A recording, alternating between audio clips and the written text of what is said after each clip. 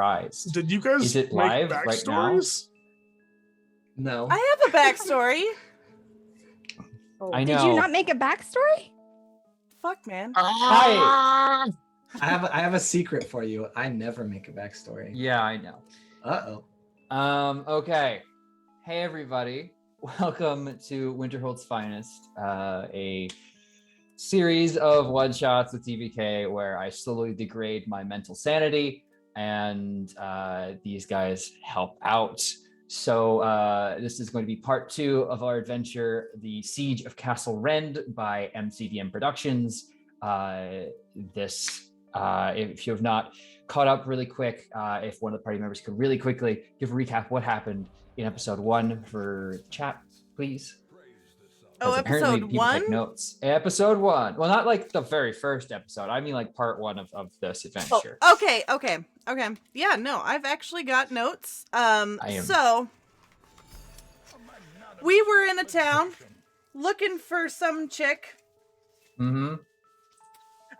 We were in the Reluctant Pig Tavern. A lady is pissed, so a little bit fuck her. Calm the shit down, Karen. And then, why, Kale? Why? Fuck his god. I still love him, though. Call babe, send help, sleep. The end? Nope. Orc fight, follow the dudes. Also, Sir Peloton equals a dick. Baron is giving a reward for the orc chieftain. There's a knight and a rose drawing. And then Sir Penis Head, fuck this guy, I hate Peloton, in very large lettering. That is very large. Also, Brecca is a 13-year-old girl. Friday, gonna get down on Friday. Her mom is named Giselle.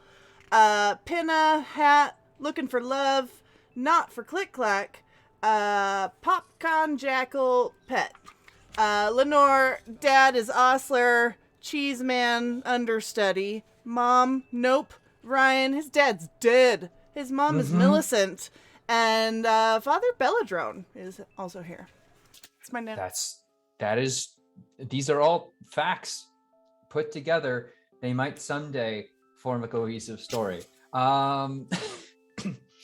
But of course, with that really quick, I'm going to introduce myself. Hi, everybody. I am Turk, or Turkey Scented on Twitch and Twitter. I will be corralling this herd of cats here, one literal cat. And I'm going to throw it over to my players. Please introduce yourselves. Starting with Sarah or Pascal. Yes, you. Yes. Make words, please. Johnny, help. He's scaring me. Yeah. It's all right, kid. It's all right, kid. Okay, Listen, right. you just gotta say your name. You just gotta say your name and like what you like do, and it's fine. Okay. I am Pascal Moonice. I'm a tabaxi rogue, and I'm gonna need him to go away now because I don't trust him, and he didn't bring treats. No, it's okay. I'll take over. I'm Johnny Rust. I am Private Eye. Just looking for this girl in the woods. Maybe some orcs took her. Pretty sure. Porks? I like pork. Flick clack. On to you.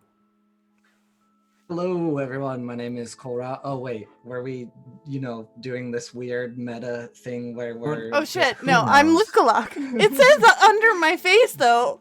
Sorry, I can't keep it that way because I have a little bit of a disclaimer for tonight. Hello, everyone. I'm Korabi. I play Click Clack the Turtle. Disclaimer, you may notice there are some new channel point rewards available for you tonight. We decided to test during our most chaotic mini-series. So read them and follow the instructions. And there are certain ones that can only be used at certain times. If you use them ahead of time, it'll probably be a waste of your points. So that is it from me. On to Charlie.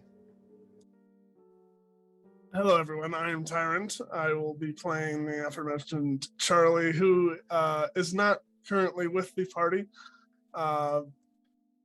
but will be showing up very soon. Sorry, I had to digest this for a second. Okay. All right, so with our adventurers recently having repelled the advancing orc abduction attempts and deciding to take a moment's respite before they continue to seek out the heir of Bedegar, and as well as the abducted Pinna, the hedge mage.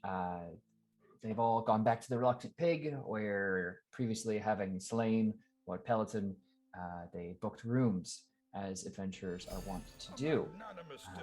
You all are going to be awoken fairly early in the morning to the sound of townsfolk rustling about, a lot of commotion, a lot of very early morning breakfast things. But before we get into that, I do have to describe some dreams, because we got some good tables and bad tables. We'll start with the good table, and it's going to be Click Clack. Click Clack, in your dreams, we didn't get it. Okay. In your dreams, you are greeted with a vision of angels and celestial creatures. They surround you in all of their, biblically accurate, horrifying forms, thrones and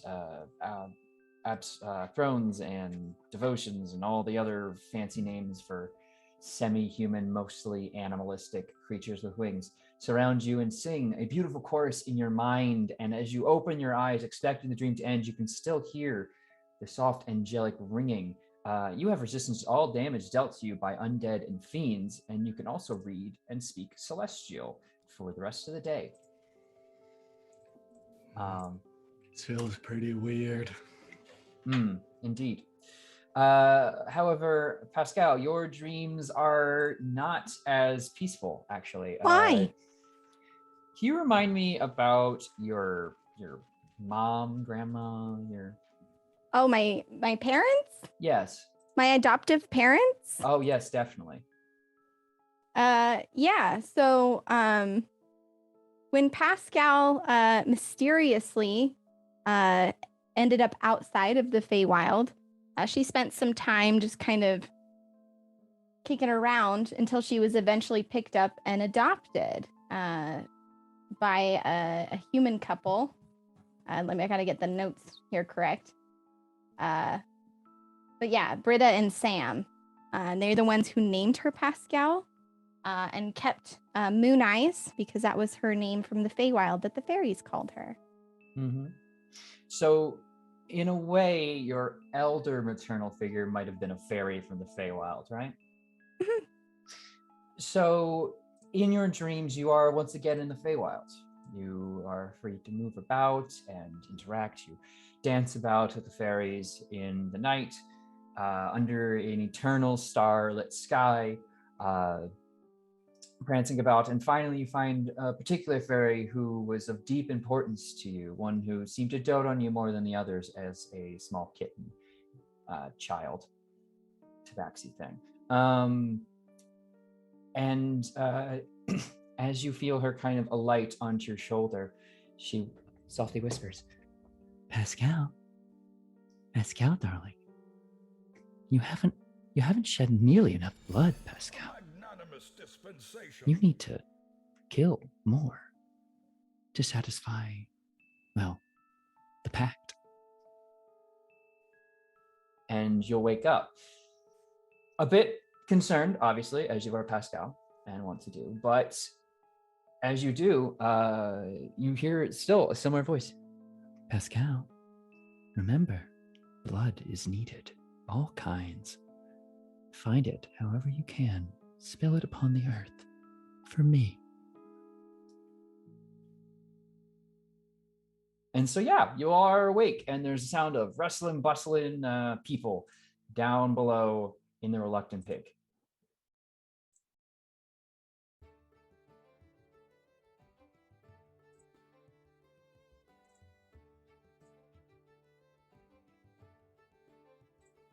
What are y'all doing? Well, I'm the last to wake up, so I'm...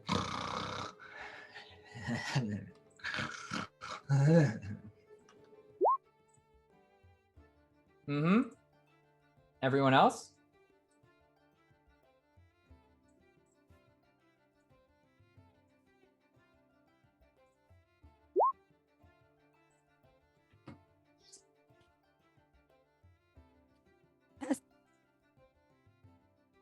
Pascal's going to slip down off the edge of the bed silently and just army crawl over to Johnny, her face like inches from his, her whiskers tickling his cheek, and she'll just lean down into his ear.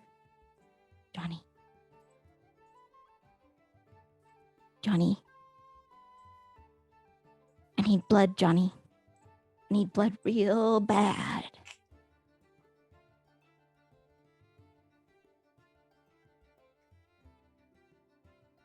And toast. I need blood and toast. Is coffee like bean blood? Blood.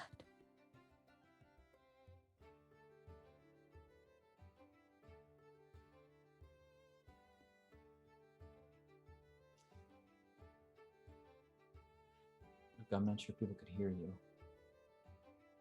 I need that bean blood. Johnny. I need blood. I will have blood! And Pascal will get a case of the zoomies and just dart out of the room, just like scrambling on the ground as she like goes like up on the corner and pushes off and launches herself down into the main hall.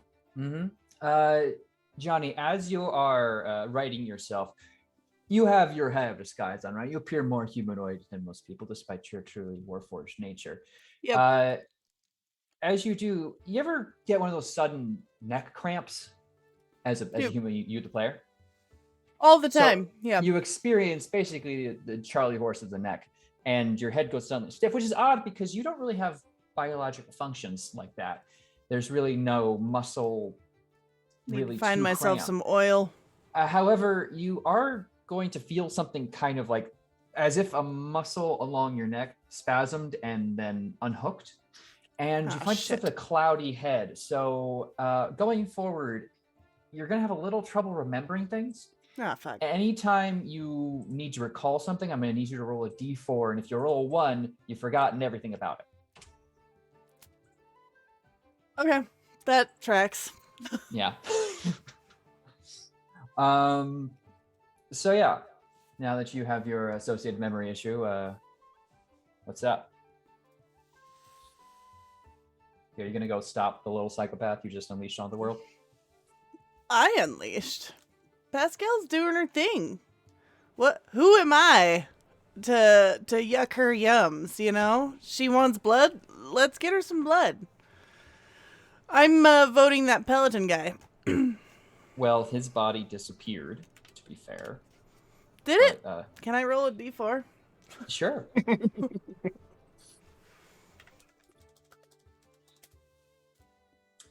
You don't remember Peloton. You gotta be kidding me. What the fuck? Like, you can open your notes. I'm sure, you know, Johnny carries some notes and just see a lot of messages about this noble guy you fought called Peloton. What the fuck, this guy? Sir What? Penis Head. That's a terrible name for a noble, you think? Really unfortunate. Probably has a lot of blood. No. Only on certain times. It appears you don't like him, though, so maybe he's around town, and you can maybe find him, kill him, get some blood for your buddy, Ward, Robin-esque figure. Red Hood, little psychopath. Yeah, go downstairs, get some coffee, order a slice of pie, and I'm gonna try and remember where the hell I am. You are free to roll a d4. Oh, no. Oh, okay.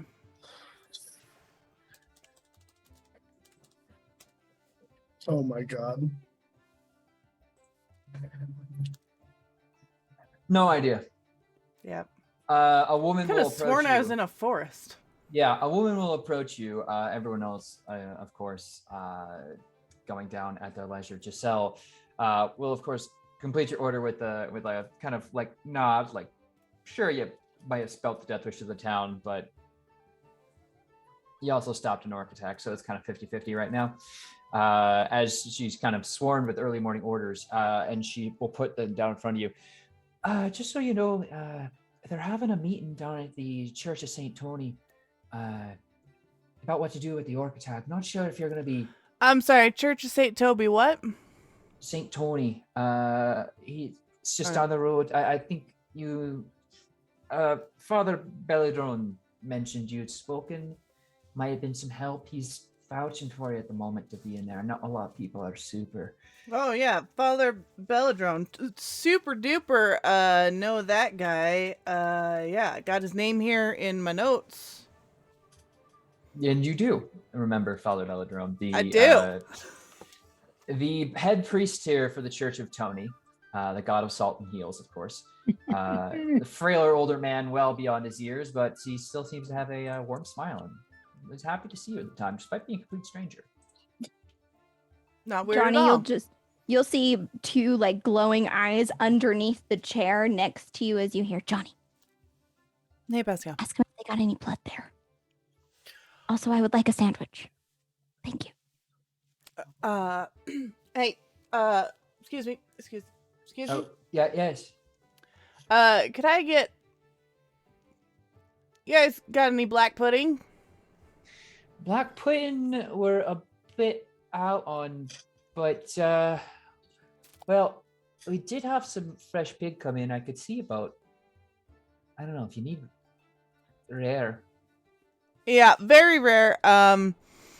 You know, if it is still oinking, that's great. But Still also, could we oinking. get a ham sandwich as well? Like, just, you know, Bacon, double it up bacon. there with I that want magical animal. bacon. I want Yeah, bacon. and bacon. You know what? Just a pig, and done in as many ways as you can figure out. Bacon on sandwich. Well, I'll Yeah. get prep what I can. Red tomatoes. Like Pig's blood. gonna... Pascal, I can hear in your ear. The blood must be spilled by you, Pascal. The covenant demands it. This one looks fresh. Open her. Fill your insides with her insides. Yeah, you're gonna want to make it kind of quick. She's looking... Her tail is twitching. If you could just get on that sandwich there, sweetie. Thanks so much. Yeah, of course. And Giselle will disappear behind to start prepping. I guess. Ty, what happened to Rekneps? By the way. He circle of teleportation away. Right. Okay. Yeah. He got the fuck out. Okay. But what's 'cause he- Charlie doing then? As they are having this conversation, off in the back corner of the room, they hear, "Excuse me, do you have any spicy peanuts?" You're going to see a man's head poke out from behind the door. You have not previously seen Gowan, but he appears, you know, the most barkeepy of barkeep looking fellas you probably do. He has a apron on that briefly kind of tucks over a more rotund belly, and a nice walrusy mustache that folds into a big thick black beard. You keep asking about the peanuts, and I'm not really... I mean, we're not exactly a major city, friend. I'm sorry. Okay. Best we got is some spiced cheese.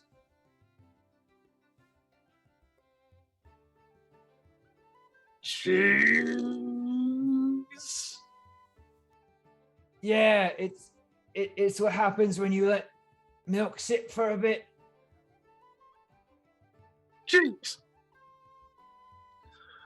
Is that an order or? I think you're getting sound.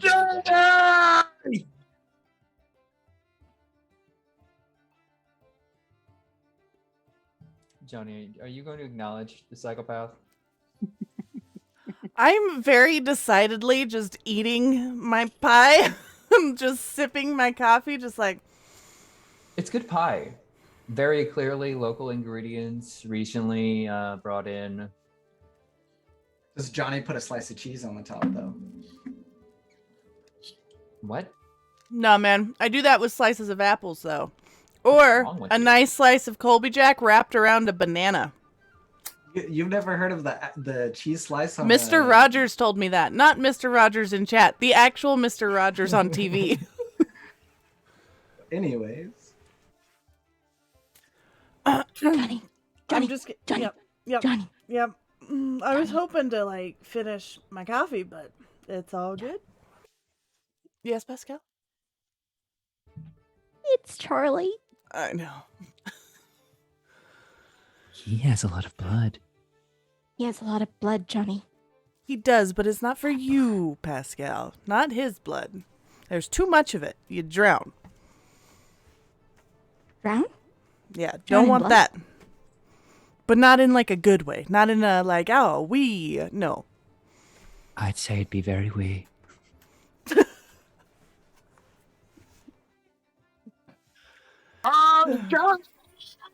The fuck is Click Clack?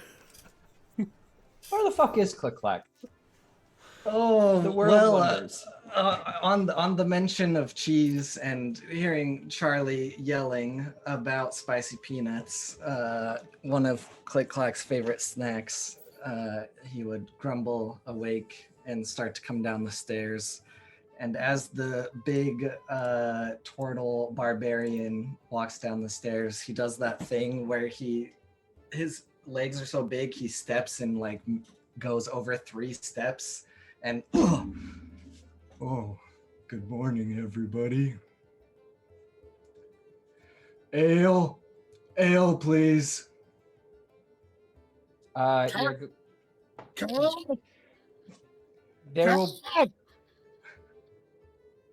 there will be a young girl who has been previously helping some other people get some food ready to go, as they all seem to be slowly shuffling out towards what Johnny would know be the Church of St. Tony. And she's just kind of like give you that side glance, that 16-year-old girl side glance, like, Ale, really? You have a problem. Click Clack does not have a problem. Click Clack basically way of the drunken master barbarian. But without all the training. Oh, okay, so you're an alcoholic and a nerd. Cool. I don't know what a nerd means. Look in a mirror and then dictionary. And she will walk away. Wow. The service here is so wonderful. Good morning, Click Clack, and welcome to the bitchiest town on Earth. Yeah, why are we Not just enough waiting? blood. Dude, you can Giselle have hers. We'll start bringing out various uncooked sausages and haunches and parts of a pig. Basically bleeding on the plate. Excellent. Is that going to work for you? 2 furry little hands will come like out from the table and just grab the side of the tray and pull it down and like slip it under the table before anyone can see, and you'll just hear blood. Is she going to eat that? Yeah. You got a problem, Judgy? No, I'm just concerned. All right. I don't- Well, why don't you concern yourself with cleaning up my plate and getting us the check? Thanks. Johnny, Fucking done with Well- this town. what's wrong with Pascal? What do you mean? Well, why is Pascal eating something other than toast and yelling about blood? Oh, you just wake up with cravings, man. It just happens. Pascal will like perk up and see the sandwich that was left for her and like grab that and say, blood toast, and disappear back under the table. Blood toast good. Charlie's standing behind Johnny now. Big, meaty hands just on top of Johnny's head. I miss you all. Johnny, if you could roll me a d4, see if you remember Charlie. Oh, fuck.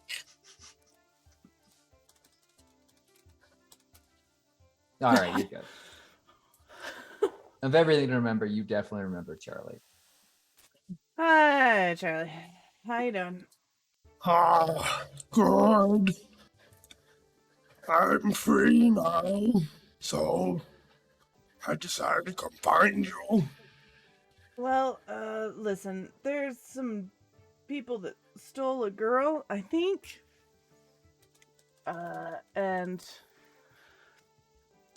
actually, I don't really remember what we're doing here. Fuck, it's been a weird morning, Charlie. I'm glad you're here. We gotta go on a hunt or We gotta get something. some blood. Pascal's We gotta get feeling blood. certain kind of Orc. way. Orc's blood. I don't know. I don't know In the what forest. these Blood. two. Oh my god! I don't know what these two are on about, but I knew all along we should have just went into the stupid forest. I came What from forest? the east. The forest, the one that we went to before. Yeah, Charlie, you would also be familiar as a fairly high-ranking member of Rook that the heir of Bedegar is also apparently in these woods somewhere, kidnapped by what your agent Reknips can confirm was a band of orcs, most likely.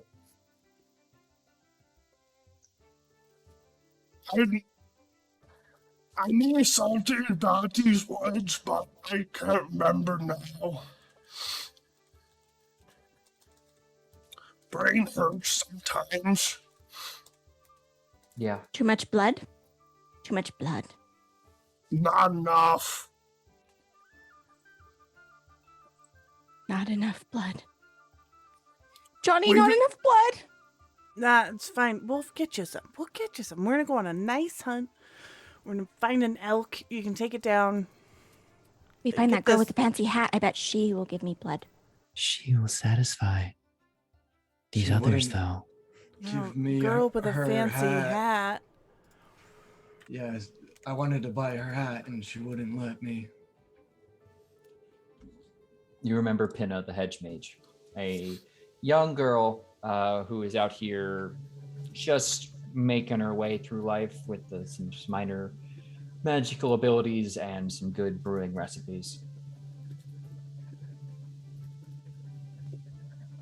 I do have one request though.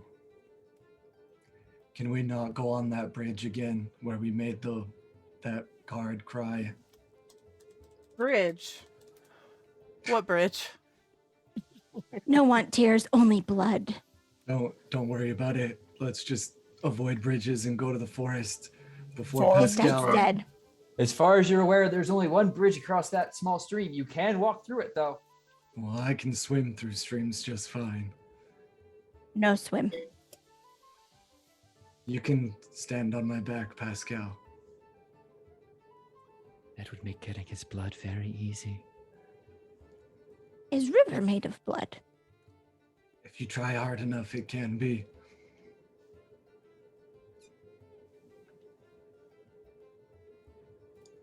It's fine. We can go on the bridge, but we'll just go like this. So we go forest now? Yes, please. This place is rude. Place is rude. We should fucking go. You will see that as they bring out a final hunch of pig, basically what all the giblets, so to speak. Giselle and Gowan and Brecca will nod to you all, kind of as a group. We're gonna head to the church to see what the town meeting's about. I think they're gonna try and throw together a militia of sorts. If you wanted to maybe do something about that. Yeah, probably not. They can have their militia. We'll be fine by ourselves. Sure. Click, clack, wait. Yeah, What if they get us more blood? I don't really know where this obsession with blood came from, but it's really concerning. No. Listen. There was a lot of orcs and they tried to take our blood. Right? Yes. But what if we had a lot of us? We could take their blood instead. I guess that's fine, but people really don't like us very much. That creepy dude at the church seemed friendly enough.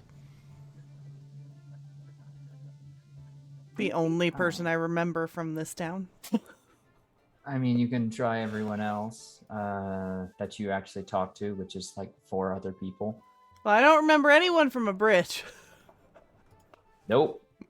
I guess we can go see what this meeting is about, but maybe we should get some blood to go. You have No a need. whole more platter of pig giblets. Pascal will kind of come out from the table and she'll push the tray just like skittering along and we'll look up and go, this blood no good. And then she'll just slink outside into the alleyway looking for small rodents. Okay. And what's everyone else doing? Pascal seemed less anxious. That good, I guess.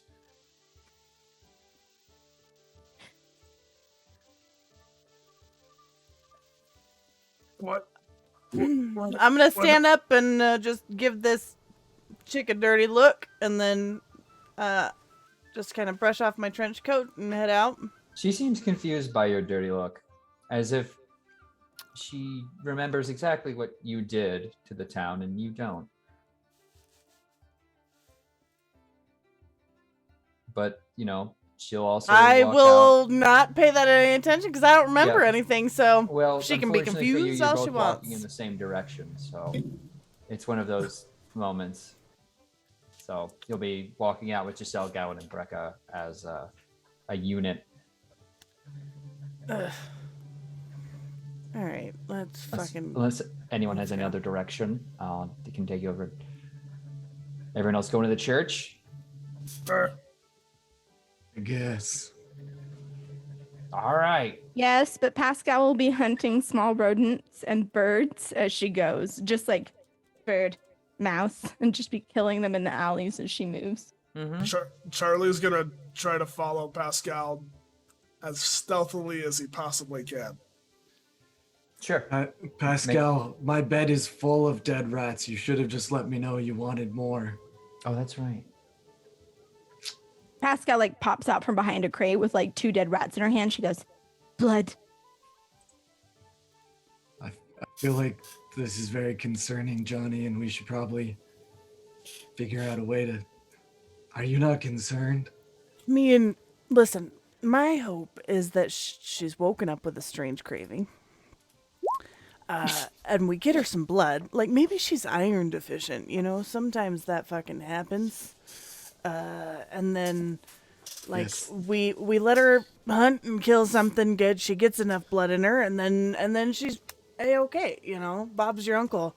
That's the plan Bob's in not my mind. My uncle, his name was Wick-Wack. Then Wick-Wack's your uncle, and we're good to go. The warriors did say your body speaks to you and can tell you what it needs, so I guess that checks out. That's what I'm, planning on. If it keeps on after that, then I'm guessing we're dealing with a magical curse or maybe something like in her, like, passed on, some trait that activates upon. I don't fucking know, man. I could, try and figure it out. You want me to try? You want me to try and figure it out? Oh, we're about to go back amongst the public. It might be smart to try to figure it out. So you All guys right, are I'm gonna- on your way, but you can stop and try to collect Pascal. Pascal, you're going to turn an alley and hear large footsteps behind you as Charlie is very clearly not hiding, kind of doing this. Hide. Pascal, you are alone in this alleyway for a moment, and you're going to hear, Kill him now. Make his ribcage a beehive. Pascal's tail will just like poof out in fear as like Charlie comes like sneaking up behind, and she'll like crouch down low and like her eyes will just be massive, and she'll do the little like hip waggle and eventually like look at Charlie and go, Charlie, scaring blood. and she'll like launch up onto his shoulder and like grab around and use her claws maybe a little bit too hard as she like pretend like pounces on him and kicks with her back feet on his chest, like the little rabbit kick, and like gets really excited and climbs up on his, like literally like climbs up on his shoulders and like gets down in his ear and Charlie. We sneak. You help me find blood. This is, to be clear, this is him, and this is the rooftops. So it's like, You can definitely if you could definitely headbutt someone's second floor. Yes, but not like the floorboards, not the windows. oh, So yeah. Charlie. Granny Cowsup says we need to find blood. God. Why do you not slit his throat? Granny Cowsup wants me to slit your throat, but Granny Cowsup doesn't know Charlie. She'll put a little hand on Charlie's face. She doesn't know. Tap, tap. Granny doesn't sound very nice. Granny ate children's toes and dreams. We should go find Johnny.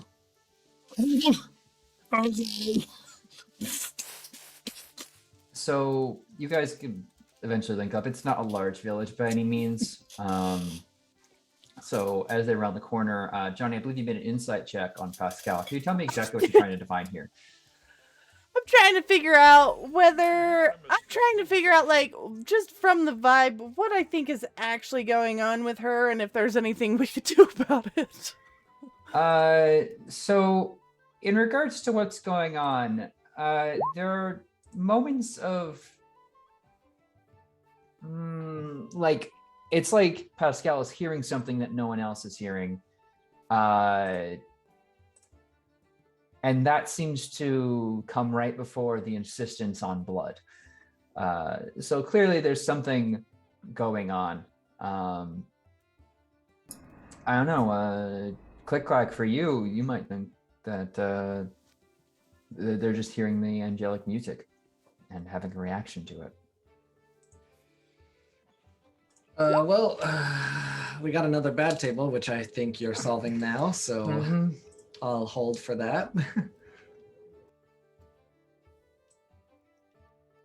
Okay, yeah, so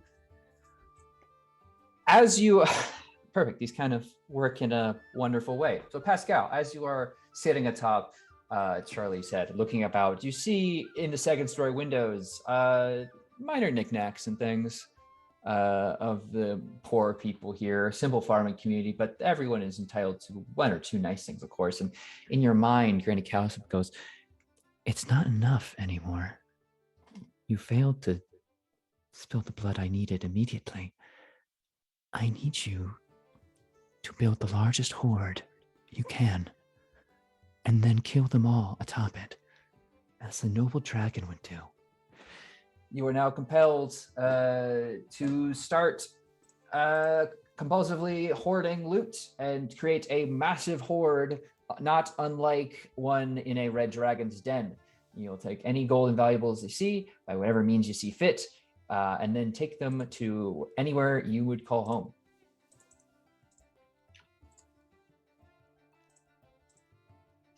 So, Thanks a lot, Mr. Rogers, is now our new phrase.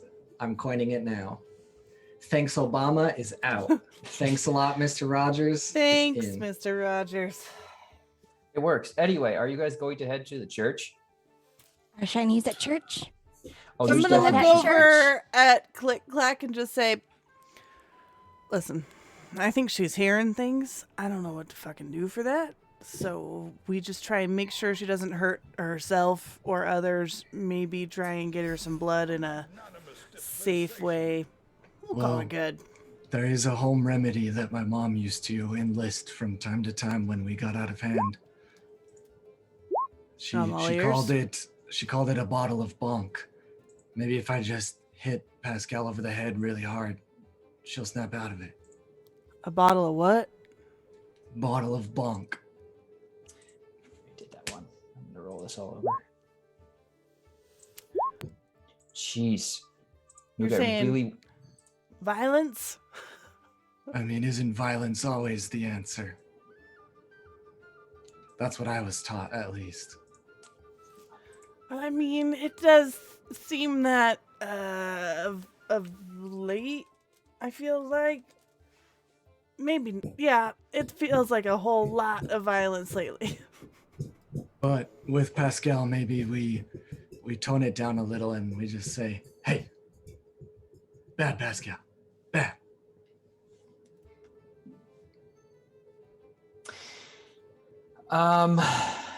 Okay, so I have a question. Luca, do you want this bad table or do you want me to re-roll until it's someone that's not you or Pascal? What do you mean? You both would have 2 at this moment. And I realize that might be a lot because my D4 seems like rolling 1s and 2s. Lay it on me because I was rolling nothing but 1s before I ever got the table, or like before I ever got this. So you're discussing the finer points of physical, psychological treatment with Click-Clack here. Suddenly walk past a merchant's cart, and you aren't certain why, but you reach over and grab a pineapple-like creature, and pineapple-like, not creature, rather pineapple-like fruit.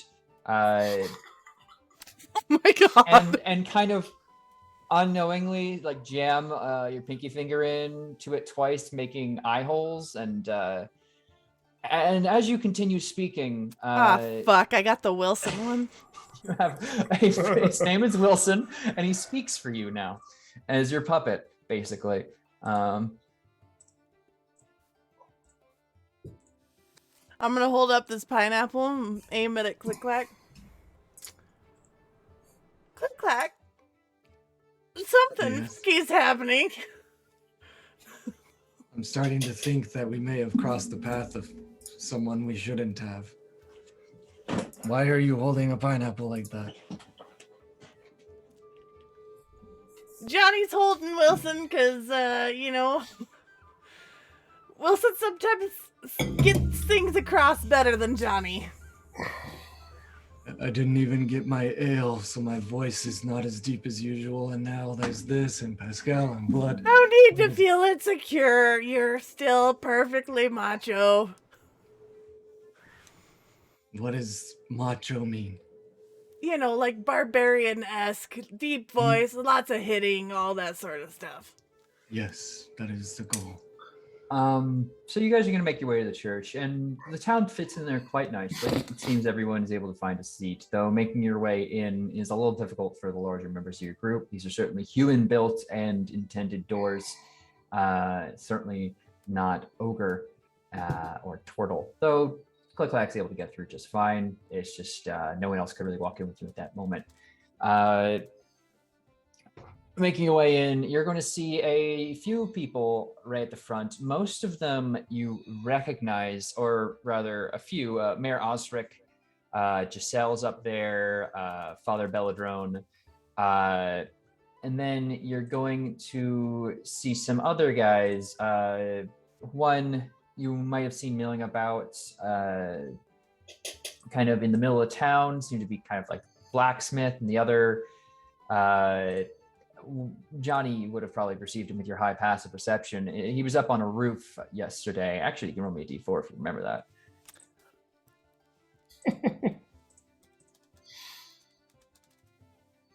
Yeah, you would remember he was up on a roof, seemed to be guiding a few kids as apprentices, and seemed to be some form of carpenter.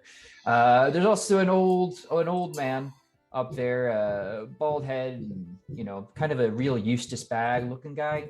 And he seems to be browbeating the rest of them, especially now as Giselle has joined latest. And you can hear him going, "Yeah, it's just ain't right. Ain't right. They can just come in here and take what they want. I would keep telling people we need to build a wall around this village, keep all them orcs out. But no one listens to Haeck.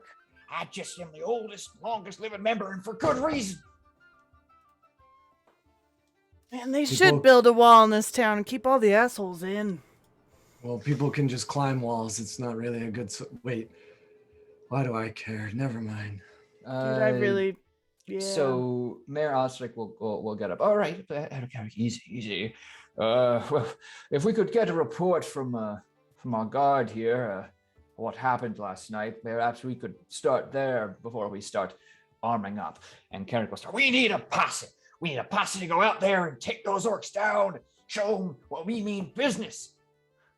And you'll see him be waved slightly down, though he refuses his seat. And the two guards you saw at the bridge will get up. Yes, well, Pinner, our head mage here, was kidnapped by what we'd assume is a band of orcs.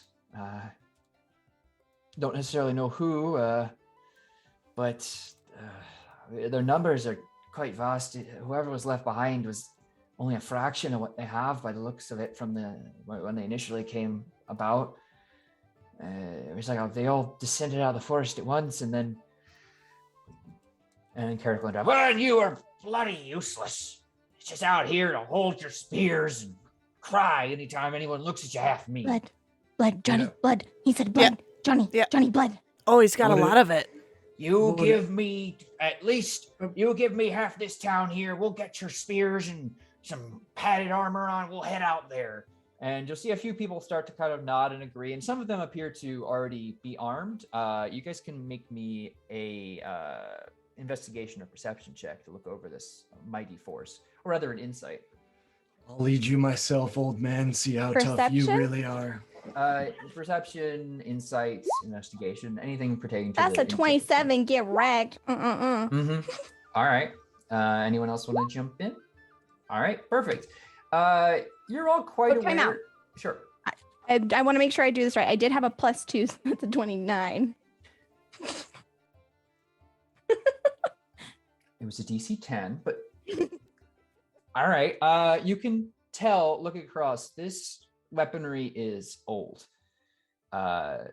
More likely used to fend off stray dogs and wolves than any bandit or albeit orc attack. The armor looks to be something that someone might use in a training exercise 500 years ago. If you can all fairly assume that if these people go out into the woods, they will die. And yeah. That's fine.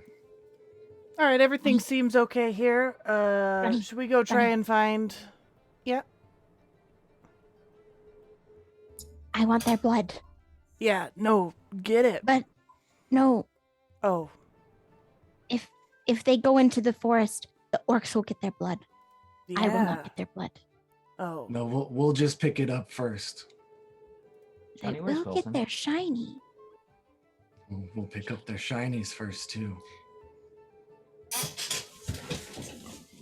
Why Johnny talking out of pineapple?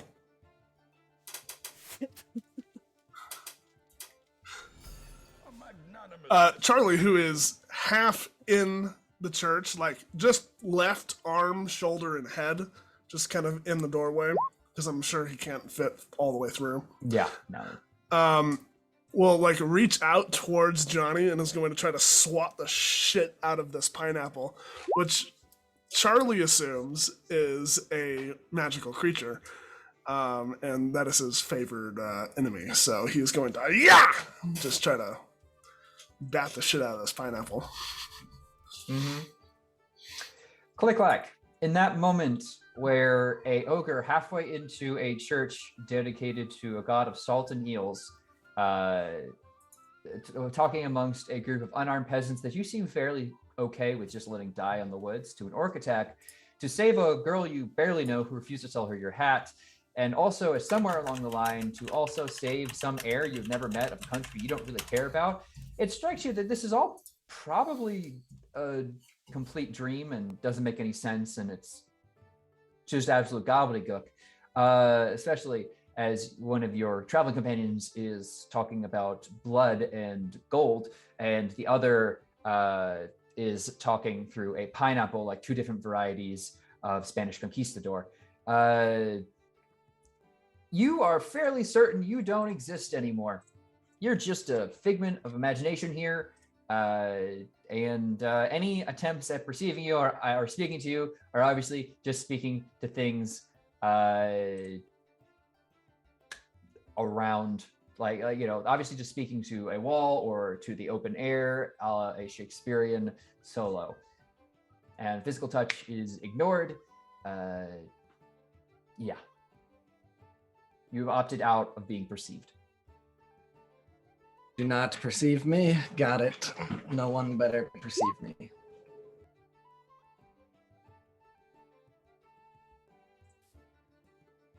So yeah, you guys just cool with leaving?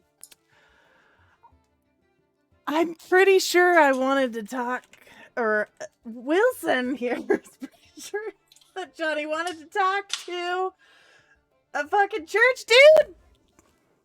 Father Belladrone? He seems to be I up on remember. stage. He seems to be up on stage, like clearly off to the side by his pulpit, but like looking very concerned at the growing militancy of this poorly armed rabble. All right. GM, where's the text for my Wilson? Okay. Very good. I'm gonna walk right up there, holding Wilson out in front of me, and approach the dude and just, again, holding Wilson out, just be like, "Hey, Belladrone, what's up with this town? What do you mean? What's up with Everyone this? here is like rude or dicks." He's gonna like take you aside slightly so you're not openly dissing the town in front of a rapidly arming group of people. I'm sorry, child. They are simple people. The adventuring types concern them. You bring an unwelcome change, especially given your handling of the Paladin incident, I'm told. They're concerned that the army will come and destroy the town in repayment for your actions. And I don't know what you're talking about, but sure. Where's this orc situation located? We gotta find a missing girl. well, Sir Paladin, I'm told through signage, seem to think they were somewhere in the woods. That is also where the tracks lead, according to our guard. But if you're going, could I ask you to please stop this madness from continuing here? These people What will madness? die. These people will die if they leave. Oh, what, the racist dude? Yeah, no, that's fine. I'll check you later, man. And then I will return holding Wilson out in front of me. And go back to Click Clack and be like, Click Clack! Johnny is so tired of this town and feels like there's nothing but bad vibes here and wants to go now. Can we go save the girl now? You can see me? Wilson can see all. He can't, obviously. He must be interacting. He must be talking to someone behind you. Yes. They must just be talking to someone behind me. I don't exist.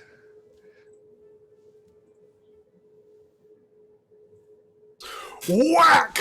Big hand right in the fucking pineapple. Can I ask why Pascal rolled a stealth check? God.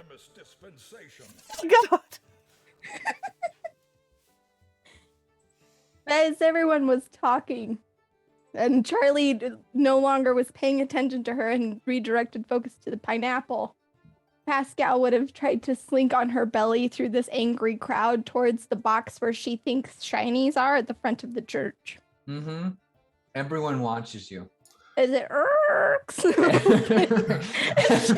You're gonna feel several hands on your shoulder as like there's 4 armed guard just like can we help you?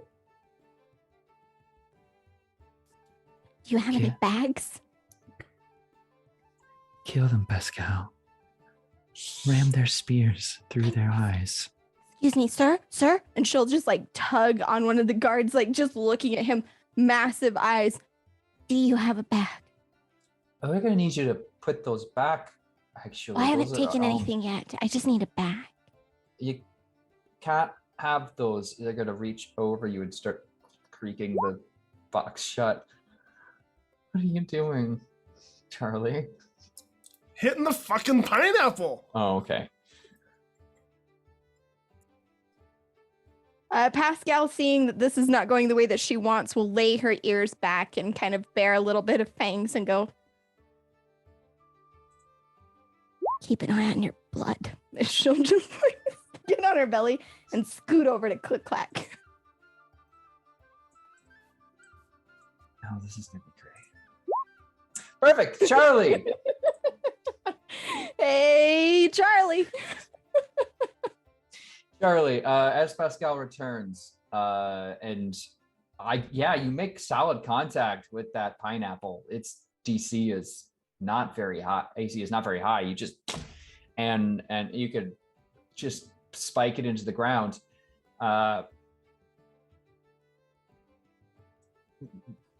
Feel free to react to that how you like, Johnny. But Wilson! Pineapple blood. There's the song. It's a sound of tears and screams and cats slurping up pineapple juice. Fill your mind, and you look as the crowd turns to you. The light behind the kind of glass stained glass window of St. Tony seems to illuminate and shine directly onto you, its face transposing yours. And you have one of those very religious moments where someone can truly believe in a higher power. And for you, that higher power is clearly referred to as the game master. And they're responsible for everything good that who controls everything in the world, except for you all, because they respect your autonomy. And that must be the way the world works. Charlie's found religion. Fuck.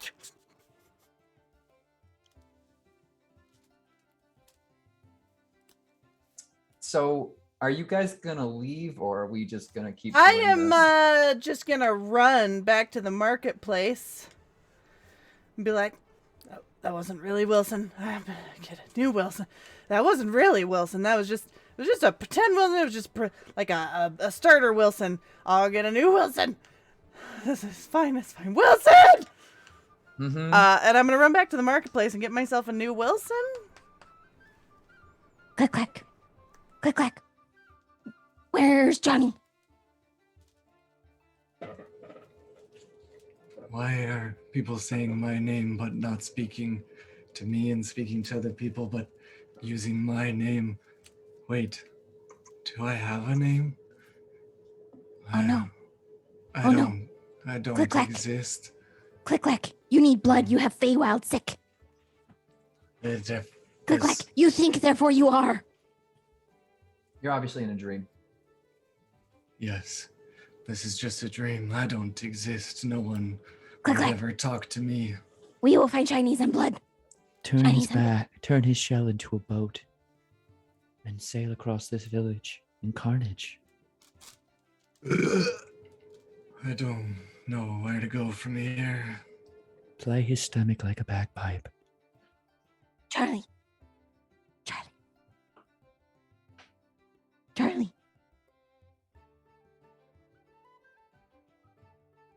We need to go. Yeah. Okay.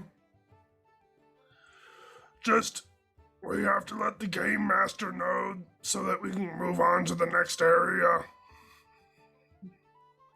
Does Game Master have blood? Lots. Let's kill the game master. Already off to a great start.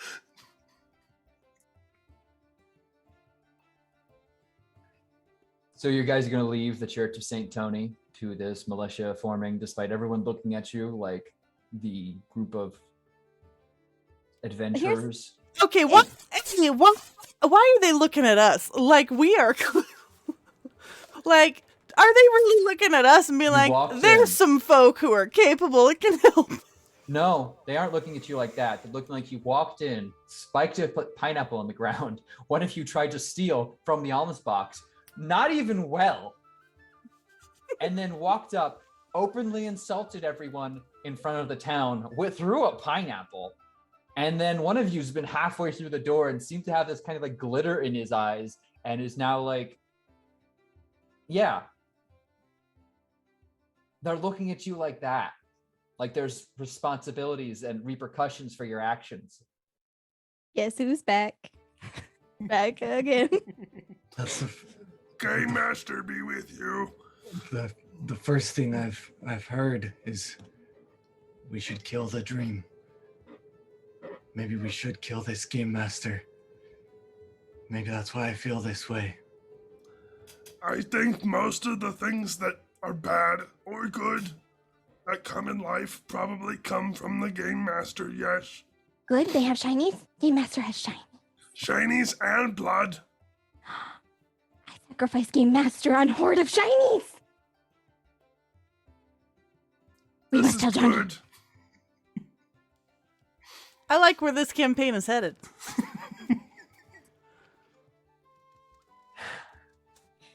The boss fight is just coming into my apartment and beating the shit out of me. No, the boss fight is us making you GM this campaign. Sorry, Turk. It's what the bad table's determined. We have to. I know. I know. It's fine. This is pretty on par. As a point of order for continuing, while I don't think I exist and no one is talking to me, I'm going to aimlessly follow this group because they seem to be inflicted the same. I assume at some point you guys are going to catch up. All right. You're going to find Johnny just outside a market stall, just holding up a pineapple. Just like, it's okay. This is the real Wilson. I'm the real Wilson. It's okay. Pascal will get up in Wilson's face and do that like cat when they meet someone, kind of sniff really close to the face and like sniff around and. Pascal, is that a magical plant creature? It's Wilson. We must respect Wilson. Wilson has no blood and therefore is safe for now. Fine. Johnny, you suddenly are hit with a compulsion to begin writing down all of your adventures, like you're running out of time.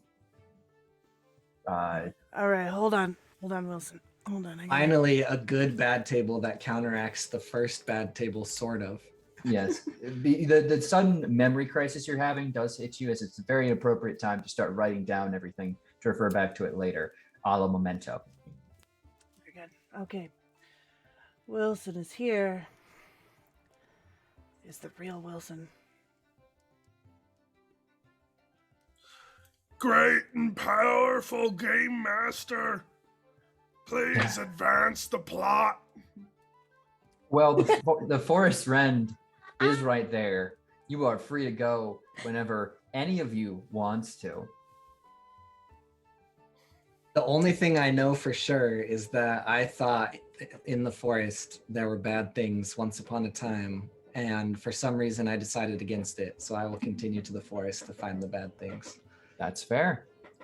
And to be clear, you rolled the forest and immediately got turned around. But now you have Charlie, who is clearly, he's very Charlie. Charlie will lead way to blood towards treasure. Listen, being real, Charlie's a good boy, but he is he's an Outlander forest ranger. I think we're gonna be fine. Fantastic. Game Master be with you. If you are all going to continue on through the forest, I will need you to make me a survival check. Just Wilson votes yes to the forest. Okay, for the first hour, let me change up some music as you're no longer in town. you will head into the woods. Seems like basic hunting ground land. Thick deciduous trees, good coverage. The sky briefly peeks out every once in a while. Good weather. Slight undergrowth. Plenty of bunnies and small rodents and birds flying around and slithering in, your very standard adventure wood. Though you do see ahead as you come to the end of your first hour of travel that it's beginning to get a bit more prickly, shall we say. Bushes begin to grow, and the chaos, so to speak, of this wood begins to become more apparent. I'm going to need to make another survival check as you continue on into the woods. You're the tracker? Yes. That's actually a 16. Gotcha. Okay. So as you make your way through, the forest does certainly become thicker, but with your large frame, you're able to see over a good deal of these bushes and vine growths. And you almost catch yourself on a few rocks, but once you find a rhythm, you can kind of start figuring out a path through the undergrowth. But it's becoming very clear now that whatever is, if you continue on in the direction following these trails or signs of movement by larger creatures that you're beginning to pick up on more and more, it is going to become increasingly difficult to continue on in a straight line. So one more survival check, please. 22. All right. So making your way through along the trail, and going into your third hour of travel, the sun is now just beyond its initial crescent, or zenith rather, and you can hear a whole bunch of rustling and the sound of deep barking coming towards you. What are you gonna do? You hear that? Dogs.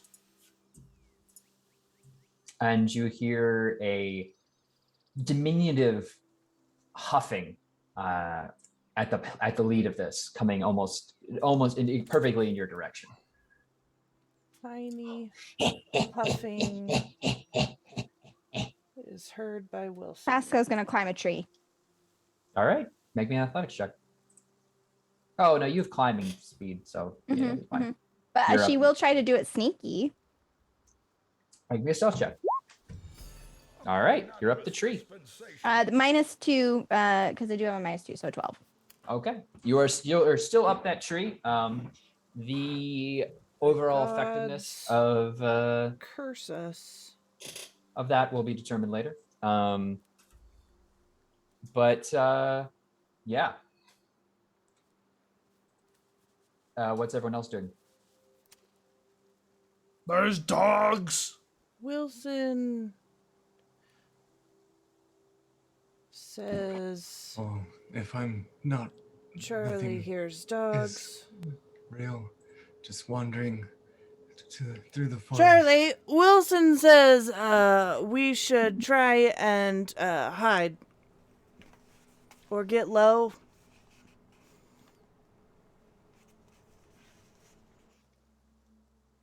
Charlie's gonna hide behind a tree. Sure. Wilson, what do you think? Wilson and I are going to tuck away in a bush. I will not hide because I cannot be perceived or touched. Perfect. So I will just continue wandering around, muttering to myself. As if someone wants to completely. I will not hide either. It's a thin tree. Yeah. Charlie, you step behind a little. I'm just hiding twig, Wilson. basically. Wilson is very well concealed. Absolutely Alright, no you're one good, will be buddy. able to find it. No The one can fucking green see you, fluffy man. You're top good. is the only thing, and that will certainly blend in amongst the rough foliage here. As click clack, as if to spite you and your very own brand of logic, a small goblinoid will collide directly into your chest with a loud thud. And he will look up at you and with shocked eyes, and then turn as breaking through the tree line just there are going to be two dire wolves, and two of the orcs you saw last night. One wolf, they all stop, assessing the situation, and draw weapons.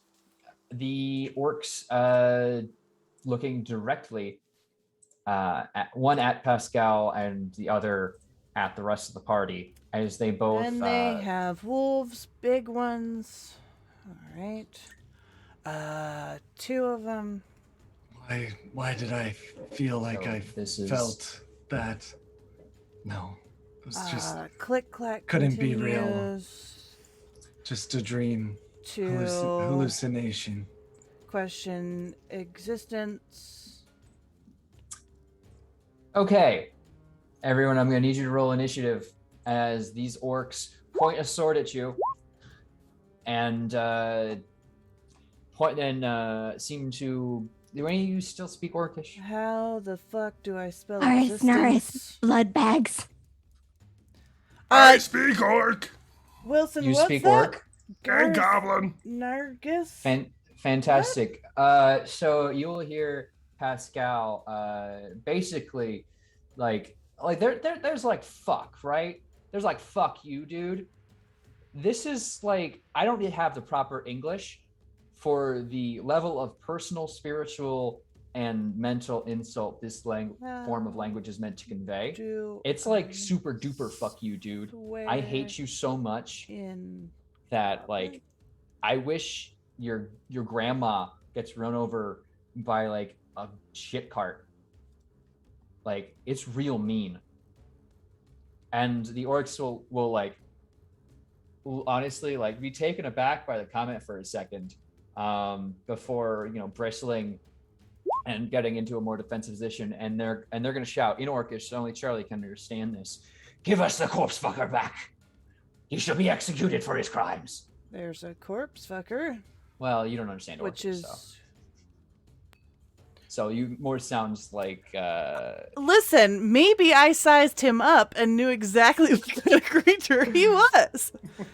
Johnny is very good at reading body language. Here. And dudes are yelling at him in a language I can't understand. the goblin will look up at you. Lies! Oh, lies! No, go, no touch anything. Go, just dig it for treasure. Please, save me.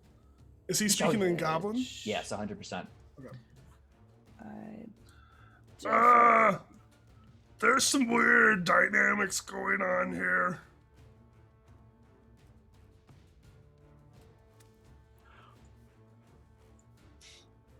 What's that? Yeah, Wilson says what? Huh? Blood. Wilson wants to know what kind of dynamics. Could you elaborate? Wilson says. Little one likes to play with corpses. No, not true, not true. Seems the hush. type. Wilson Hush. says. Big ones want him back for justice.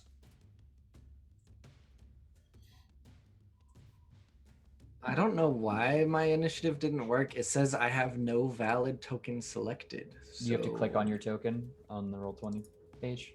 Also, look, could you adjust the map slightly? Yep. Even if you're doing beyond 20, you have to make sure you click your token first. Of course, always. What? Okay. Do you want me to re-roll or can you put it in? I can put it in for you. Cool. I'll remember next time. Good. And you got what, a 15? Cool. All right, so it is going to be their turn first. And Yeah. So they are going to both advance on this goblin. Yeah, I can do that, right? Yeah. Very good. And they are going, and he's just going to slash once down towards the goblin. However, the goblin will duck out of the way, jumping behind you, Click Clack.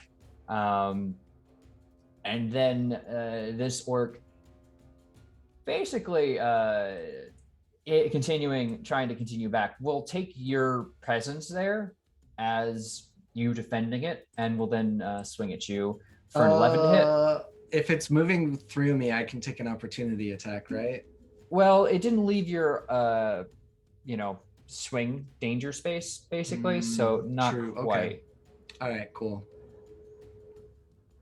But yeah, he's going. This orc is going to take a swing at you for an 11 to hit, and then another for a 19. The 19 will hit. Okay, so you'll take 5 slashing damage as he scores, as he kind of clinks once off your shell, but then scores once again through it, leaving a slight crack. Oh, I don't take any damage. This isn't real. You definitely did, but I respect your beliefs. The second one is going to charge directly at Charlie, screaming, You must be with him. No other reason you would even think to help. Goblins worth nothing.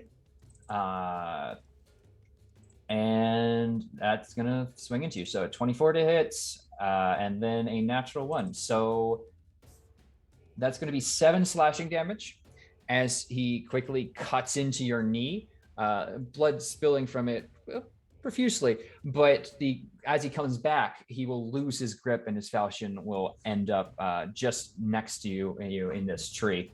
You guys rolled like crap. I kind of feel bad. Following force by these dire wolves, who will move into attack here, and this one is going to start barking at the tree up at Pascal, readying an attack. But this one's going to charge at you, Charlie, and attempt to bite you. That's going to be a 23 to hit. For 8 piercing damage. And make me a strength saving throw really quick. 27. It grabs onto your arm. Obviously, the size discrepancy makes it seem almost like a normal dog, and doesn't seem intent on letting go. But you feel its weight trying to pull you down, you kind of just lean back a bit more than usual, and you're set to go. Click, clack, it's your turn. Beautiful. Since I do not exist, I'm just going to work as getting these hallucinations out of my face. So I'm going to haphazardly swing and walk forward. Just please stop it. Get away. Get out of my brain. And I will hit this one in front of me for a 26 to hit. Yeah, that'll definitely hit. And only 5 slashing. And then as I walk forward, I'll hit the one next to it as well for a 21 to hit. Definitely will hit. For 6 slashing. All right. And then I'm just going to walk full movement all the way over here through them. Okay, they are going to take opportunity attacks against you. So it's going to be an 8 and a 20. So I'm going to think the 20 would hit, right? Yes, the 20 will hit. Okay, that's going to be 7 slashing damage. Is that going to be your turn? Yes. How much damage did you say? 7. Good thing I take no damage. Okay. Got it. End of turn. Gotcha. All right. So, Johnny, you're up. I'm gonna sneak attack this fool, says Wilson. Mm-hmm. And I'm just gonna go up and attack. Oh fuck! Please, please. but it's okay. I have dual weapon fighting. Mm-hmm.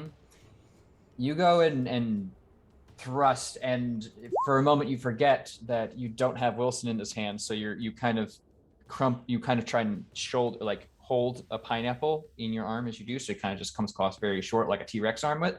But yeah, your second dagger will plunge into this guy's chest. Okay. And we'll say Wilson's nearby, so you can get your sneak attack off. Sweet. That's what I'm gonna do. So that's how much damage? It is it rolled the sneak attack the first time. Okay, so then it's just 14 damage total.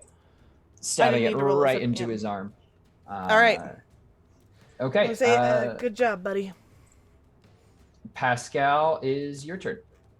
Pascal will adjust in the tree, looking down at the wolf, and in Sylvan say, flea-ridden mouth breather, as she pulls back an arrow and is targeting this one that's engaged with Johnny and trying to shoot it. Mm-hmm. And I will roll at advantage because Ikash gave me advantage. Correct. Good. 24, but just to see if I crit. I do not. A 24 to hit. Yep, 24 will definitely hit. 18 damage total. Okay, that is going to hurt this guy. All right, Charlie, you're up. And then no timeout. Oh, sorry. No. I want a bonus action. Try to hide in the tree where this wolf down at the bottom won't be able to see me. Gotcha. Okay. So I roll stealth for that, yeah? Yes, please. God damn it. You pull some leaves in front of you and go up a branch higher. It might work. These orcs are now It's Charlie's turn. Oh, it is Charlie's turn. I'm sorry. Are we going with the goblin? The corpse liker side? I did not. They killed my people.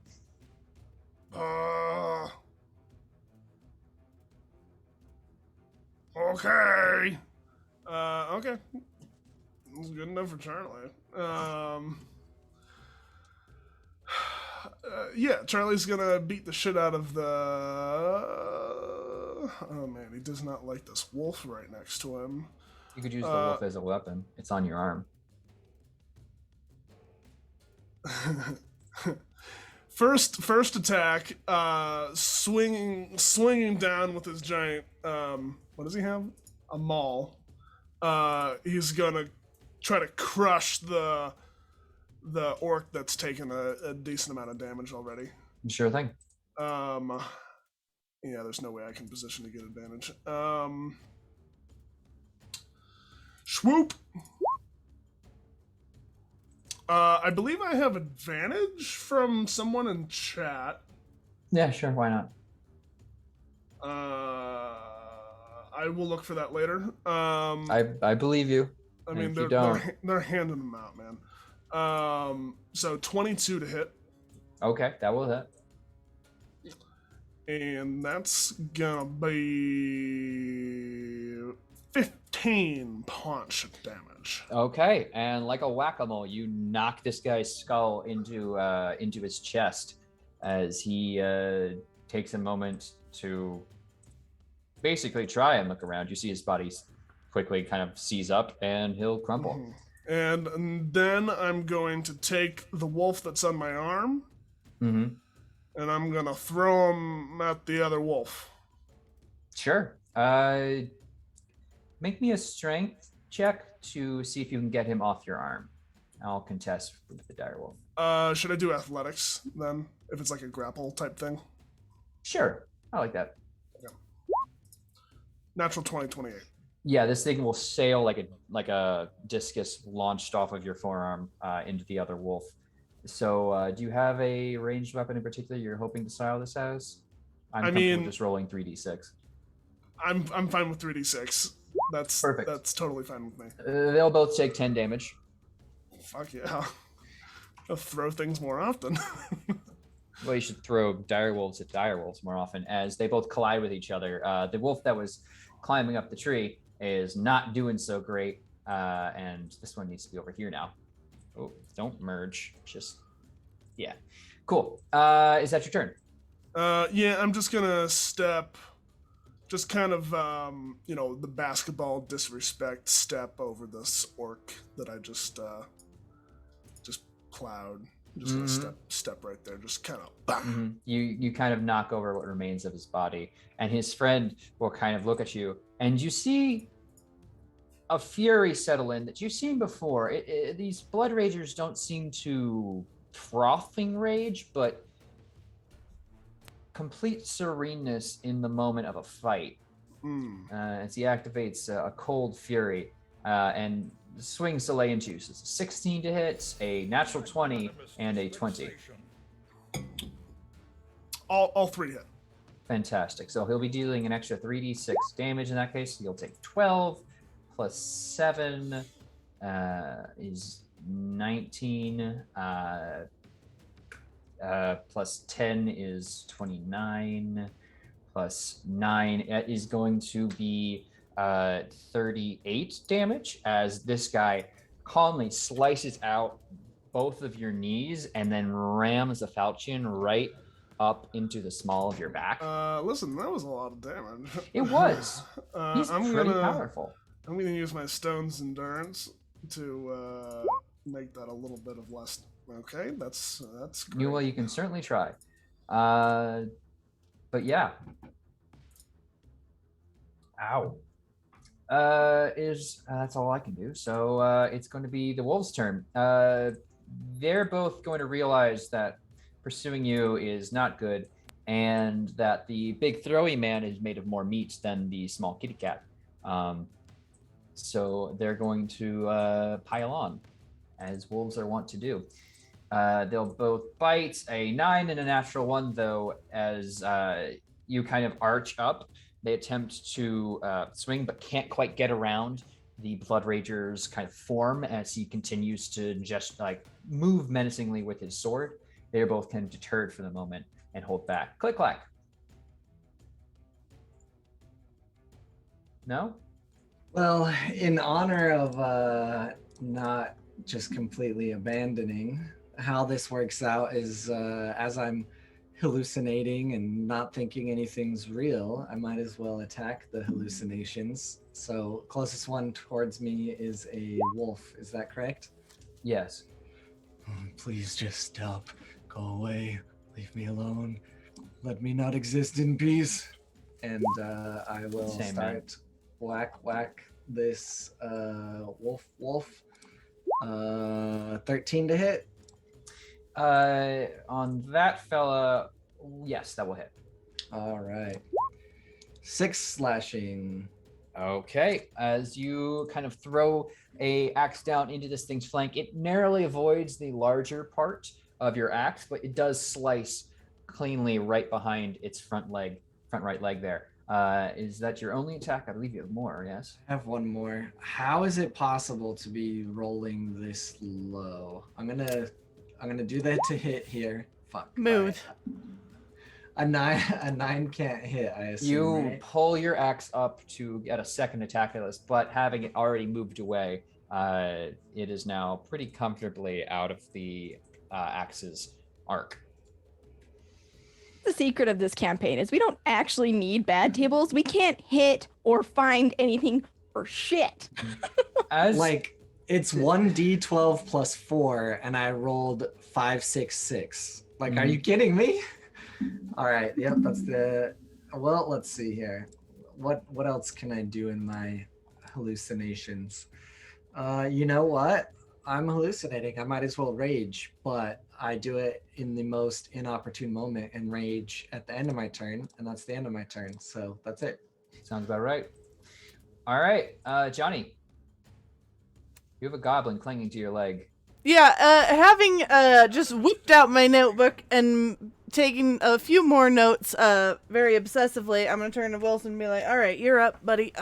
We got to get the fuck, okay. That was a good hit. Let's see if we can do that again. And I'm gonna run up and stab one of these wolves. All right. Or I'm gonna attempt to.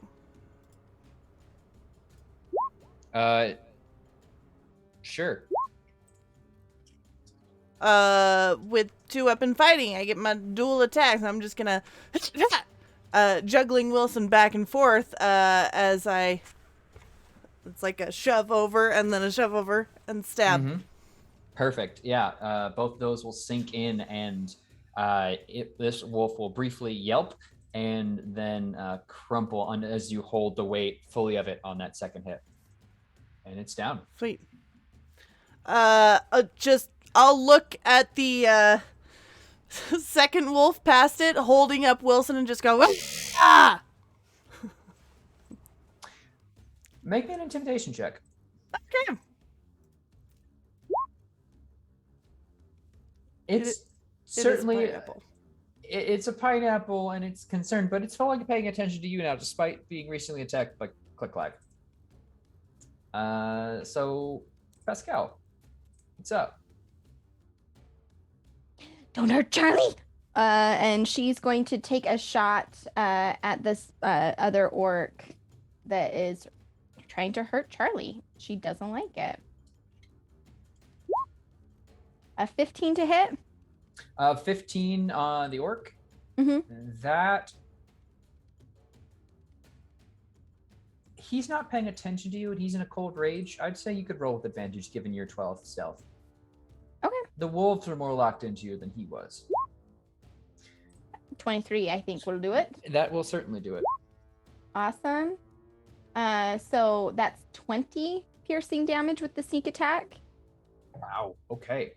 That is going to sink directly into into the right side of his abdomen as he's kind of going through this blade motion, and he'll stare at it briefly, look up towards the trees, kind of peel eyes at you, and just kind of rip it out in one smooth motion as he continues gesturing menacingly towards Charlie.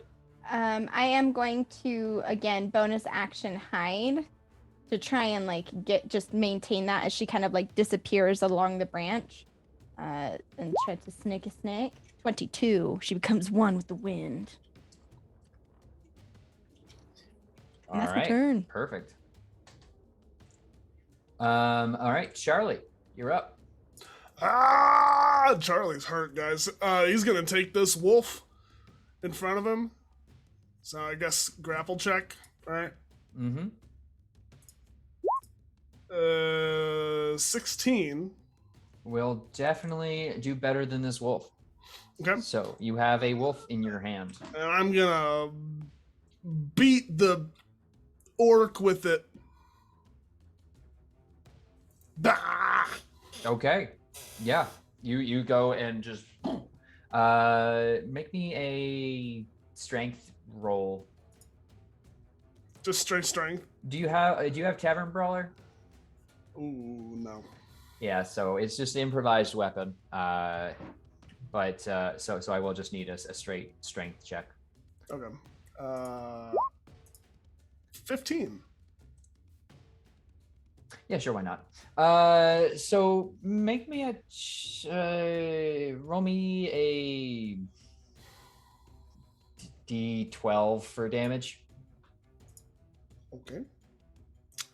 As you throw the full weight of this direwolf against this orc. That is 9. Not bad. Okay, so it is going to collide, though the orc is able to get his blade up to take most of the damage off of that. But the wolf is certainly going to take just a bit more and looks in a very bad spot. Do you release the wolf? I don't suppose I can get my second attack. Can I? Certainly. Oh. Why not? I will beat them again with the wolf. Yeah. I guess. I mean, why not? Just strength. Natural 20! Because this is the moment. Yeah. This is the moment. roll that 2d12 as you perfectly collide That is 8 points of damage. with 2d12 Hmm. with your strength modifier. Oh, I haven't been adding strength. Oh, add your strength, of course. So that's an extra 10 across both. Both like 20 extra damage. No, 10 extra. Across Okay. Okay. Gotcha. So that's going to be 18 to this guy. The wolf is pulp in your hands. Basically more of a mangled corpse. And this guy looks like he is on his last legs. He's down to one knee, but still looks up at you menacingly. I'm going to throw the carcass, just bloody chunks, up towards Pascal. Blood! You just see like two little glittering eyes. It's like there's like a red sheen over them for a second as she like whispers in the tree, blood.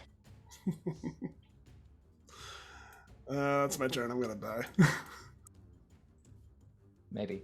It is this orc's turn, and he's gonna try to go out and take one of you with him. 14, 12, and 17. Is that towards me? That's towards you. All 3 hit. Oof, okay. So that's going to be 17, 23. What was the damage of the first attack? 8. Okay. Then 9, then 6. I have 2 failed death saves. Oh, if you go down, he will. No, would he? No, he wouldn't. He's raging, man. He's raging. He's locked on you. So yeah, you'll see Charlie's form drop, and the orc will then get up and start slashing into his chest. If that were to happen, I feel like even in a hallucination, even if I felt like I was dreaming, I wouldn't want Charlie to die. So I'm going to proc my ancestral spirits as I'm like muttering, just like, no, Charlie. And they'll pop up on the second attack or whatever once he's down. Let me give you a reminder. So it would be disadvantage on the hits? Reduce the damage. Oh, fuck. That doesn't even matter, does it? It reduces the damage by 3 points. Awesome. We'll say that distracts him from making 1 strike. So they only have 1 failed death save. Well, the second strike took me down. The third strike gave me 2 death saves. Okay, so you are just down. As you fall, he's about to score a strike into your exposed neck, but is stopped by some Teenage Spirit Ninja Turtles. And it'll be Click Clack's turn. Oh, yeah, definitely still not wanting even fake Charlie to die. We can't share a space, and there's a tree. You can walk over him like difficult terrain. I'm currently prone, so it's just... Yeah, he counts as difficult terrain. So Okay, cool. Yeah, I'll stand over him, and I'll join Donatello and the others. And I will give this guy a good hit. I will roll the to hit for you. 22. Yep, that'll definitely hit. I am not going to use the extension to roll damage, so I'm going to try this. All right, 10 damage on the first one. All right, you get a big slash right across this guy's chest as he is now very wobbly. All right, second hit, 24 to hit. Definitely will collide. All right, come on. 13 damage. Damn, all right. You were just with another backhand strike, you cleave, you go slightly higher and closer than before, and perfectly cut off this last orc's head as you are left in the woods. I just need this to stop. Charlie! Pascal will just like jump out of the tree and like land with that cat-like grace and like run over to Charlie's face. Blood, too much blood, Charlie, blood, no, no, no. And she's gonna reach into her little bag and pull out a beautifully little preserved forget-me-not, and just kind of lay it on Charlie's chest. Go, oh, fix Charlie, Charlie, help, Charlie, Johnny, help. Johnny, your mouth is Does moving. There's no anyone words. can anyone heal? Luca, you're muted. I got a healing kit. And I'm gonna come over and like check your pulse and then like pull out the healing kit and be like, all right, Wilson, do we remember how to do this? You feel a small figure put a hand next to you and say calmly in Goblin,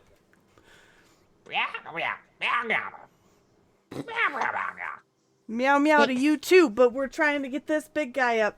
Pascal's ears just go back as she glares at the goblin, goes, fix Charlie or I will have your blood.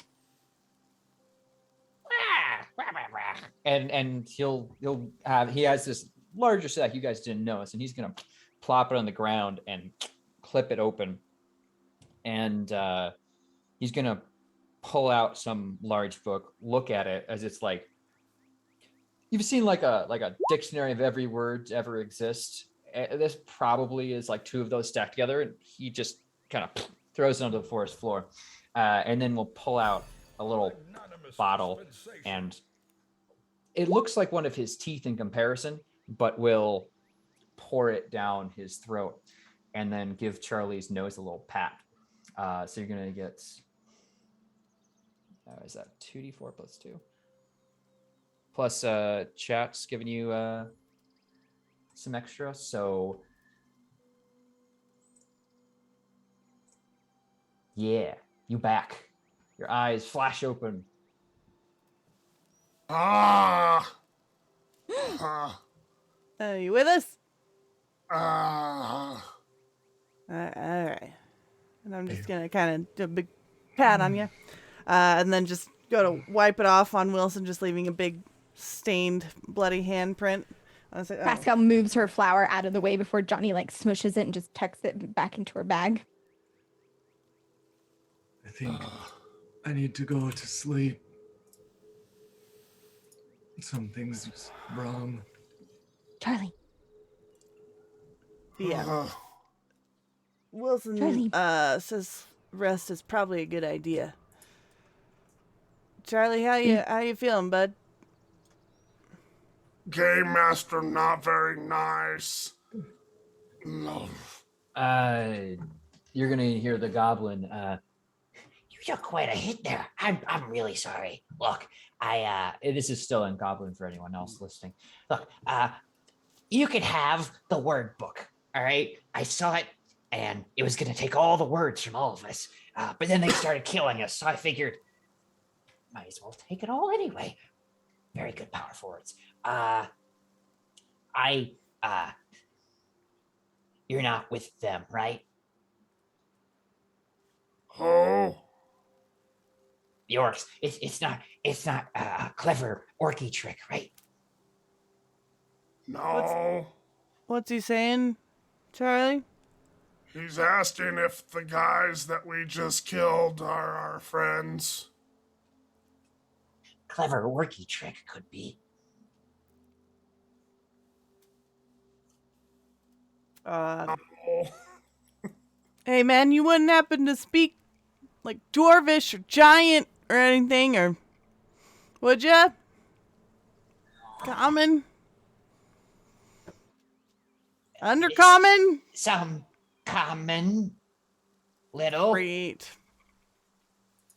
not no many words. Sorry, I speak like 5 languages, but goblin ain't one.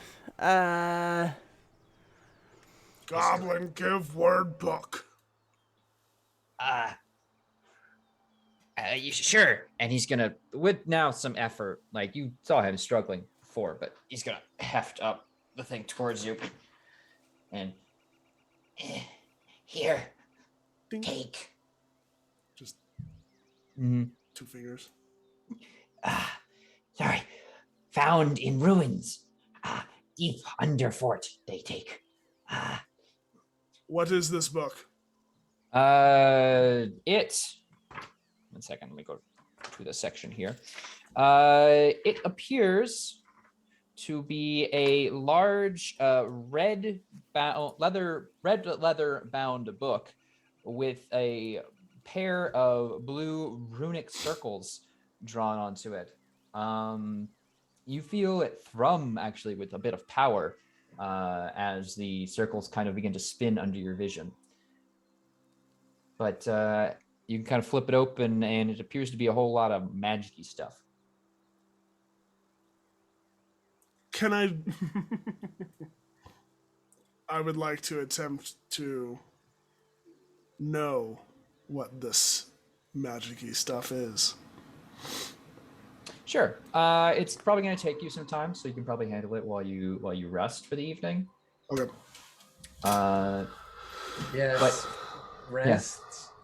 You like magic book? Can show you where found under fort. Secret way. Under fort? Yeah, secret way. Made it myself. He says secret way into fort. Is there treasure? Is there blood? Yes. Treasure, yes. Is the girl there?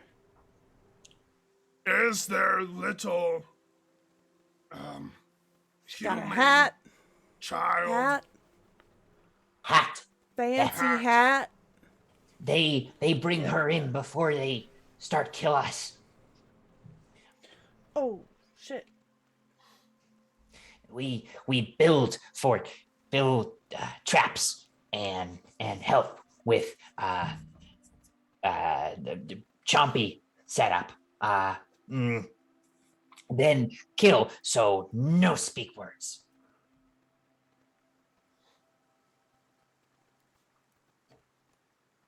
Say that again in Goblin. We were building the fort for them, or fixing it, cause it was all the spooky ghosty robots. And then they brought the girl in, and then to keep us quiet, they tried to kill us. But I found the word book, and words have all the power, so I took it and I ran really far. But I built my secret tunnel, and that's why they think I was doing things to the bodies. Okay. If they think that, they know now I have word book. He built tunnel because orcs took child to fortress and killed all the goblins so they wouldn't say anything. And he left. That's what he said. All right. Okay. Is he cool to like? Is he cool? Like, I need. He'll- We need Gert- some rest. You need Gert some cool. rest. He looks very proud of himself. Gurk. Gerp. Gerp. Gerp. Gerp. Goblin stole book. His name is Gerp. Hold on, I'm just writing this down so I don't forget it. No. No, right. No take words from it. But no, they're from my head, because otherwise they just fall out. He seems to consider that. It's a very So I put them sagacious into the thing. book so I don't lose them. Gerp. Gerp mean Daniel and Goblin. Danielle. All right, Danielle. Sure. Is common version of name. But if you guys would like, we can start. You guys can start to set up camp for a little bit in this underbrush, a little ways away from the bodies, lest they attract other natural predators. Oh, yes, Pascal Pascal. would very much like to search bodies for blood and treasure. There is certainly a whole bunch of blood on these guys. Treasure, they both the orcs carry falchions and have splint mail. The beyond that, they both carry. Let's say one has 8 gold pieces, the other has 10, and they both seem to have written orders in a written list of orders or some form of writing in Orcish. She'll pocket the gold, just like Jane. And finding the paper, she'll like take it and like rattle it and kind of chew on the corners of it because it makes a fun sound. Ooh. And we'll like find Johnny, words. And we'll take it. I find words. And like as the paper crinkles, her pupils will dilate with like fun. She hands that over. Yeah. All right. Let me see it, kid. And can I see what the words are? They are in Orcish, but they appear to be organized. Like you can recognize if you know Dwarven, given that they're similar. Given that they're similar languages, you can recognize. It seems to be kind of like schedule of sorts. The numbers never really changed much between Dwarven and Orcish. All right. Can I figure out between Dwarvish and Giant? Can I figure out enough from the schedule, or Charlie? Can you read this? Charlie can't read. Charlie can't read. No. Charlie don't search. What about Charlie him? can't read. What about him, the little one? Can he read? Oh man, this is gonna go in circles. Hey, Danny boy, can you read this? Tell Charlie what it says, and Charlie can tell me. Sure, and I'll just quickly relate this to all of you. Or no, this is gonna be fun. So this is their schedule, and it says there's some time here for the morning, and if we're hunting, and then they are to do training during the middle of the day. They eat at night, sleep, and then go hunt again at midnight. All right, schedule breakdown. Lots of hunting. I assume Charlie is relaying this because I'm writing it down. Sure. The fuck, Charlie? You would withhold? Sorry, what? I wasn't paying attention. Oh my god, I can't. All right, that's it. I'm fucking laying down. Tell him not to stab us in our sleep, Charlie. Would you? Please don't stab and sleep. No, we're not stabbing sleep. Pascal, you're in your voice. You should stab him in his sleep. The little one is disposable. Use his head as a shoe. Enough blood for now. There's never enough blood. Blood later. I have the treasure now.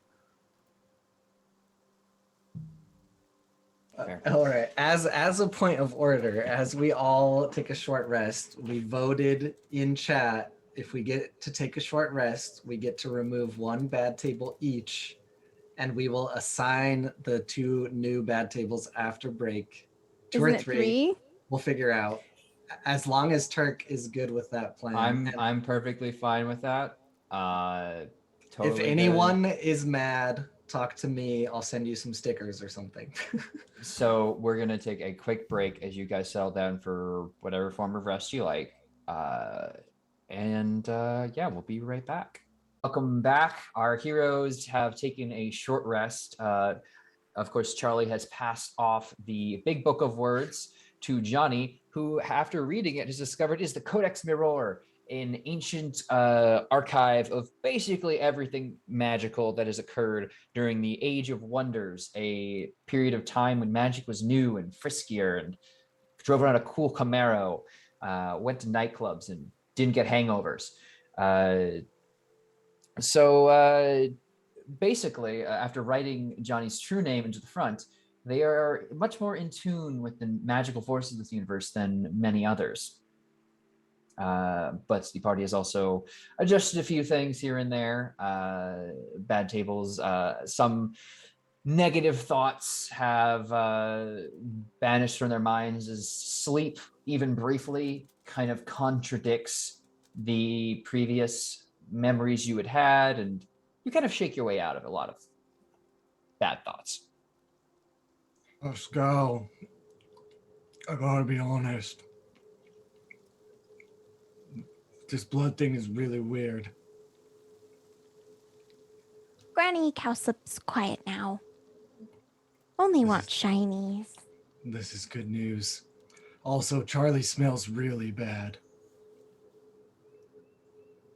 Hey, Sorry. I'm sorry. It's okay. It's fine.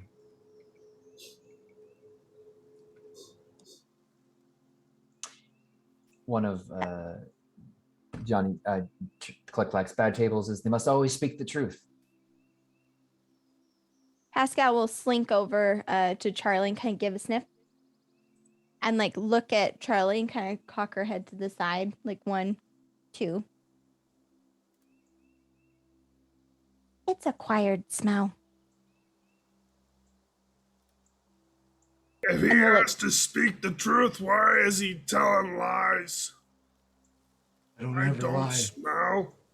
I never lie. Well, technically, everyone smells. Yours is just very strong. Johnny. Yeah, kid. Follows magically out of nowhere as you finish speaking that sentence. John,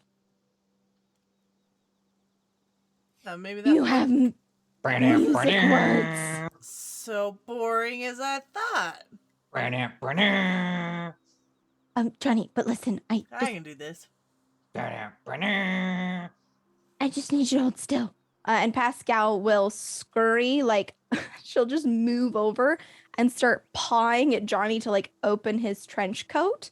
And as he does, she'll slink in the back and find like a little pocket that she's put in there, and you'll hear the faint like clink, clink, clink of coins as she deposits her treasure hoard in the place that she calls home.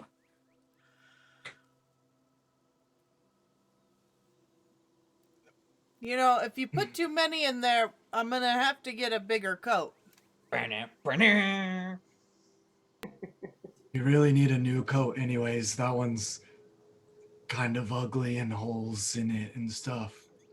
Pascal's yeah, ears will down in pop all the out, right places. pop out of the the collar of Johnny's jacket with 2 like cranky eyes that look at Click Clack and go, shh, and then disappear. Holes in all the right places. What does that mean? I think you know what it means. Yeah. Breakfast is also kind of dry. I can only do so much in the forest. And he turns away. It's very late for breakfast. You guys just only took a short rest. Breakfast is a state of mind, voice in the sky, and I would not have you judging us right now. Click Clack eats breakfast whenever. Where are we going? I don't know, feel we got this really schedule weird. here, and we need to like go. Good one. Go and infiltrate the fortress, right? I don't know. I'm shiny, sweet, safe girl with hat. It seems real dumb to hold on. I'm gonna check this book back in. What do you mean by that? I'm gonna, if I can sign my name in it to check it out, can I not check it back in? Your name's in there. You're attuned. Oh, I was gonna recheck it out for a new effect. Oh, I mean, when you get a sense that when you cast a spell, things might change. But it's kind of... I mean, listen, we got this book. It's like, and I'm just gonna kind of flip the pages. It's a very powerful book. It's basically all the magic in one book. I figure we use this, right? We go in, we say, hey, give us the girl with the hat back. She's needed. And we get her hat. Sorry, you're supposed to, you gotta, like, swallow first. I'll wait. You notice the music has stopped. Snack? Toast? You have toast? What if I just put it in my cheek? Oh, that's good. Save it for later. No, I only have crackers, Pascal. Can I? Yeah, you can have some. Here you go. They're like toast, kind of. Garbs. All right, I'm gonna flip to a new page. Sure, you have to go all the way to the back of the book. This thing is chock full of knowledge. Charlie, some? I'm just looking for a new useful spell. So this basically will tell you everything about every spell and how to cast it.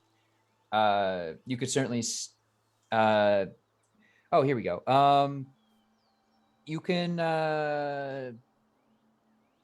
cast spells as though you were 4 levels higher.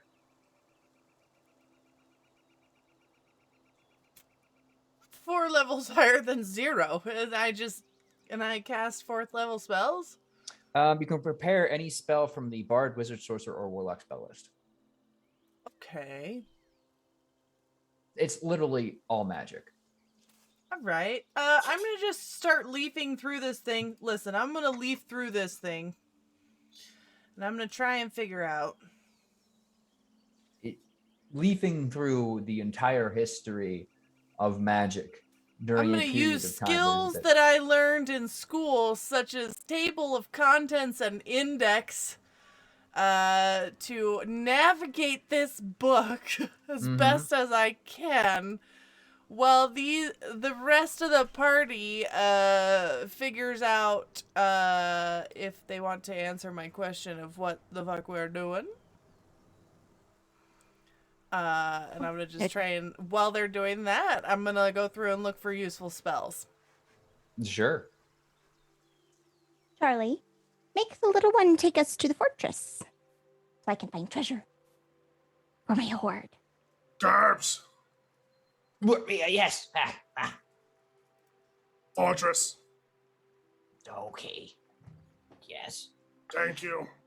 Seems to fall into a very similar line, though the thank you does catch him off guard as he begins, trudging off. This way. Typical. Do you want a good berry? Yes. He will pluck it and chew on it. And again, surprised it's not secretly shit. It's really good. Thank you. See, click clack. My food good. Yes, I had never said it tasted bad. I just said it was kind of dry. Well, that's what happens when you let it set out. It's okay. I have blueberry lemonade that my ancestors made.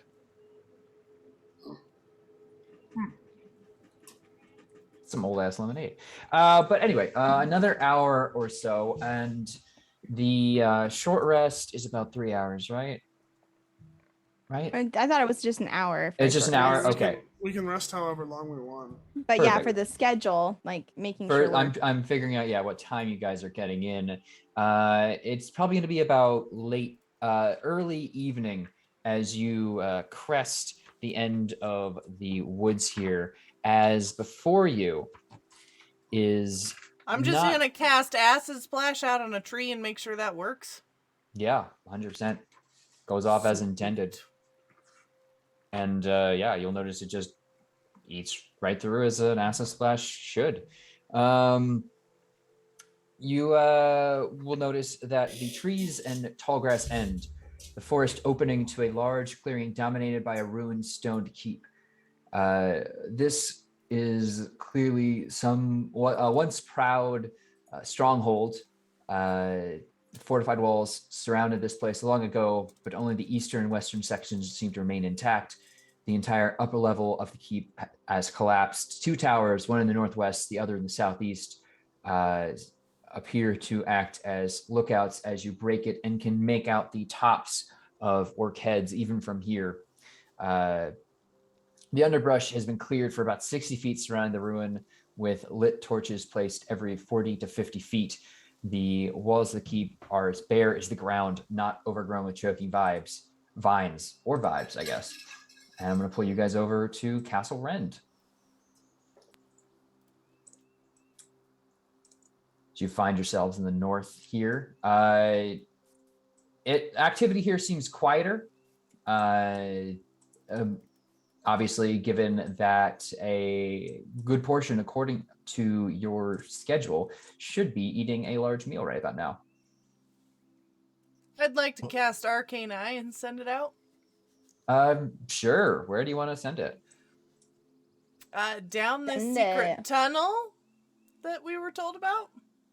Sure. GURP indicates that it will be over there. Let me do some polygon revealing here. Secret tunnel. Secret. What happened to all those townspeople that were so ready to fight everybody? Where's that old man who thought he was so tough? They're probably still rallying and trying to make their way through the woods that are incredibly dangerous that you made it through because you had a very skilled tracker. Hello? Is that the GM you were talking about, Charlie? It's like Granny Cowslip. It's the voice of logic that sits in your head. You don't listen to it very often, but when you do. It's been so weird lately. But you do see, true to the goblin's word, a lightly, some vines seem to only be placed in a pile here. What appears to be a kind of trap door / tunnel situation that at least appears to go under the wall. You'd have to open it yourself. All right, guys, come gather around. Come here, and I'm just gonna touch everyone on the forehead and say, and I'm gonna cast greater invisibility on all of us. You have enough spell slots? I mean, for is that a dumb? fourth Is that level caster? I mean, what are we going off of? Sorcerer, wizard. which one are you taking the spell from? Well, so then do I have spell slots for each class spell? Well, you have spell slots from an inordinate amount. You have spell slots according to one class, we'll say. So let's go wizard. All right, then I'm just gonna keep. Every time I run out of spell slots, I'm gonna cast catnap on myself and pull from the warlock. Sure, but doesn't that require you to be like out? No, it's just like a short rest. Like if we get to the point where I'm running out of spell slots. Oh, okay. So like in the future, you're not doing this now. Like I feel like I have an insane amount of spell slots if we're going off of each class, and I'm just letting you know my strategy. You can prepare any spell from the list. You count as a 4 level higher caster of one of them. Which class has the most spell slots? Wizards. Then I'm a wizard. How many spell slots I got? You're a wizard, Johnny. Let's find out really quick. Is it based off of our current level? Because if so, does a fourth level wizard have you know 4 cantrips, 4 first level spells, and 3 second level spells. So that's your spell slots. But I thought you said 4th level caster. 4th level caster, yeah. 1 second, wait, that's not right because fourth level caster would be like you are a level 4 wizard. Yeah. Yeah, not 4th level spells. You're a level 4 wizard. Okay. A 4th level wizard knows at least 12 different spells? Yeah, 4 cantrips, 4 first level spells, 3 second level spells. Got the player's handbook right here. Bow.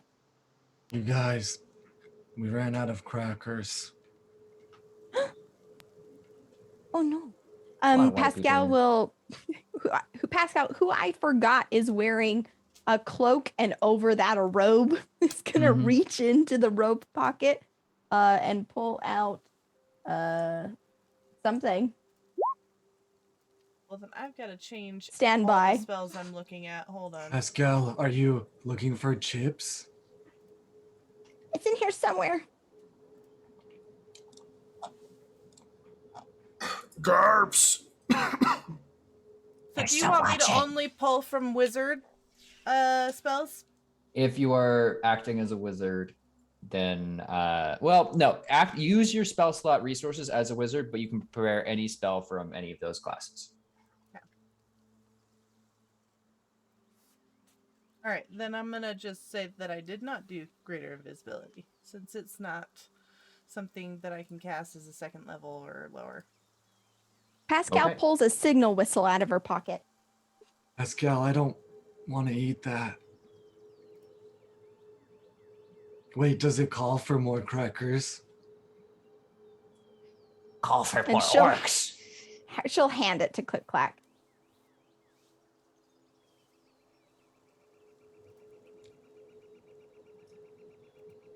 Gerp is going to be waving his hand. I don't, Not. I don't think we should. I don't think we should blow any whistles. Probably just go down in the tunnel. Okay. I'm still kind of hungry. I have chips. Gerp's going to motion. Built traps on ground. Follow me. All right. And he will scurry quickly to the wall over here in that exact line, motioning for you to walk like he does. Pascal will get on her tummy and just slink, like super quiet, stealthy, like behind. All right. If everyone, anyone who's going to continue to follow Gerp could make me a stealth check. Oh no. 24. 8. Oh, a 4. As I'm walking,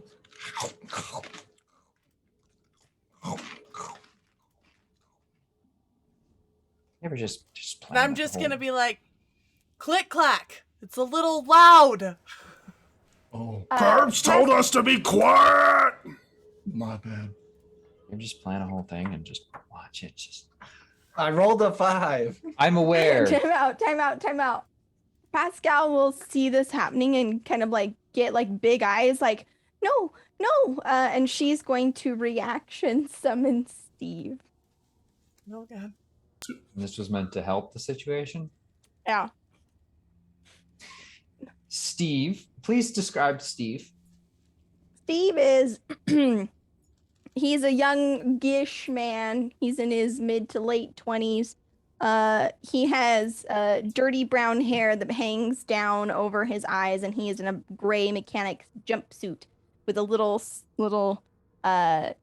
name, like that red and white embroidered patch that just says Steve.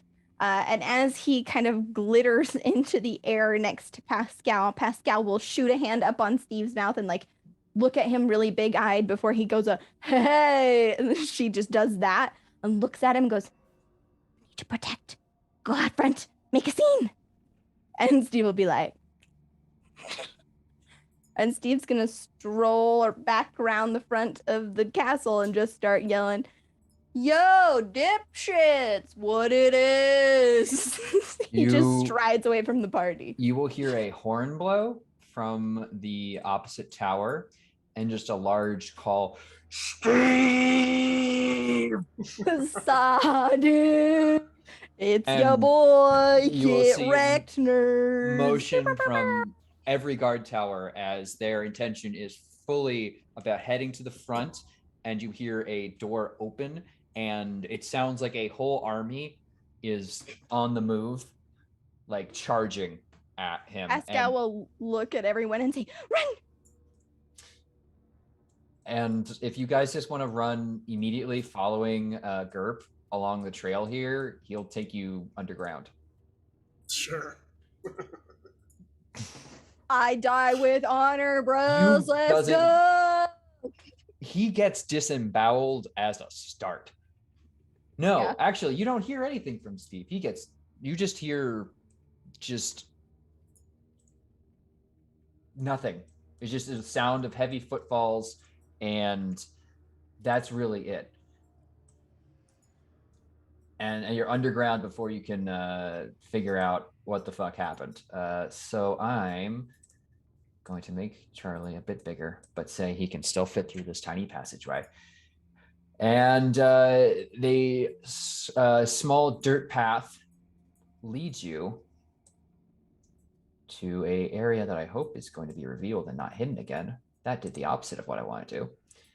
As you head underground, the dingy, dark, and dusty smell fills all your lungs as you are able to enter.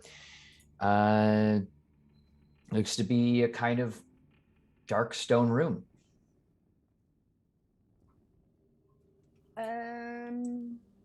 I can see nothing.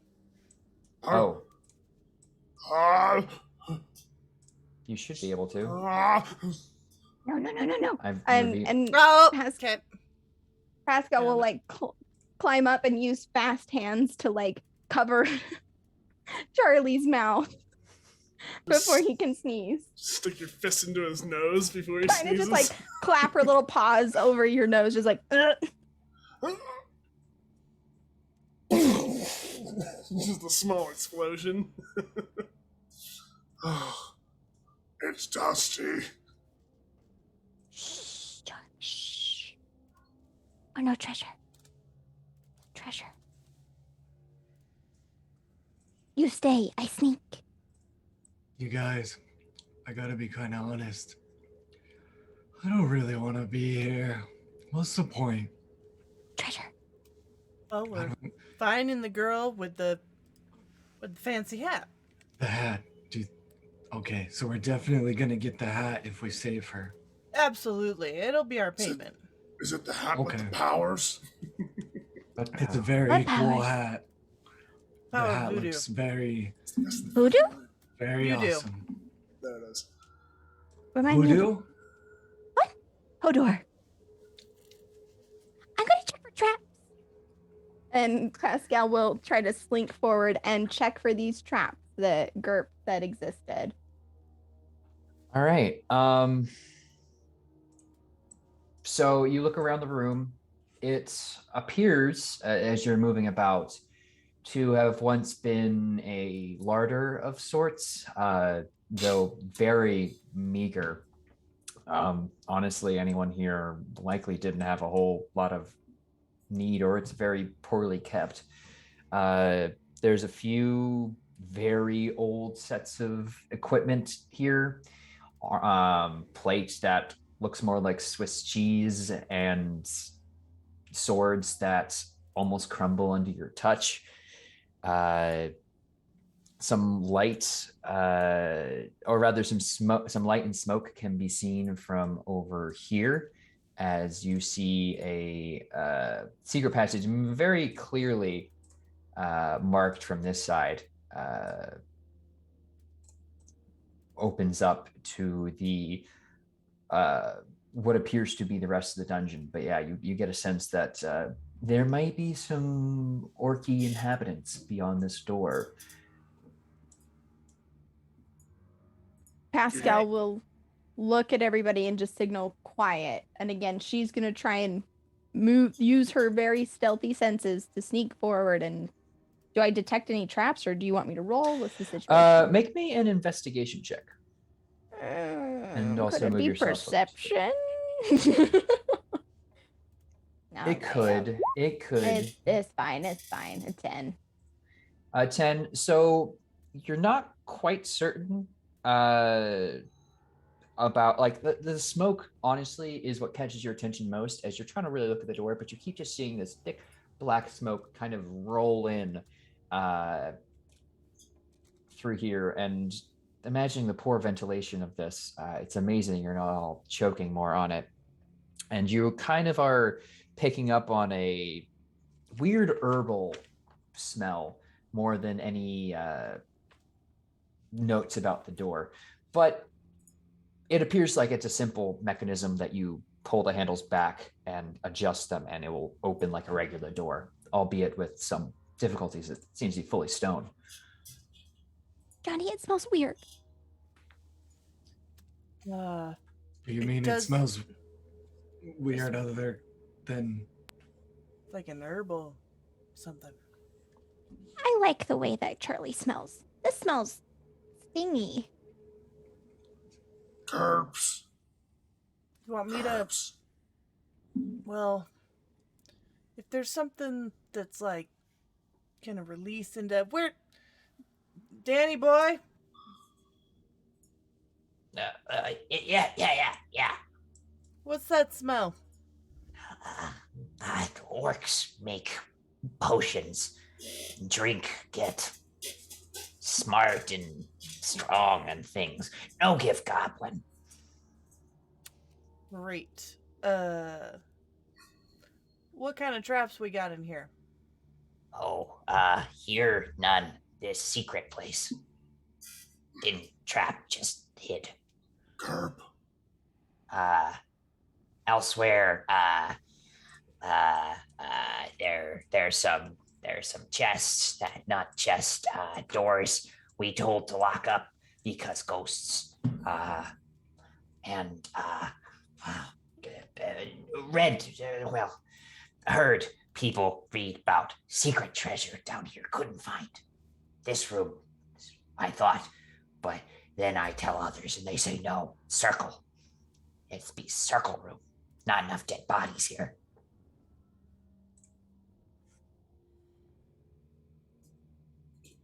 What do you think, guys? We go for treasure, or we still want that hat? We need.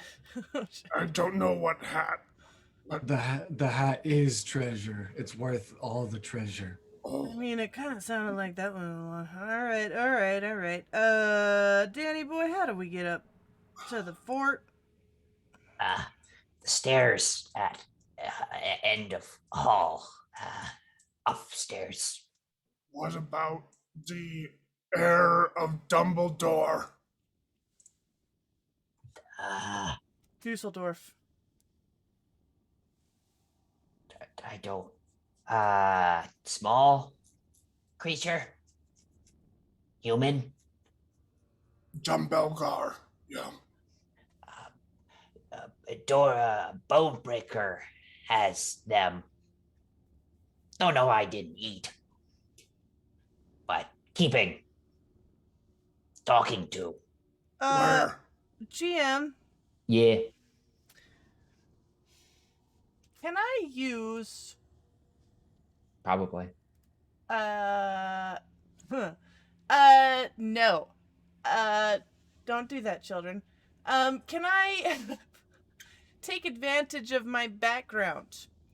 So like I have a Watcher's Eye feature where I can, my experience with enforcing the law, dealing with lawbreakers, etc. gives me like a feel for things. Mm-hmm. And, I feel like there's been a few things that have come up where I've felt a little shifty about, and I just want to know if I can use this feature to maybe even gain advantage on insight, or just know whether or not Fancy Hat Chick is actually working with these guys. Make me an insight check with advantage.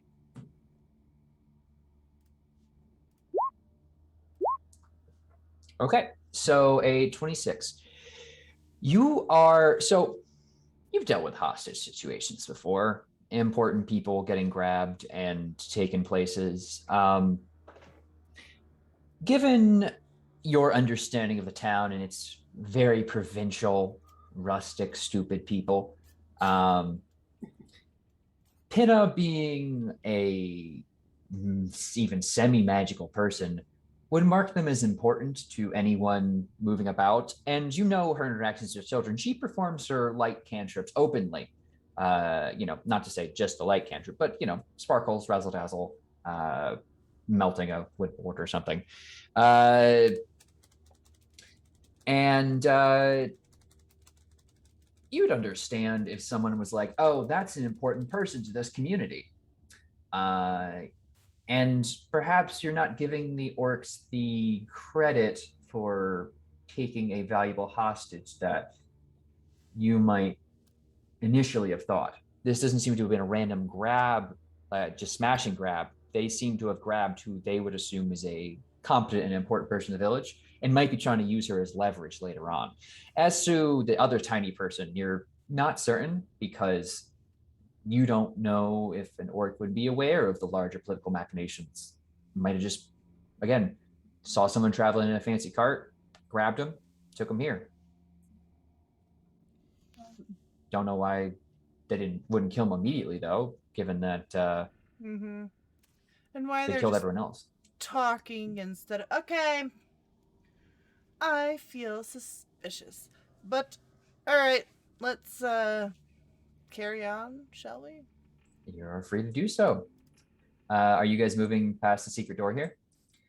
For the record, these stairs are not the way up you mentioned, and you look at them and they seem to be more crumbling than anything. Can I try to just like sneak near that door to like hear behind it, maybe? Sure, you're already there. Cool. So yeah, you can put an ear up there, and you don't hear a lot. You can hear a kind of light, like, and then a light smack of something over the head, and some more grumbling and talking in orc. It seems to be coming from like this direction, but it's like not just immediately beyond this door, but like through another barrier. But a lot of motion down here is just dead.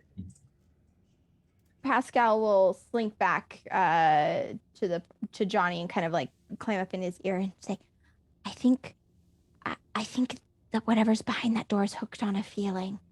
They were saying like ooga shaka, ooga ooga.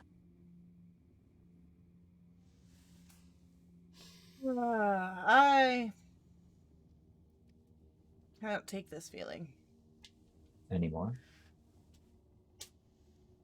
Well, they might be high on believing, but deep inside of me. Okay, let's go. Opening the door? I'm gonna knock. And I'm gonna just make ooga shaka noises. You knock and make ooga shaka noises, but the door is thick with like 3 C's of stone. Charlie. You can open it from your side. Could you come knock on this door? And I'm gonna stand back. yeah, Pascal's gonna hide. I'm going to stand back a little bit and retreat into my shell, watching over Charlie, just peeking out. Charlie will try to open the door. Sure. Are you gonna knock like they wanted you to, or just open it? Just open it. Perfect. You open, and it is a long, semi-lit, but definitely smoke-topped hallway. Why did they leave smoke in the hallway? It seems to be coming from a nearby door. This place has very improper ventilation. Agreed. It seems to be coming from this door here. Let me actually reveal some of the doors so you can see them a bit better. And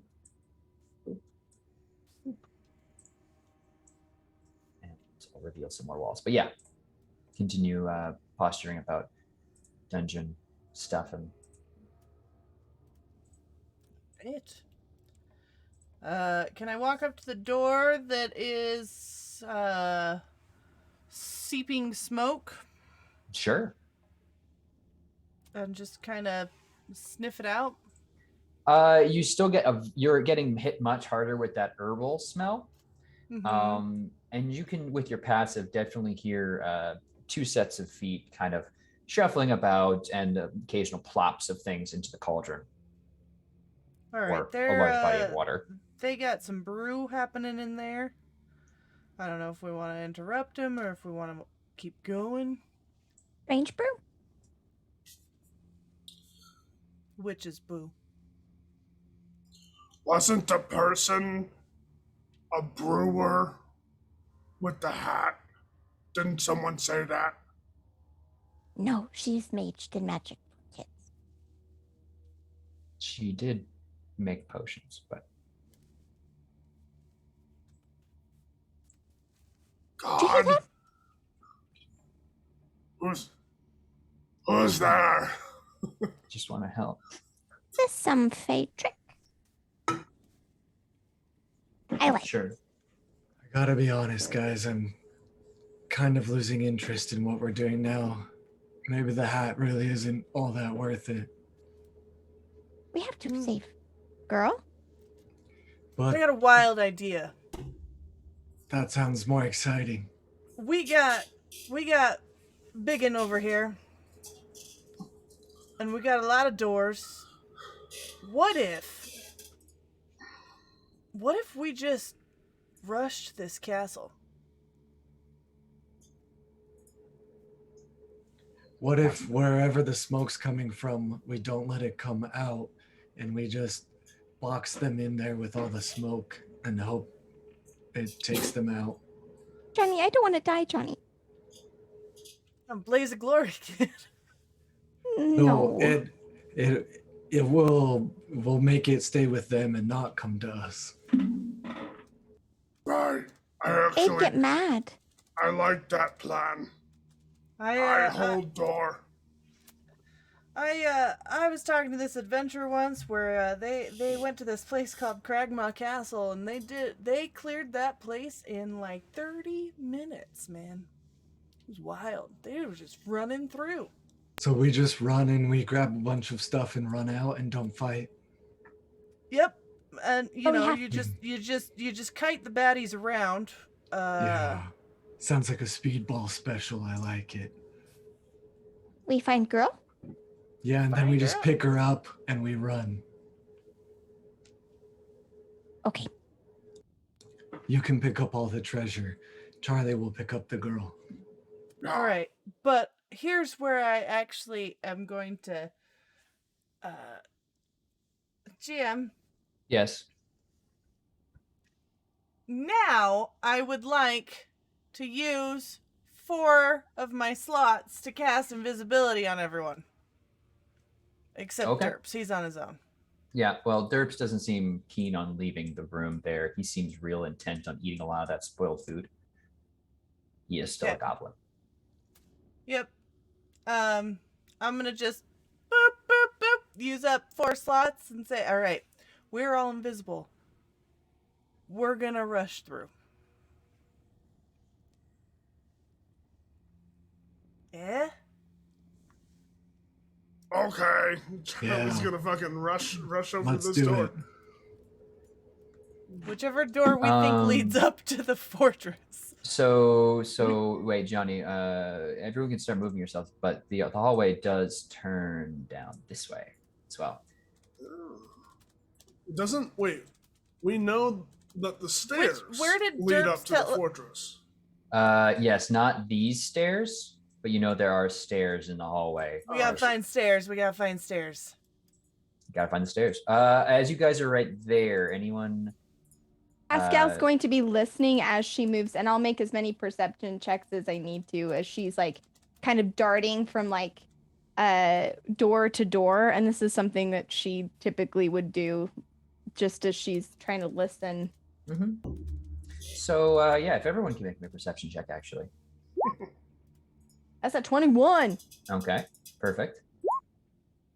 Natural 20 for Charlie. 13 for oof. And then click clack. Rex. Tracks. Poor Johnny. Am I rolling if I'm paying attention? If you want to give a shit, you certainly can. I'm not paying attention. I'm just opening this door and looking in it real quick. Okay. I thought we were opening all the doors, looking in them, finding the stuff, and running. You open this door.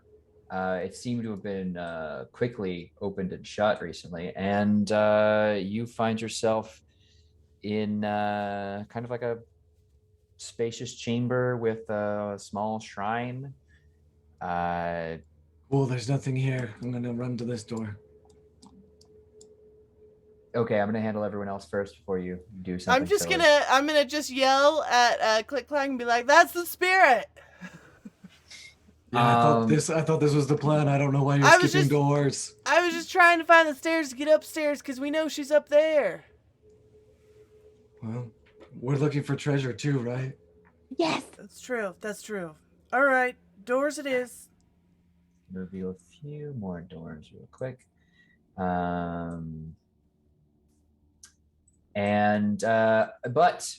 Johnny, as you're heading on, you're kind of single-minded. You just, taking in everyone else's insanity a little bit. Pascal, you're listening at doors, to be clear? Yes. Pascal she might not open them, but she's listening to hear if there's any like movement behind. If there's no movement or like no sounds, she would probably open the door. Gotcha. So there's definitely movement behind this door. Okay. There seems to be none behind this door, but you and Charlie both noticed there seems to be an odd, almost doorish look to a certain series of stones here. Like your brain wants to put a door there, but for some reason it doesn't directly appear to be. And you'd guess there might be some kind of secret entrance to something there. Yeah, no, that would immediately draw Pascal's attention. As she moves past Click Clack, she would like get right behind his shell and whisper, "Sounds behind the other door, don't open it." As she comes over to this wall and is gonna try and like find a secret entrance, room, whatever. Sure. Make me a perception or investigation check. Sick. Let me just double check too, because I think because my roguish archetype is the thief. I'm trying to see if that does me any good here. I don't think it does. Not at this moment, I don't think. Cool. Level 6. Very fun. I'm doing perception. Boom. That's a 20. Perfect. Okay, so looking over, you feel like you can kind of begin to understand the inner workings of these stones, kind of picking up on certain indentations that seem to have been made from very, not quite human, but certainly like someone was trying to make a human-looking finger hold. Ooh, fairy game. And you can kind of detect like where you're supposed to touch the stone. But I will need you to make a thieves' tools check to as you push it in. There does seem to be a lock. Yeah. Yes, or well, it's a thieves' tools. You should have proficiency as a thief, or rather a rogue. Yeah, dexterity plus proficiency. Dex plus proficiency. So pick a class you're proficient with, and I mean, I'm expertise in sleight of hand, so I would like to use that. But we'll just do this, and then add an additional 3, I guess. Perfect. So pushing the stone in, you kind of reveal a quick set of gears and locks that you're able to, with your thieves' tools, spring the doorway slowly forming. And of course, this room's a circle, so it's hard to actually Tricky fairy game. fucking do this right. This door will open to reveal a seemingly untouched room with a small altar here to Saint Gade, who is you don't really know.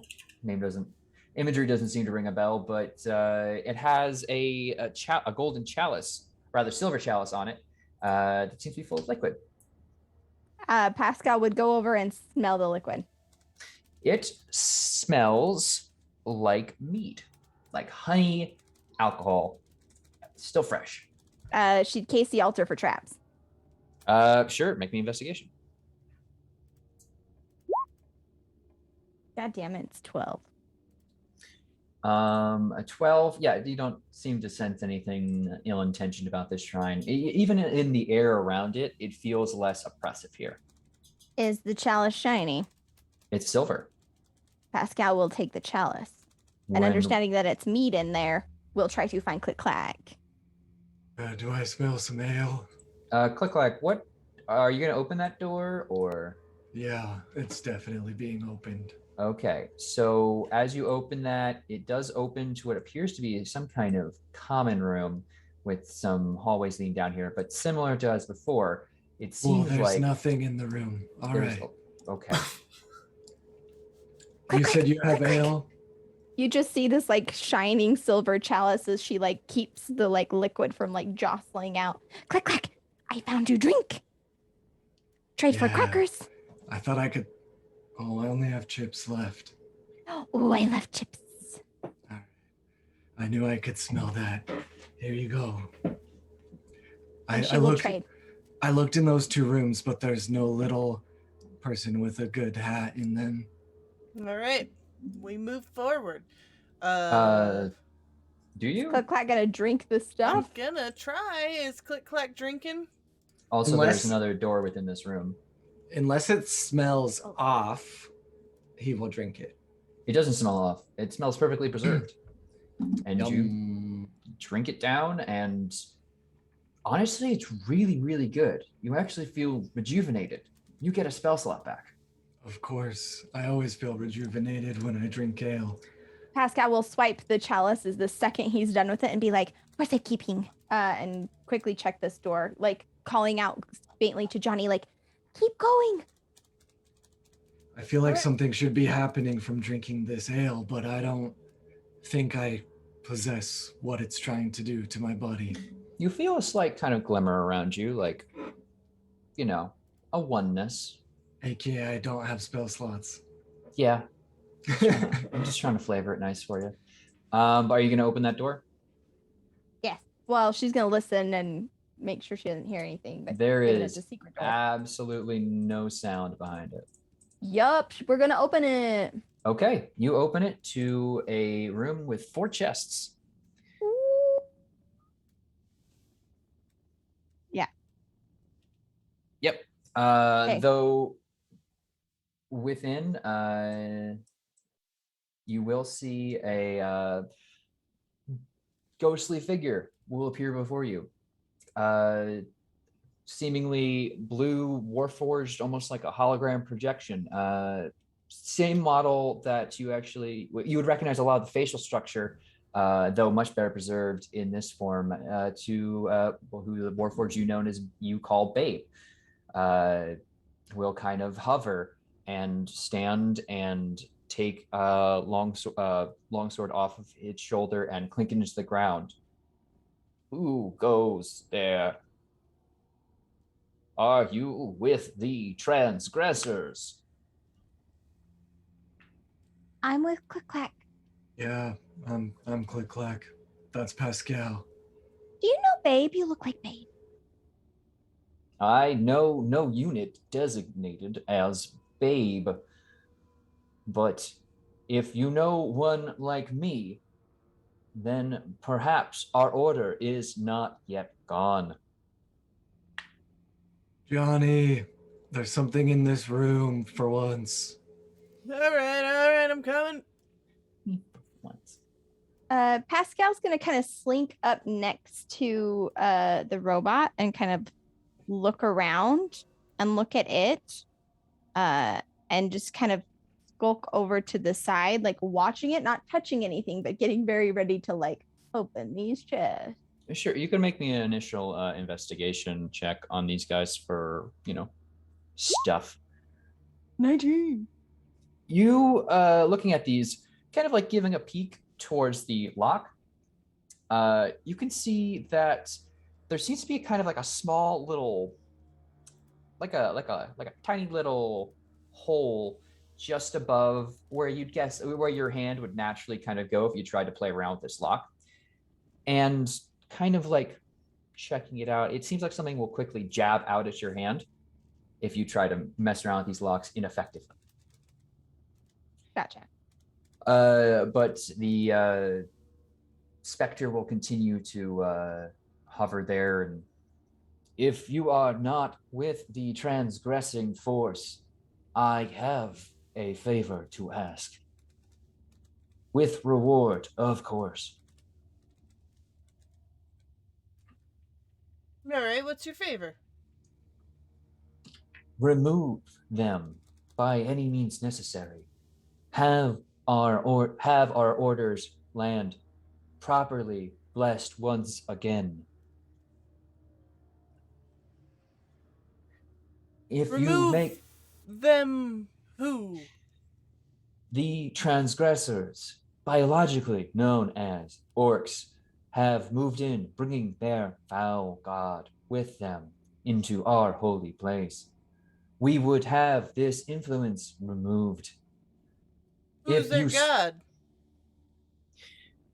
Dark creature, I dare not say its name, in chance that it attempts to corrupt this last bastion of Saint Gade. What's He your who must order? not be named. We are the Blue Dragon Phalanx, the protectors of the heir of Bedekar, and any who would serve the crown. Oh man, I think that's who we're trying to find right now. If you serve the crown, then we are friends, and I would ask this of you. Well, why do you look like a ghost, but also like the forged type? My body and mind are artificial. My soul is not. I have passed from this mortal plane, but No. still hold here. No offense, Johnny, but I didn't know your kind had souls. Just being honest. I thought machines. My kind, right? And I'm just gonna try and fix my hat a little better. Just had electricity. Yeah. Listen, I'm gonna come up and just kind of go to poke and then realize that's not gonna work. And all right, and I'm gonna just kind of put a hand on the shoulder, but not pass it through. Just kind of a mime of the thing. He'll like We're extend. He'll extend an arm to you. He's slightly taller, but you know, a later model. You're built for efficiency, so you probably Right, shouldn't mind it. Gotta take his arm. There's not a direct contact, but you do get a light chill on your arm as he will turn and look at you, Pascal. Please allow me. And he'll raise his sword to top of his head and tap the top of each chest, and they will open. Two of them contain 600 gold pieces and 50 platinum pieces. A veritable hoard of wealth. One of them. Fuck, my coat is not gonna hold all that. One of them contains the a kind of I'm not sure, a holder of sorts, a wrapped bundle, what appears to be a longsword. The other dust covers an ancient piece of plate armor that seems otherwise well preserved. Pascal's just gonna dip her hands in the chest and go, Johnny! And she just like darts into his coat and just starts filling all the random business card pockets. I'm gonna start trying to shrug out of my coat. She and I'm just like gonna lay it on the ground, and we're gonna turn it into a knapsack, kid. All right, and then we're gonna have to sort it out later. And Pascal will also fill her own like cloak pockets and whatever with as much of this that she can take. She'll look at click clack and go, sword, click clack. Oh, Charlie, money. I don't know. Swords are not as cool as axes, in my opinion. Pascal will shrug then and go look at the longsword because I am proficient. Sure. Because Unwrapping the kind of cloth binding to it, you pull free the longsword, and it shines. The blade itself shines as if someone hammered a beam of light into the form of a blade. Its hilt is gold plated with 3 embellished sapphires, and you just kind of feel, well, it literally lights up the room around you for a start. And the kind of feeling you have is one of sereneness. Like you aren't just holding a weapon, you're standing alongside an ally. And it's urging you to take the risk, do what is right, strike the most worthy foe down. Yeah, Pascal's gonna hold that sword and she'll stroke the sapphires in the hilt and just kind of mutter moon eyes. And then tuck it into her belt. Okay. Is there anything else good in there, Pascal? There's Armor? armor. Dusty armor. Oh, it probably won't fit over my shell. Well, let's look. And Pascal will kind of go over to the chest and brush off the armor and take it over to Click-Clack. Sure. It appears to be a older set of armor, covered in silver filigree that moves about it like a tree branch, and roots going down towards the base, with some leafy designs along the shoulder plates. And wearing it, it appears to be a very similar type that the spectral figure has on himself. Does it fit? As you attempt to put it on, you find that it actually kind of molds to not necessarily like overcome your body. It's not like a symbiote kind of thing, but it's like as you like are trying to put it on around your shell, you're gonna find it kind of just expands and moves around it, and it just moves to suit the wearer.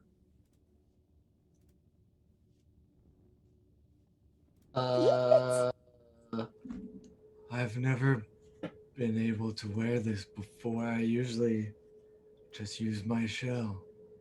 Do you want? If not, we can have Charlie.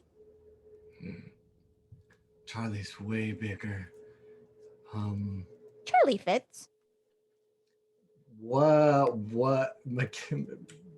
item-wise, what is this? I guess I wouldn't know unless I identified it. I don't know if I can. You could identify it, but I can tell you right now, wearing it, it definitely is a type of plate armor. It seems more secure, and so it's similar to having an allied feel of the sword. That Pascal, you don't know its name, but you get a sense it's called Grace, or was once called Grace by someone. This one, you feel like there is a force that you can command to, like you are standing at the head of an army, that you can lead people to battle with ease, and that any battle you want to fight, you will never be alone. I don't want to fight any battles. Also, this feels really heavy. So I'll take it off because I'm not proficient in heavy armor, and I'll hand it to Charlie. Charlie. Fancy clothes for Charlie. I can try.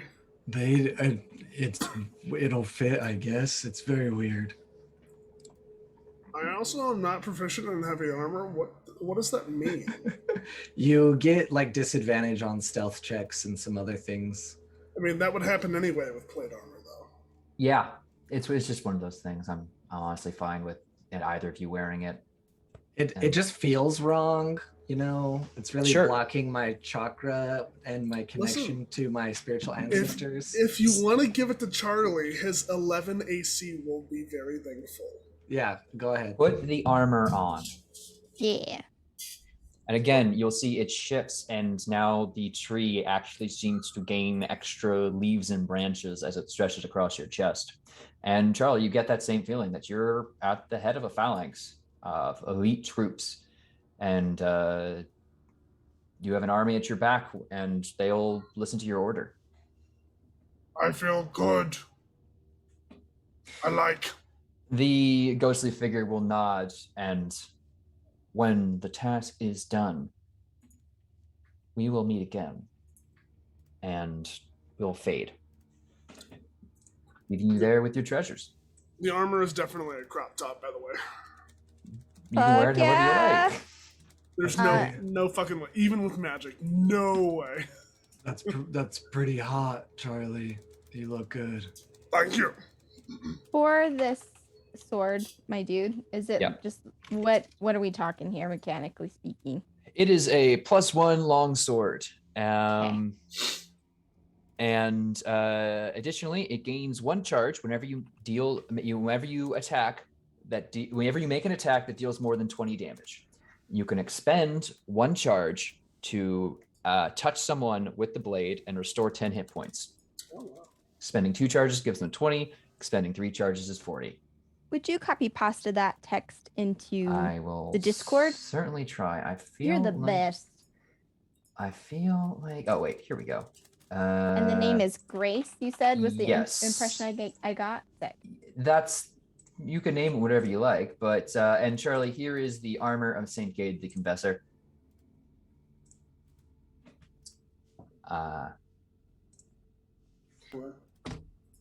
So yeah, the armor is a +1 plate. You can summon the spirits of the Blue Dragon Phalanx to aid you in battle once a month. They will fight for 1 hour or 2 battles, whichever happens first. You guys, I'm gonna be honest again. I'm getting really tired and bored again. Let's go. You sure? We got our loot. And Also- treasure. I feel like I might get kind of gassy.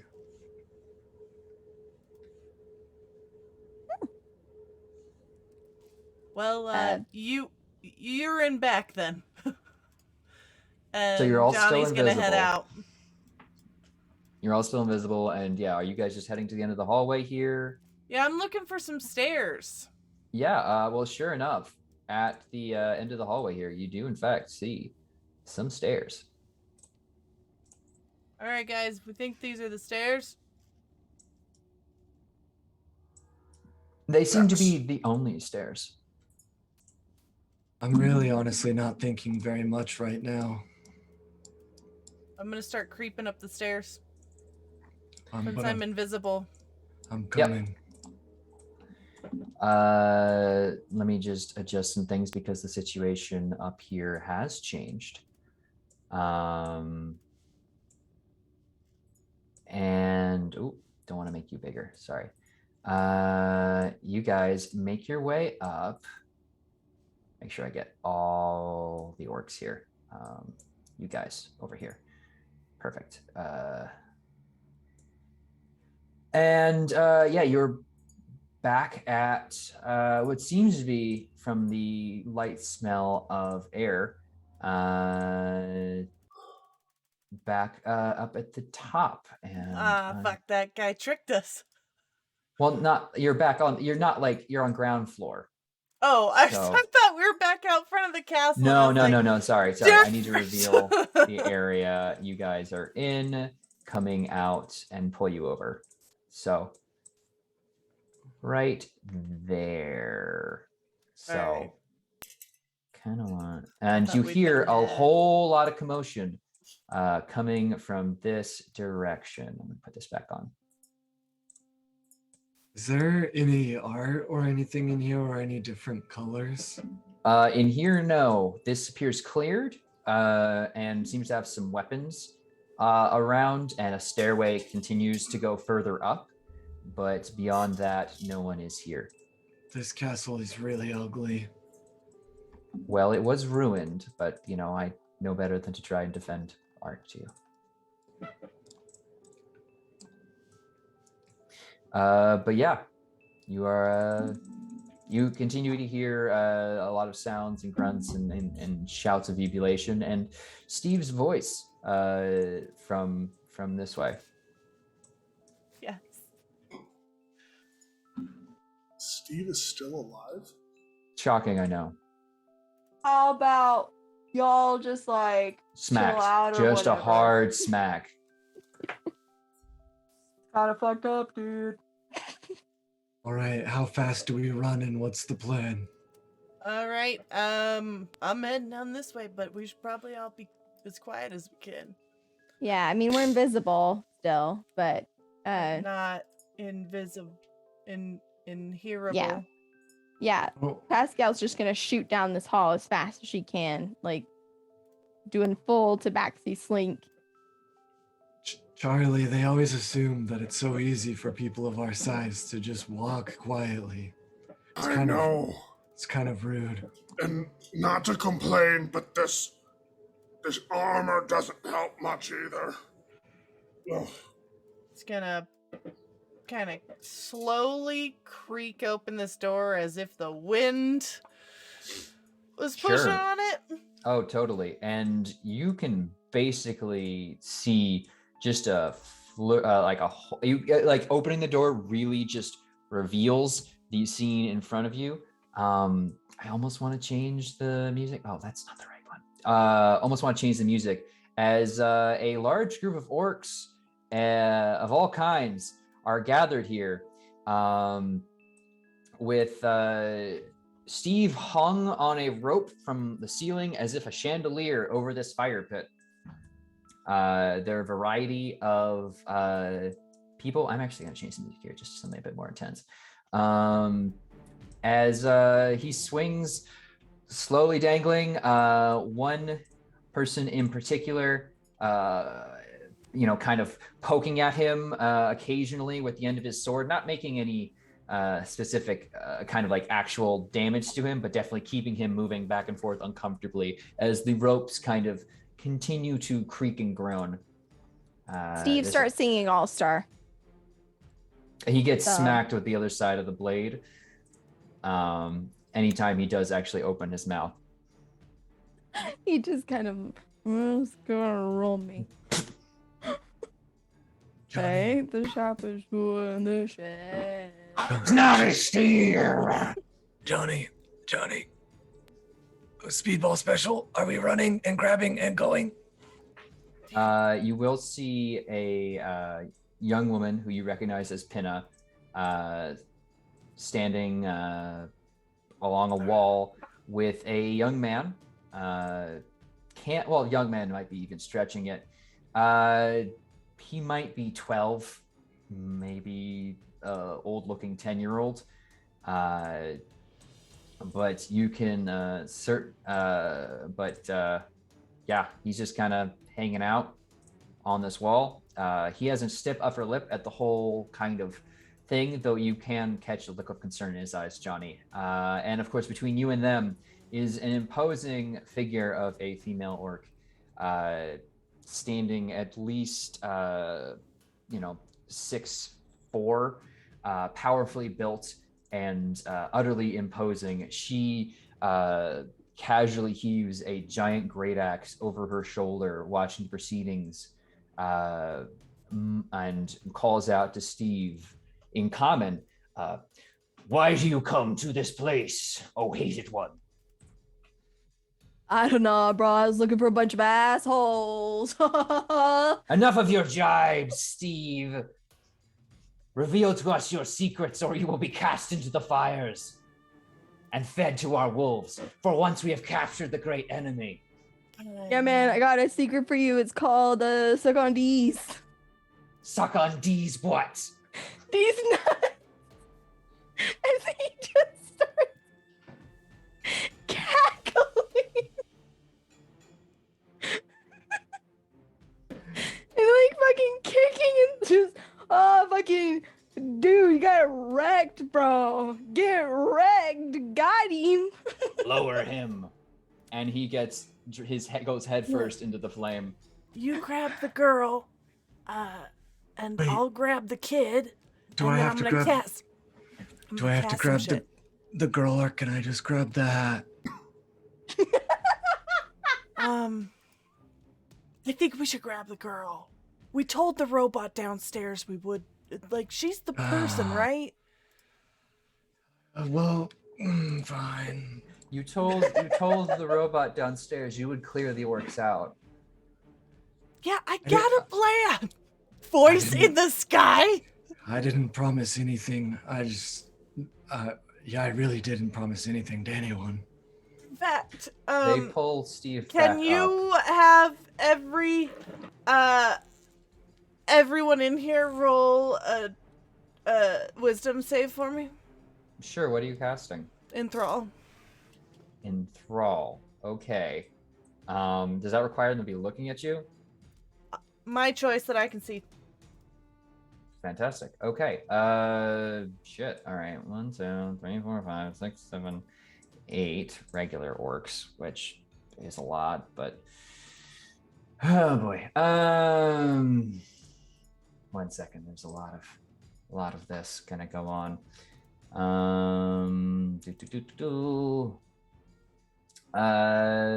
Wisdom save. Cool. Does a how's a 15 do you? What's the spell DC for this book of magic? What's DM? you're a wizard, so you use your intelligence.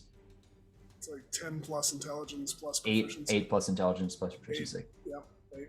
Okay, so my intelligence is 17. So it's a plus what? Plus Plus- 3, so 11 plus your proficiency. So 14. 14. So the orcs are good. Well, I could roll them a bunch, but that might take a while. Unless you want me to.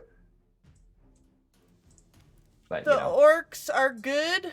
Like The they orcs- saved. the orcs passed. Oh gosh.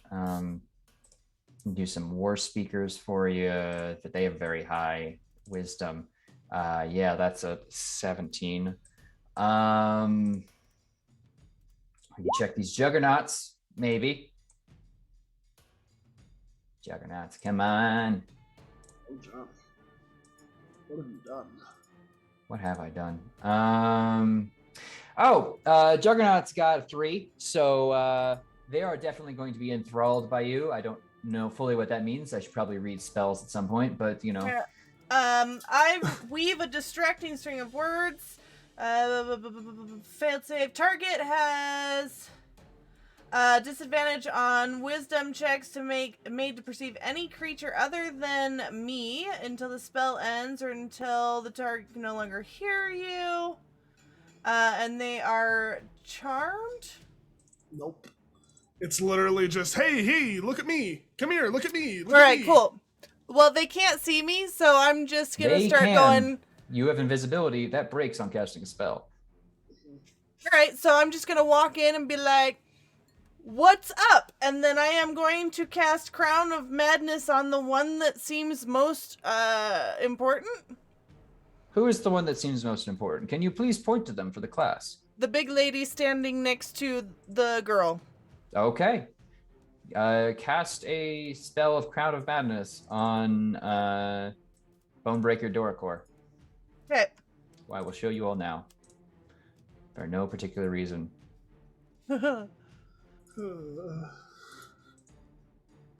She will mess you up. That lady looks like she would make a great mate, just being honest. Probably. We can deal with wooing her after all of this. Oh. Grab the girl. Crown of Madness is Wait. what kind of save? Did I say that out Wisdom. loud? Wisdom save. Okay. Oh, no. 17. God damn it. He looks at you and you see like the crown attempt to fall on her head, and she kind of grabs it dead eye and just crushes it like she's pulling off some thorns from a wound. Are you grabbing the girl's click clack? Because I'm just over here. I'm gonna need everyone to tell me Everyone's looking at exactly me. where they're at right now.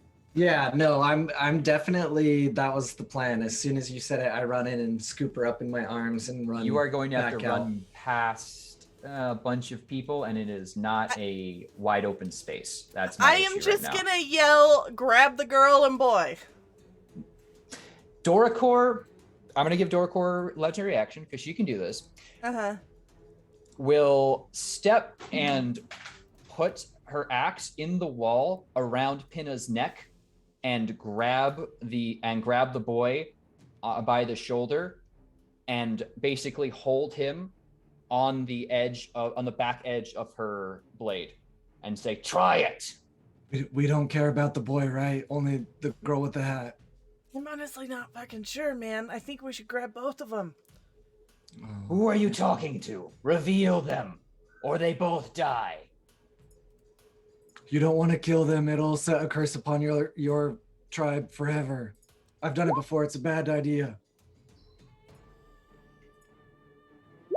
Disembodied voices do not frighten me. Show yourself and be a foe, or live a coward. Can I Misty step over there and pull back the thing? Pull back what thing? She even planted her axe in a wall. You are certainly free to try to. Can I cowabunga her? What does cowabunga mean? I'm going to run and jump and retreat into my shell and slam into her. Okay, while you're doing that, what are you doing, Pascal? What is going on with these rolls right now? Pascal has kind of come to the end of the hall and she sees the fire and she sees Steve.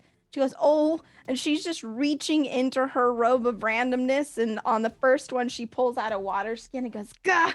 and pulls out another piece, and it's a piece of chalk. I'm determining what 69 the sex number is. Nice.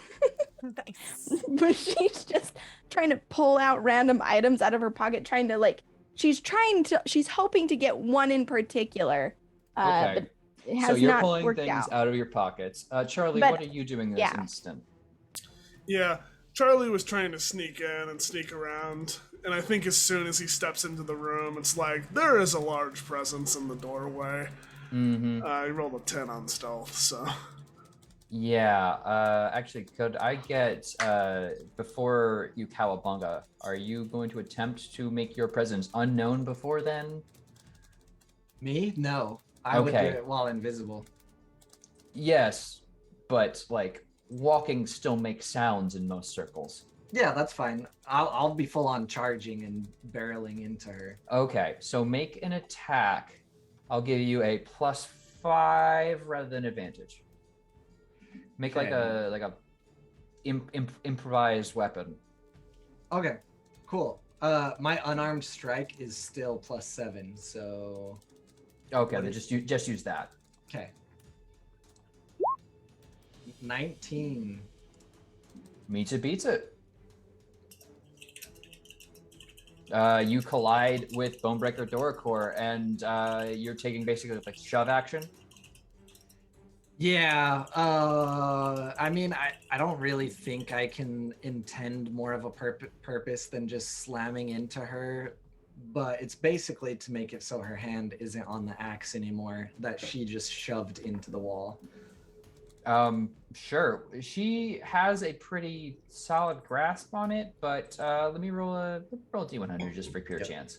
And I will say I'm prone now, but I'm also retreated into my shell, laying on the ground, so. Gotcha. Okay. So the axe is still pretty firmly planted into her neck, but she's going to stumble forward with the boy kind of like backward off her feet. So she does find her back foot.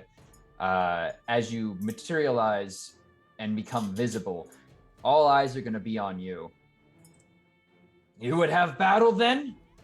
You would watch No. this one die?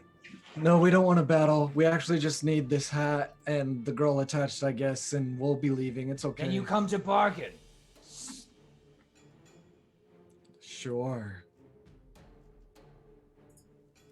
Pascal, what are you doing in this moment? Have you rolled? What did you roll for? What's the sex number mean?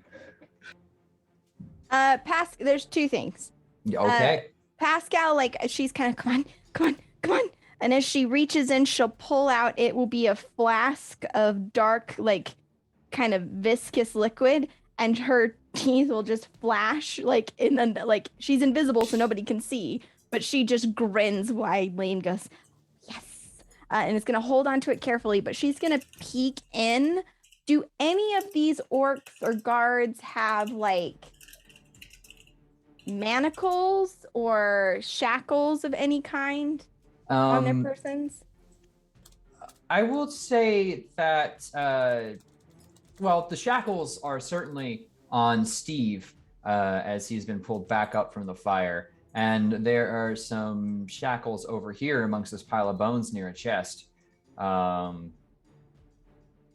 Okay. But manacles just on persons, no. Okay, GM, here, let me explain to you what I would like to do very much, please. Pascal would like to, using the cover of like all the commotion that's going on, she would like to, invisible, sneak across the room, use the manacles and chain them to like a door, take her rope and start kind of like moving in between all of these orcs, like slinking, stealthing around them and like kind of like creating a situation where if she were to pull the rope tightly, it would knot around feet and they'd all be kind of tied together. Like as they're kind of like, does that make sense? Like she's kind of bobbing and weaving. You're creating a trip line. Yes. That will hopefully. That's attached to the door. Yes. That What's will the hopefully... other end of it? She would try, like, again, she would try to wrap it around and just tie it off on one of them. So, like, if one starts moving, it's going to start pulling them all in kind of like a chaos situation. You're going, so I'm going to assume it's a fairly thick rope, like a climbing rope? It's her adventure rope. So it's the 50 feet. And again, like, whatever checks I got to do. So it's going to be a pretty hard stealth check. For sure, I hear you. You're weaving around a clustered group of orcs and also then tying one. So I am invisible still. You are invisible. So I'll lower the DC to a degree, but what you're doing is still going to. Okay. So you want stealth or like stealth?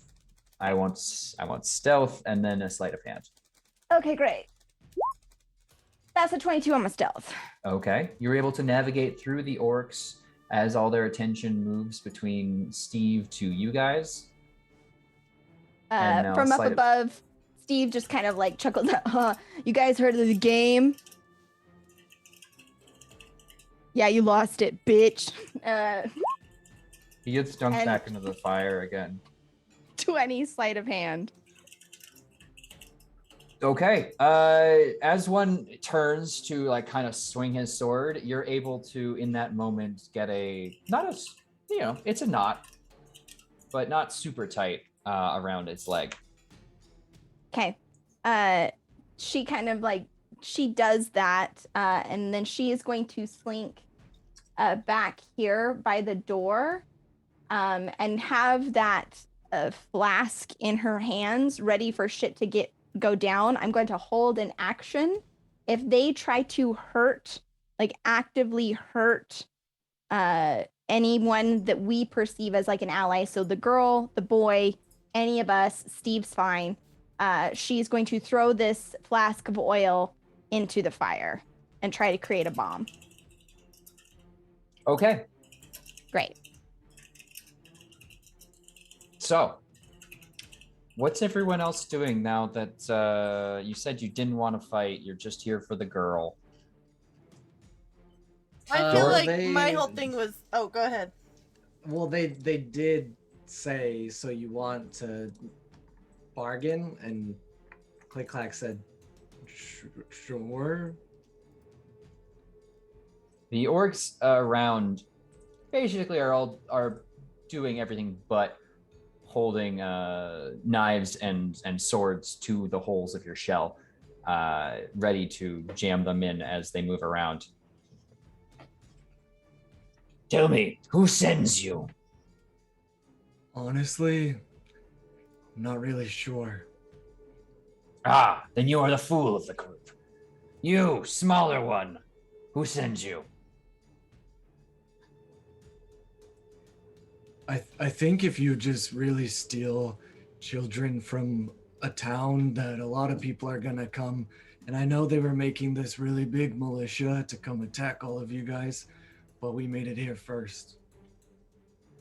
We have been... Also, And if I can she's gonna put just her keep being she's just gonna put a honest. hand to her forehead and just Yeah. You could die here, or Yeah. you could sit at the table and be our guest for a moment. Well, hear me out. I could die here. We could die together. Or maybe we could go out for some pasta together or something. I think that might be actually quite nice. You look very magnificent. You are lucky my men do not understand common, or I would have to remove your head here. Why are you devoted to one of these men here already? I'm going to ask you once more. Will you accept being taken in as guests, or do I have to hang your corpse from the walls? Don't listen to him, man. He sucks. If I'm I am a being- woman! You respect me!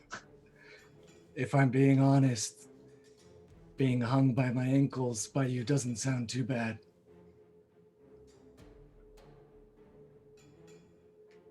Oh shit, that's Click Clack's kink, yo. That's gnarly, bro. You would be dead, you understand. Listen, to die by your side she's gonna motion is such to a beautiful to way the, to the, die. the men. To the men. Is anyone else doing anything?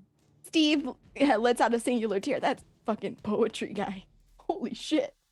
She motions to everyone else that is holding weapons and says in Orcish, only Charlie is gonna get this. They're idiots, not worth our time. Guide this one to the dining room. And the others. And some orcs are going to approach you, Johnny. Just motion over here. Out of character, party? Johnny cannot be the one to try and make plans or do anything anymore. So if I'm reading this situation correctly, what is really happening right now? What do you mean? I genuinely don't. Listen, I had a plan. I feel like it did not work. Because if I'm not rolling well, then the bad guys are rolling miraculously high. And then everyone in the room was enthralled, not just the people I chose. Those juggernauts look real focused on you. So to That's be clear, no longer a good thing. They're inviting us to dinner for the moment, correct? Or They is are- it just me? They are inviting everyone to sit at the table and Okay. speak. At least Bonebreaker Doracor is. I guess for now I'm just going with it and being totally honest as I do. Thank you. Thank you, aware. Mr. Rogers. I'm gonna go sit down at the table. Yeah, Pascal's gonna like go up to Johnny and be like, Johnny, this is bad. The rest of them try to move because they're all tied together. Yeah, man, I'm starting to think that I should no longer be trying to make shit happen, because when I do, it's like the gods hear me, and then for whatever reason, I feel like I'm just rolling dice and nothing's coming up great. So fucking tell me what to do with this book, kid, and I'll do it. Shit. Pascal will whisper, go sit at the table, but make sure all the big meanies stay here. Okay. The orcs will move and then all trip. Shit. Cast it, man. We gotta do it. They'll trip and then they'll all look at each other and at the rope and like That was seem our very opportunity. confused. Pascal will just like tap Johnny and like motion him to like just go in and whisper like, Charlie and I will take care of it.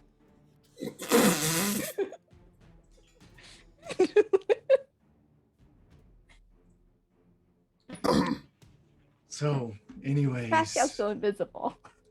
So is Charlie. I haven't met a warrior like you for many years. I'm Where do going you to come need you from? to stop talking. I don't really think that's an option, unfortunately. It is an option. It is simple. You close your mouth. but I can still talk with my mouth closed.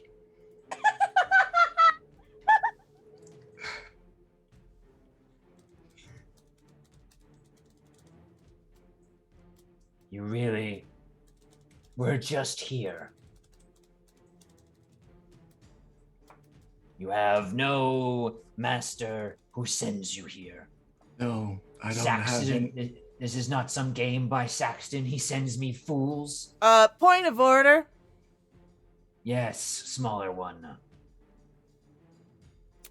This is not a fair table, and you are breaking just about every rule ever of gathering at a table.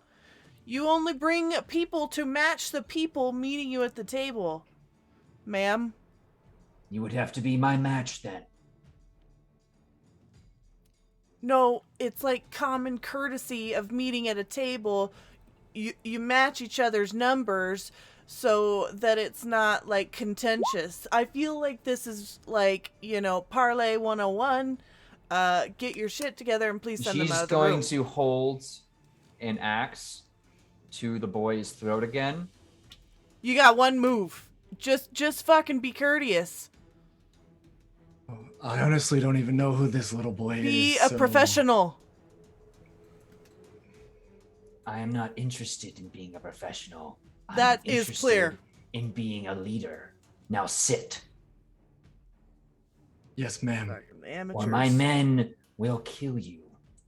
Yeah, I got an axe, but no manners. I'm gonna sit down. Okay.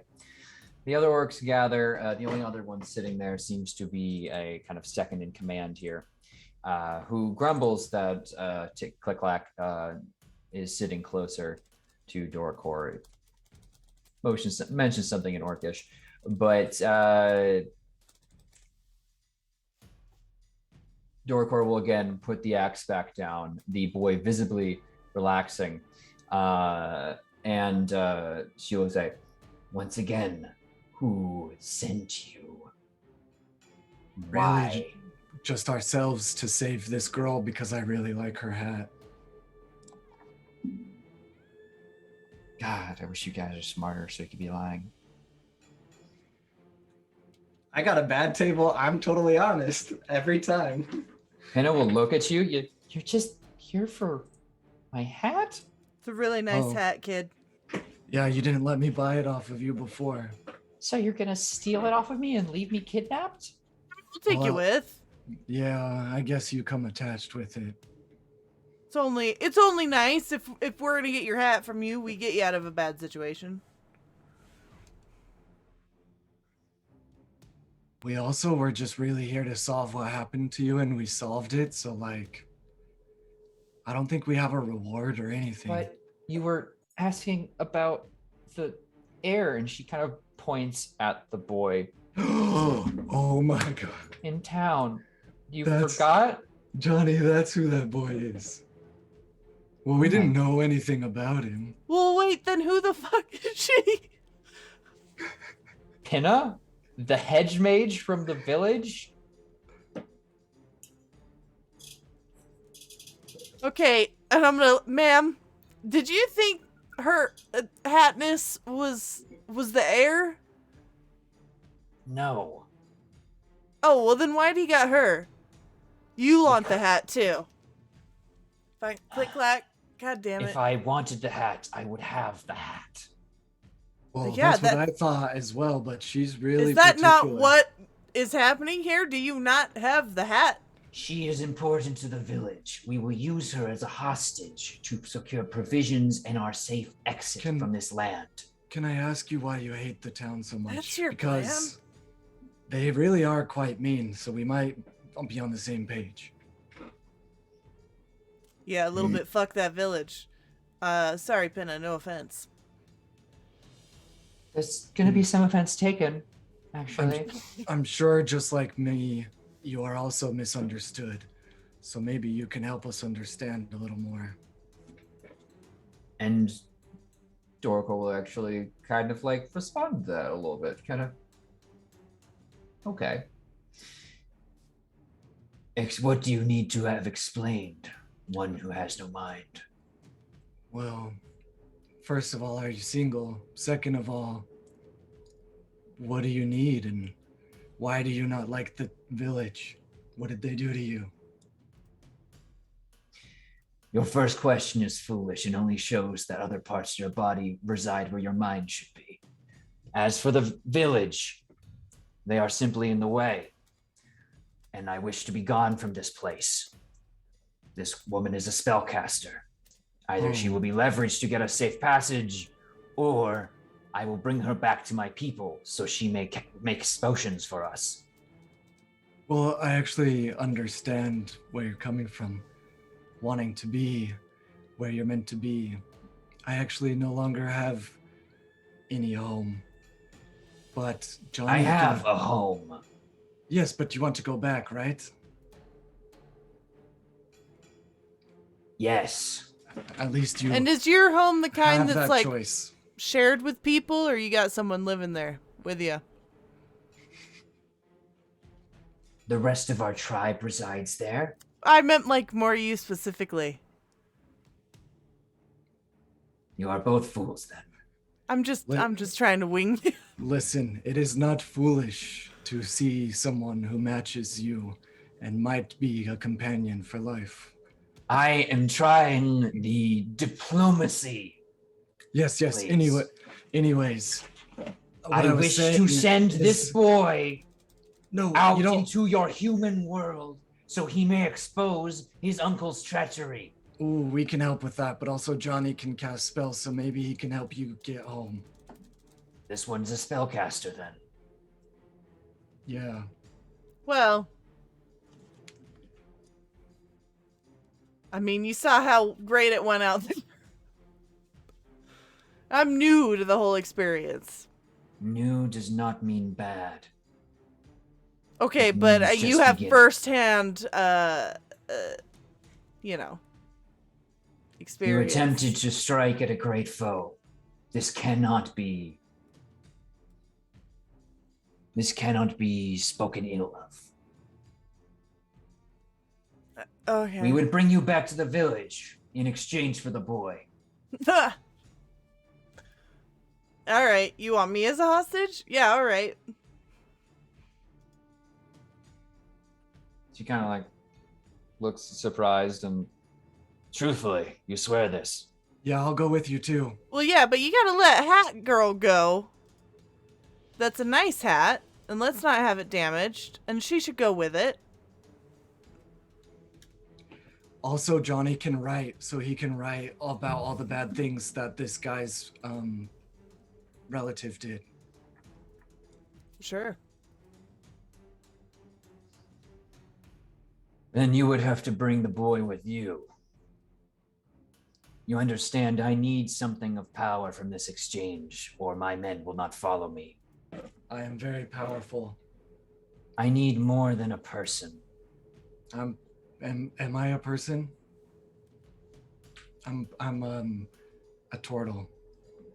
Good for you.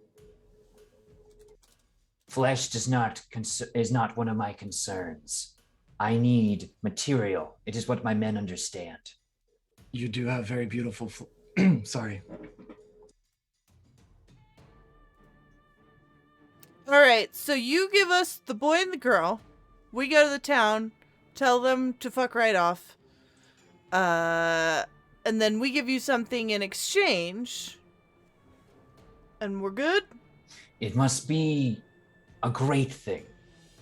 And what do we... And excuse us, but you don't even follow the rules of parlay. How would I know you follow your word? she will take the axe in her hand. I am Bonebreaker Doracor, Blood Chief of the White Tusk. I hold wound. And I swear this to you by my own blood. And she cuts her hand deeply on the axe and lets it drip, and will offer it out to the side of the table towards Click Clack because he's sitting closer. And it would be weird to extend it to you on the opposite end of the table. I'll do the same. I'll pull my big great axe out and cut my hand and go to shake. Also, if you're interested, when we're all done with this, I can like fight one of your strongest warriors to show you how strong of a warrior I am. That's it. She will look at you up and down and just shake her head. Is this enough for you, human? All right. And I'm gonna unfold my my trench coat that's in a big parcel, and I'm just gonna take out the book and hand it to her, or set it down in front of her. She will pull it towards her, keeping the bloody hand holding off to the side, and you'll see kind of a more shamanic looking orc come over and begin binding her wounds and pressing kind of heated hand onto it to heal, and the other one coming around the side and kind of consulting with her for a moment as they read through the pages. And you see for the first time she smiles after a brief consultation. And That she enough looks power for you? She gets her hand back, kind of gripping it, letting the bandage just kind of soak a little bit with blood, and motions to the boy. And meets eyes with him. And for the first time, you really, you kind of can see there's almost a look of like respect between the two. And she gives him a nod and motions for him to walk over. And he'll move past everyone, keeping eyes locked on you, Johnny, and stand beside you and give you a deep bow. Thank you, sir, for securing my safety. And then she'll turn over to Pinna and motion, and this other orc will break her bindings. And as she's getting up, Dorcor will grab her hat off her head and look at you, tic tac, click clack, and hold it out and hold it up. If you swear to never speak to me as you have again, I will give you this hat. Pinna will lightly protest, but the orc's hand on her shoulder seems to quiet her very quickly. I'm afraid that your beauty is much greater than the hat, so I will have to decline.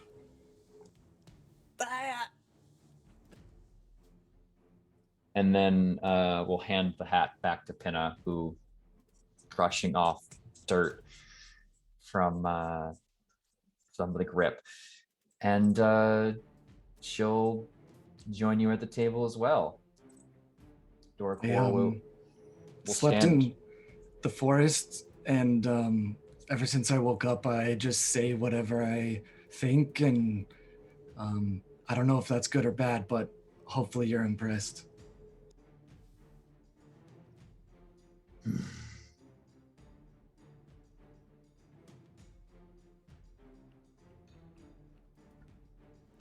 All right, children, let's go. Look, just take the boy, take the girl, take this stone house if you want. Walls are for keeping cattle and pigs anyway. Care not for such things. But kill Saxton, if you can. He is too treacherous to lead men and too weak to survive out here. Is he a bad person? He had us kill his clan and then went back on his word twice over. Okay. And you'll hear, and you'll kind of see even Edmund, nod at this. The boy will, look at you. Will whisper up to you, Johnny. He is the invincible overlord, I hear now. He does not deserve to rule. He has brought nothing but suffering to this land. Listen, I have no problem taking care of this problem. I don't think kings are really all that great, no offense. But yeah, we got a tyrannical lord. Let's do it. Good. And Easy I- peasy lemon squeezy. We'll just poison his soup one day. Poison is a coward's weapon. If you ever intend to Yes. ram a sword through his guts like a true warrior, And she's gonna put a white ram's horn I mean, on the table. I'm very skilled at doing that as well, but if I bring you his head, what do I get? Respect. Your hand in marriage. Okay, great. I'll do it.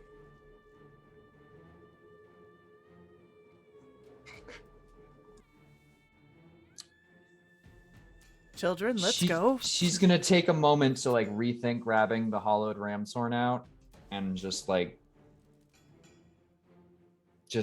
wave it off. And she and the orcs will actually begin filing out first, seeing as most of them are actually in fact gathered here. We will go now. You deal with the boy. Thank you for your company. I thank you to never speak to me again. Well, I guess I better sleep in the forest again so that this stops. Yes, it would be best for the world if you ceased. And I'll just have him head out.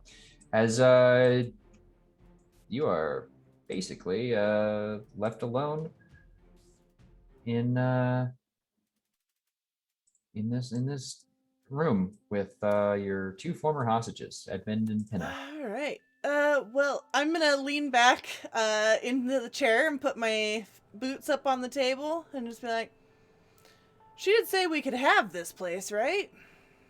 Yeah, I guess it's pretty cool. All right. Also, there's Not too nothing shabby. wrong with being a coward if you get the job done because you live another day. But I am a really great warrior, I just want to say. There's yeah, kind of no nod from no question from me on that. Pascal, who's been spending this entire time like frantically like looking in this room, checking chests, opening like all of the doors in this room to see where they lead. Oh is no.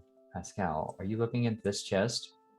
She would check it for traps first. It is surrounded by skeletons and seems chained to the wall as you would a mad animal. Oh yeah, no, she would be very scared of that then. Like that's my thing. Is like Sarah saw a chest. If it looks scary, she's not touching it. Make a perception. Yeah, it looks very scary. Why is this chest chained to the wall? 23. It's got the chest is certainly clearly made of wood, but that doesn't explain the drooling. Yeah, no, Pascal would leave that very much alone. But that's what she's been kind of doing is like frantically like looking for a way out. Meanwhile, pulling 10 feet of chain out of the pocket of her of her cloak. As Sure, she just like I'll reveal looked some of the everywhere. rest of the castle. yeah, now that you that's guys fine. We don't have to do the thing, but technically own it. understanding that everything seems to have gone well, she will kind of pitter patter past the fire where I'm assuming Steve still hangs just dangling. They left him in the fire. His head is very charred, like Oh no, then he's Anakin just Skywalker. yeah, no, he would have disappeared then. He would have Okay. poofed He out of poofed. existence. Um, With a just a, like a as it happened. Because Steve feels no pain. Pascal would then slink into the room and just be behind Johnny and like just invisible. You would just hear, Johnny, did we do it? Super did it. Also, new digs. Pick a room. Young boy will kind of stand and excuse me. Heroes. You're all visible now, right? No, Pascal is still invisible. Okay. Charlie is also still invisible. The two of you, I would. He kind of like steals himself, looks you, Johnny, directly in the eye, given that you're the one who kind of finalized the deal here. I do not hold Bedegar Keep. I have no army. I am young. But I am my father's son. I am the rightful king of Bedegar. And I owe you my life. Let this be my first act as a rightful king. Kneel, if you would. Someone hand me a damn sword. I'm gonna stand up and go put a hand on his shoulder. Sorry, I'm not the kind to get the hat with the plumes on it. Any of that I would make nonsense. you my ally. I would add my forces to yours. You would have Bedegar as your aid in whatever you needed. You gotta do all that to do that. What if we just shake on it? That would be easier, actually, wouldn't it? Johnny, isn't it how it works in this land? If we kill him, then we just become the king? No, it's not, man. unfortunately. They get really obsessive about this Bedegar stuff. What? Oh! Hey, there's a ghost downstairs we need you to talk to. So he knows that we followed through. Is it Otherwise, he's going to be hanging on down there forever. Is it a ghost of a Warforged knight? Yeah. Yeah, he's been showing up in my room, asking me to restore the honor of my family and the keep here. I'm sure he's got like a whole bunch of knowledge or something to impart, and then he can go on his merry way, but you're going to have to talk to him at some point. He wants me to cleanse the area. I mean, the orcs left, so if you get a priest to wave some of his fancy... I shouldn't be talking like this. I should be having some more seriousness, but I don't know. Nah. Listen, right. We're all being really honest today, so just say what you mean. All right. Well, I've been basically handed off from one hiding spot to another my whole life, so we can make this one not haunted and a death trap be great for me. Wait, this one? Yeah. Like our new house? Yeah, a lot of ghosts. A lot of Warforged ghosts that are real angry that it's not blessed. So if you got someone you know who could sprinkle some holy water or whatever oils. God. Yeah, I might know a dude. All right. Well, that's good. So again, this is your place. I'm just here to recommend how to not get me killed. Because like I said, I can help you out.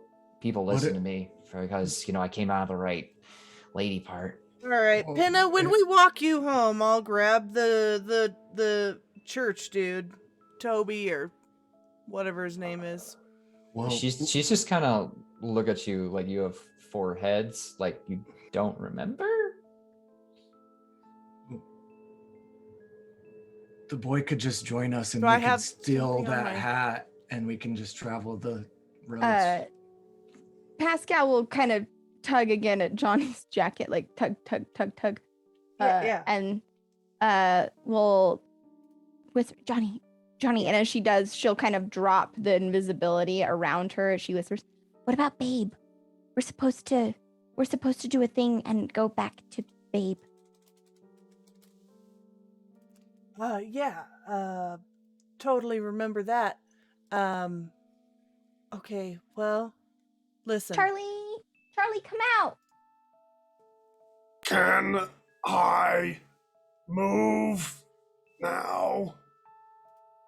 Yes, Charlie. Invisibility will drop. Charlie, who rolled somehow an 18 stealth to sneak into this meeting, has been slowly creeping towards the prisoners and anyone he can get to, and he's just been waiting. And as the orcs left, he was just like,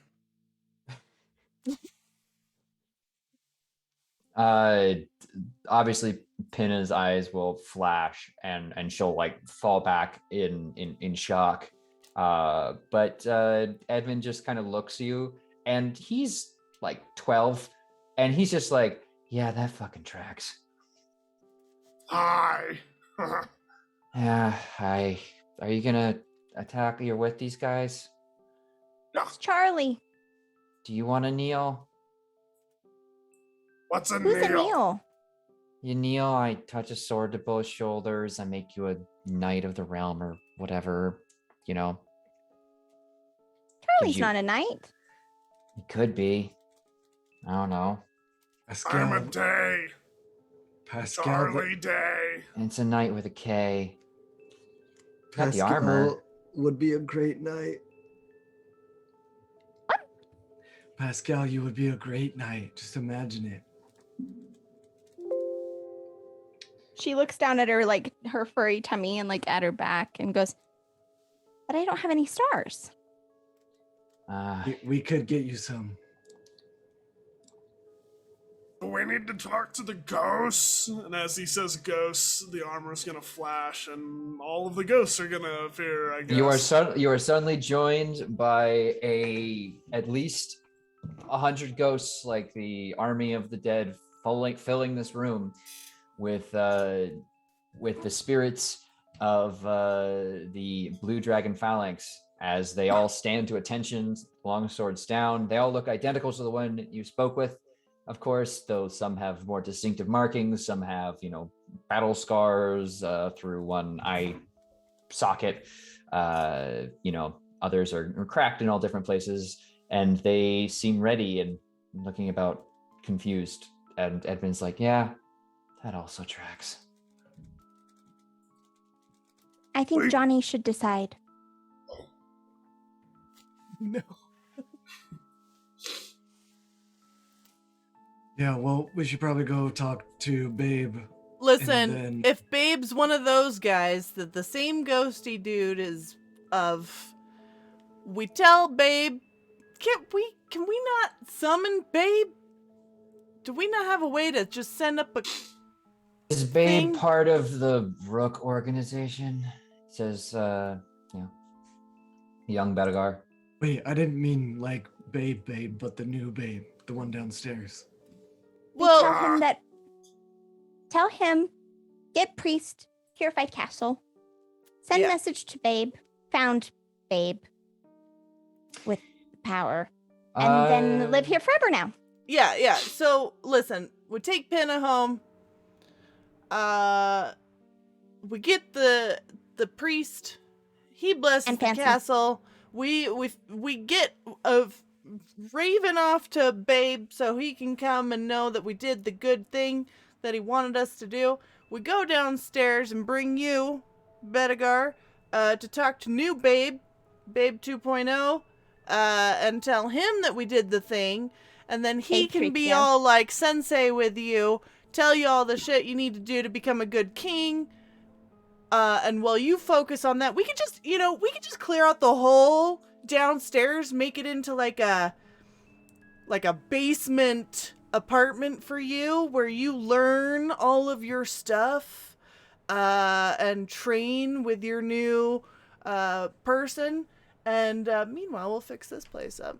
I have to stay in another dungeon. You can come sleep up here, but we turn that into like a training grounds or whatever. Install a nice little library. I'm sure you're gonna need to read lots of books. That seems like a king thing. Yeah, probably. Last time they stuck me in a library, the whole place burned down, though. To be fair, that wasn't my fault. That was a part of that crazy chaos cult, but I was also like 7. Look, yeah, if you're fine with me staying here, that'd be great. If sounds like you guys are, seeing some other versions of the blue phalanx here, probably means you've talked to someone from the Rook organization. So You get to pick your room last. I wasn't gonna ask to pick a room I don't want that first. room. It has a slobbery chest in it. Ah, fuck. Yeah, they fed some We're gonna have goblins to- to that. It's We're gonna have to definitely a clean. mimic. We're gonna have to clean up a little. All right. Look, totally on board with your plan. I can stay here, do whatever, as long as I don't get assassinated or attacked or someone attempts to poison every single piece of food I eat. I just don't need that right now. I can teach you all my fairy tricks. That would be wonderful. And I could make you a knight and give you access to the full alliance of the Rook organization. Bunch of people out here in the north want me to stay alive, and if you're with me, they'll want you to stay alive too and help you with your problems. We can make that happen. All the problem. Any problem. What's the problem you have? Bet you I can think of a way to fix it with my power network. Okay, deal. But Steve has to be a knight too. He's the one that the orcs really hate, right? Oh, I want to put him in charge of a barony. I'll put him on. You can knight me if you promise in your lands that spicy peanuts have to be a staple of bars and taverns everywhere. And toast. I agree. And toast. I agree. It's not already. I always carry spicy peanuts on me. Ah! And he's gonna take out like a little like trail mix, like a little bag, and he's just gonna kind of like, here, if you want, I can do this. No! Swats it. No trail mix. Well, it's his trail mix bag, but he seems to indicate it's full of spicy peanuts. And you smack it down, and it opens, and there's spicy peanuts. The pleasant, that really good, like, cayenne burn to your nostrils immediately almost fills the room. I grab some and then I hand the rest to Charlie. These Yeah, are the so best.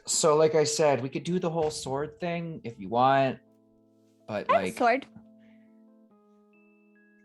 Awesome. That would be really nice, actually, if I could just do like a king thing and it not be stupid. Like, I really need you guys on my side right now because you seem to get things done and also not be assholes about it most of the time. I don't know why you were trying to sleep with Doracor, but Not sleep, life partnership. But Johnny, is it okay to make 2 promises? Can I be a knight and a warrior? Yeah. Usually there's crossover there. You gotta wear Awesome. plumes in the helmet, though, man, on You fancy don't- days. Why would I make Wait. anyone wear plumes? It's useless and just leads to the death of very exotic and endangered bird species. Okay, I'll do it We have because plums instead. You I can like wear plums. you can wear a plum on your helmet if you want. You can be the plum knight. No.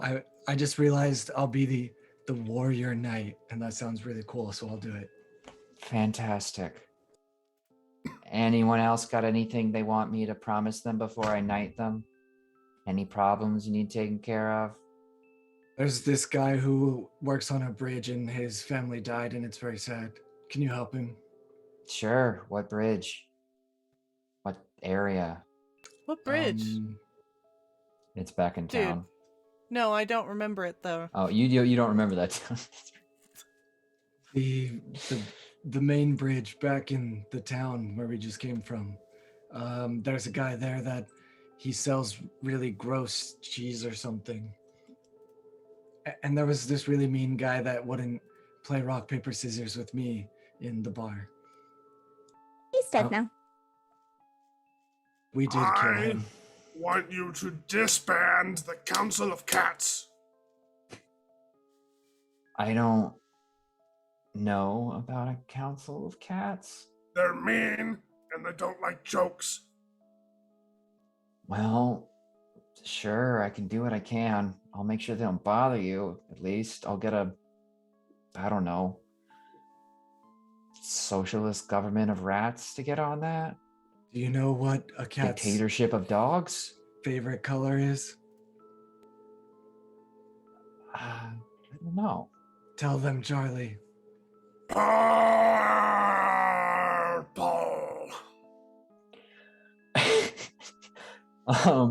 And he's gonna chuckle at that. Okay, yeah, I needed that. This kid will make a good king. I can Alright. get behind this guy. Yeah. Pascal's gonna slink forward on her belly and get like kind of close to the prince, and in that like she's still not certain of him kind of way, and she'll look at Johnny of kind of like a this kid cool kind of. Johnny is still very much just like resting on the end of the table with his feet up on the table, and he'll just be like, and that's enough for Pascal. She'll pull out the longsword that they found. Okay, pulling out and- Grace. And she will kind of take it and awkwardly, like in that way where she doesn't want him to touch her, kind of like hand it over and then like skitter to the side and say, I wish to be a knight of the Moon Eyes. I can do that. Just need everyone to kneel and... I don't know how to kneel. I only know how to Steve. I'll show you. You just go like this, and I'll show you, Pascal, how to kneel. It's very hard in a shell, but I'll do my best. I will not kneel, but I will just take off my hat and set it there for the ceremony. And yeah, he is going to take the sword. It, shudders as he touches each of your shoulders, as he is a young boy wielding a very heavy longsword. And after, does Charlie kneel? Charlie sits and like bends like he's touching his toes. He does his best to like touch your upper forearms. He gets the point across. 1 second. Arise, knights of Bedogar. I invest you with this castle, just as the knights of good King Ormond held in Elder Day. Your enemies are my enemies. Your allies, my allies. Your problems, my problems. It's a pretty tall order you just agreed to. Yeah, well, I need your help. And We're he's going gonna to offer be- you back the sword, Pascal. Rise, Pascal of the Moon Eyes. 2, 3, 4. Pascal will take the sword back. She'll look at Charlie and kind of shrug. 7 out of 10, Charlie. And she'll look at Click Clack and nod, and then she is going to unceremoniously like walk over and climb up into Johnny's lap as he's got his legs up in that like awkward little kid way of just like, excuse me, pardon. And she's just gonna like curl up on his chest and go, good night, Johnny. Yeah, I'm gonna pass out, fall asleep in like seconds. Just like hat over face, just snoring softly. Right. Well, thought they were going to take us back to the village, but... Well, I thought this was our new home. Sure.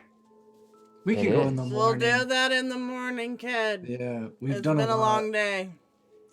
Also, Penny, are you gonna live here too? My name's Pinna. That's what I said. You did not. You said penne. Like the pasta. Pascal will kind of like her ear will twitch like towards and like you'll just hear her go pasta. Pascal.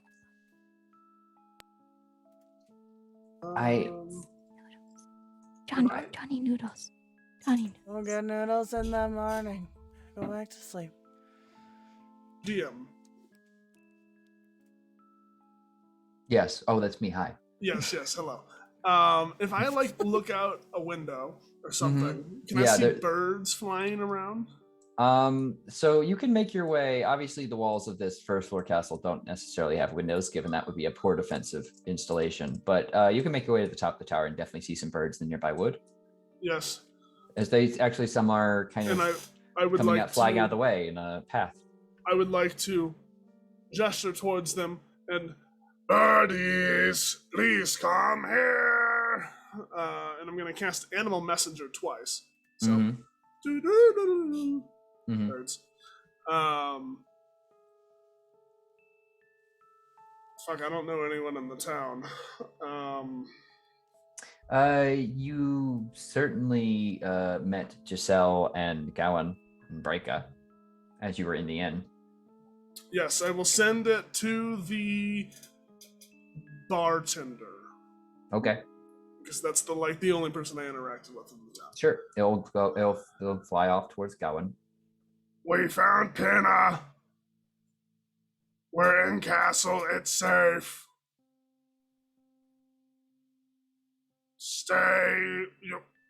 Do whatever you want, and just send out. And then the other one's gonna go to Babe. Mm-hmm.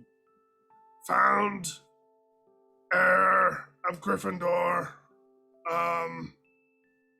No, it's not. I don't fucking care. Safe at castle. Fuck. What's it? At castle. Mm-hmm. Castle Rend. Castle Yeah. Okay. Rend. Damn it. Send off. Okay. So the one you sent towards town will continue to fly off pretty high, but actually the one you sent to Babe will fly off and then will actually duck down not too far off into the forest. As you can see more of the trees kind of shifting about, feel kind of like an undergrowth movement. And you'll hear a soft kind of marching sound in the distance, though obviously the difficult terrain will give them some time before they get here. Which one? Which one? The Babe one is closer than you expected. Johnny, be cool. Babe's coming with large footsteps. Okay. So yeah, if you guys, if we're all right with fast forwarding a little bit, Yeah. Shortly afterward, through the clearing of the forest, Babe and a wide assortment of races of people, all dressed, ready for battle, will, break the tree line. Quick head count would probably sit this about like a 200-person force. With associated supplies being carried in by a few 50 extra people. And you'll see they'll move around to the front of the castle, and Babe will, Charlie's head's gonna peek up over the parapet. Mm-hmm. Who goes there? It is I. You know my designation, C9568. We received your message and decided to double our pace. What's the password?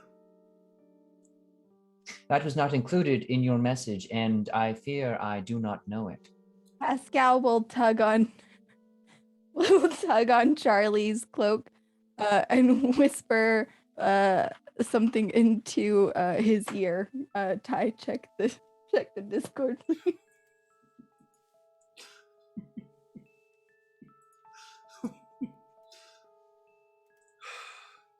Secondis. Is that the password, or are you simply referring to my nuts? Ah, he got it. You just Pascal boo over the parapet. Come on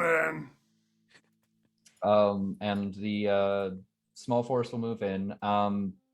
Surprisingly, a lot of them will, they will defer to you initially as the Lord of Lords of Ladies of this keep, before kneeling, of course, to Edmund as their rightful king. And Edmund will, of course, accept it. Babe will rise and,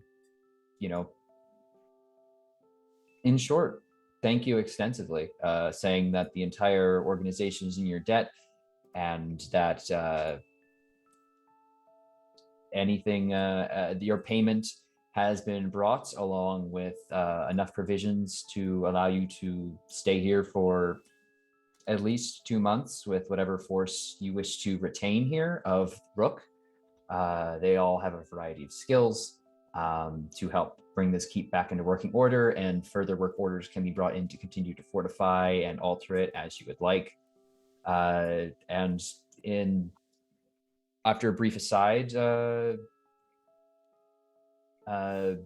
they'll additionally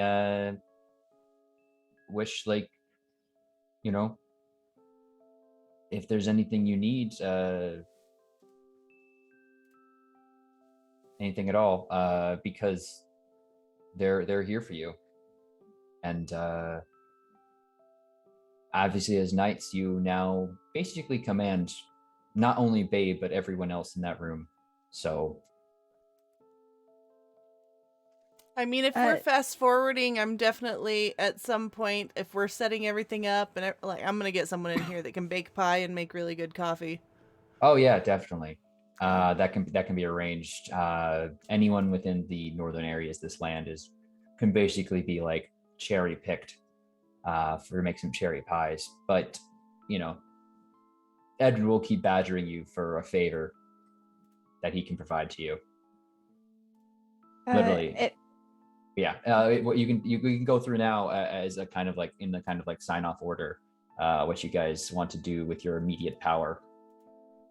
Pascal, when the forces move in, like when it was just the crew and the kids, she'd be a little wary of the kids, but would kind of like go about very comfortably, excitedly showing like Johnny or Charlie or Click Clack like weird little things that she found about the keep.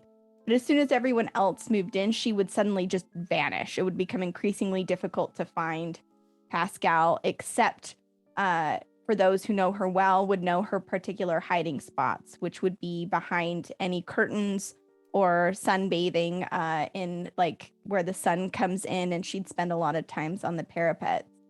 And if the prince like cared, Pascal would like slowly open up to him and maybe try to teach him the best ways to like sneak places, making it a game of stealing Johnny's hat or moving Charlie's spicy peanuts, or trying to sneak like trinkets behind like around Click Clack's neck, kind of a thing, turning them into silly little games. But that's about all Pascal would do. There's no use of power for her at all. She would just be looking for a safe place. Okay. And yeah, you're basically able to avoid the constant fuss of the retainers, and Edmund is unendingly grateful that you're giving him this skill as well. And will gladly participate, especially as they become games, as that's like he'll confide he doesn't normally get to play while he learns. So that's pretty freaking great. Yeah, Pascal would teach him all of her fairy games. All right. So Johnny, you're getting your pie and your coffee. They get the best barista and pie maker here. They set up in the kitchen, and if that's all you want, you can have it. Listen, after a few times of pestering me, I would finally, just be, listen, Edgar, just call me Ed if you want. One of these days, when you are set up and all of the chaos has died down, maybe you help me just remove a bad guy from a position of power. Done. All right. Whatever you need. Well, we'll cross that bridge when we come to it. Okay. Like I said, I owe you my life. Especially if it's a bad guy, you should definitely be taken out. Of course, when I'm set up, could be a little bit. If you want my people to start looking around, they're your people too.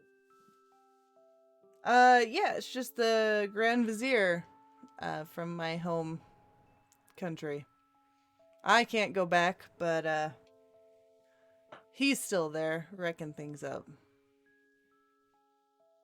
And if you're comfortable explaining to it, he will additionally offer to,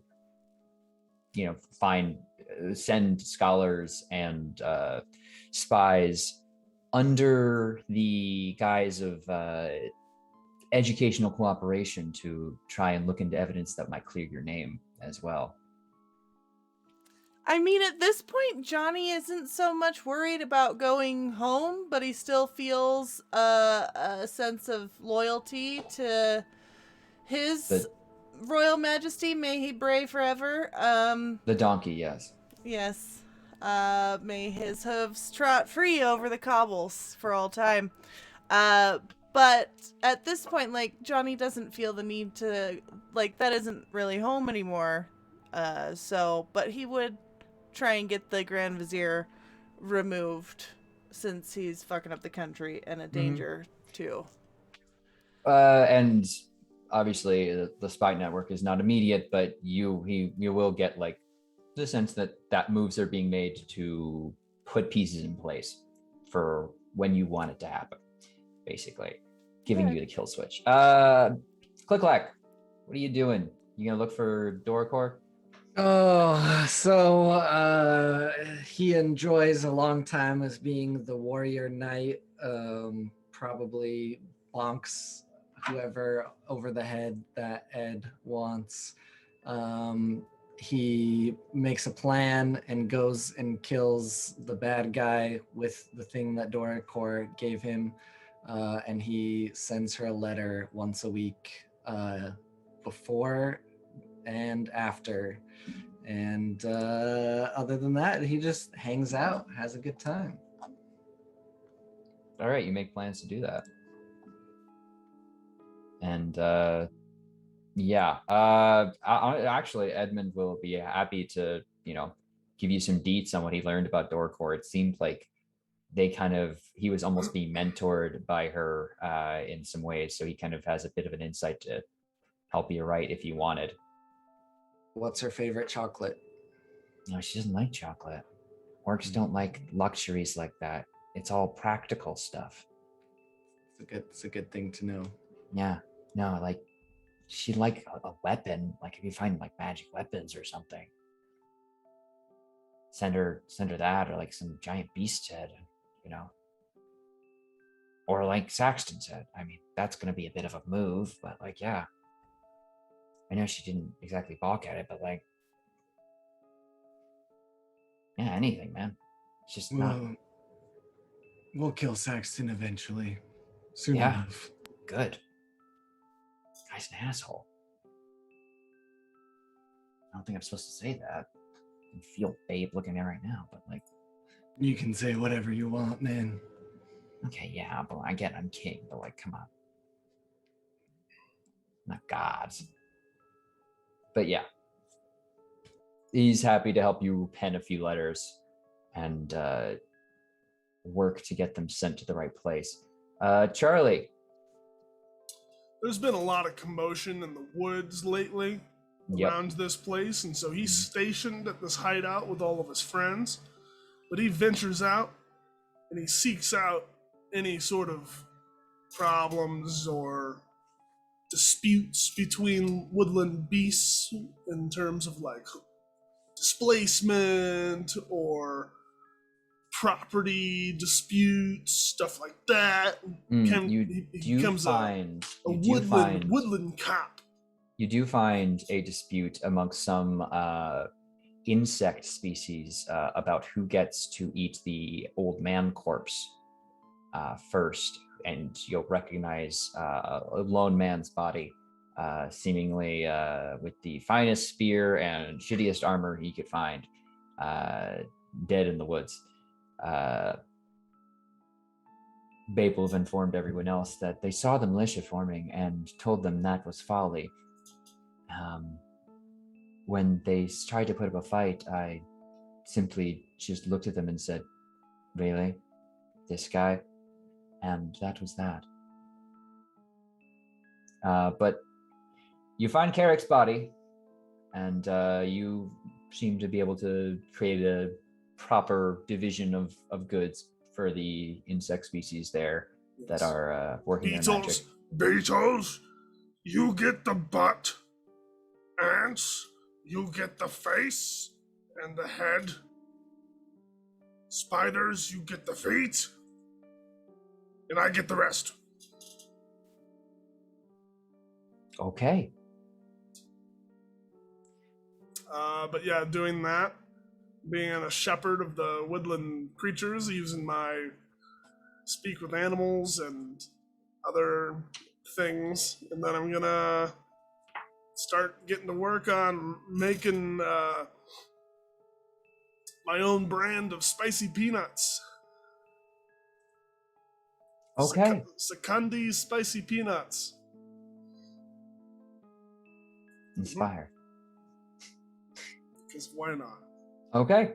And with that, life becomes slightly more normal. Your adventures are by no means over, but with a place to call your own, it feels nice to stop wandering even for a moment. Edmund is far from claiming the throne of this country, but with the resources of the Rook Network, then you certainly are able to afford a whole lot of luxury here out in the woods, and slowly you begin to attract more of it. How long this idyllic peace can last, who can say? But for the moment, it just feels good. It feels right. It feels like, hell, if you want to, you could end your adventuring days right here. But we know you all better, so we'll find out what happens next time.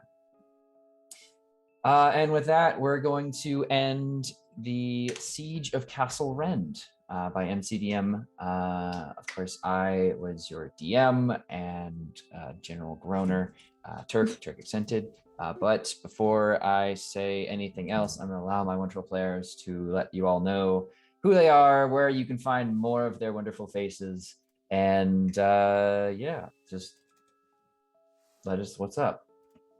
Awesome. Hi, I'm Osiris Franco. I played Pascal Moon Eyes, the Tabaxi rogue, who's based on Pascal, my wonderful, most magnificent little familiar that lives in my house.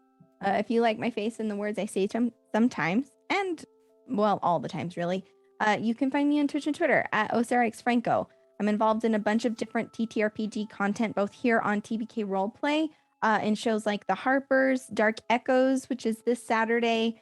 I GM The Bard's Refrain. Our finale episode is the 28th. I'm also... Is that all the things? I feel like I keep forgetting things. Oh, and the finale for Atrium of Aquarius is a week from today, so come check that out. You can also find me this Friday over on Neon Lights Roleplay in A Way Out, a one-shot about the apocalypse. And you can find me over at Nat20 every Sunday for Morningstar and Company, and once a month for Against the Tides. Other things in the works, so, check out the things and the stuff. And thank you for letting me come be a part of this chaos group. It's the best, and I always look forward to it. Taking over to Luca. Hi, I'm Luca Locke, and I played Johnny Rust, the Warforged Inquisitive Rogue. Let's see, the next time you're going to see me is Dark Echoes on Saturday, and then Altered Carbon, and then Harper's. Basically, a lot of the same stuff that Sarah just mentioned.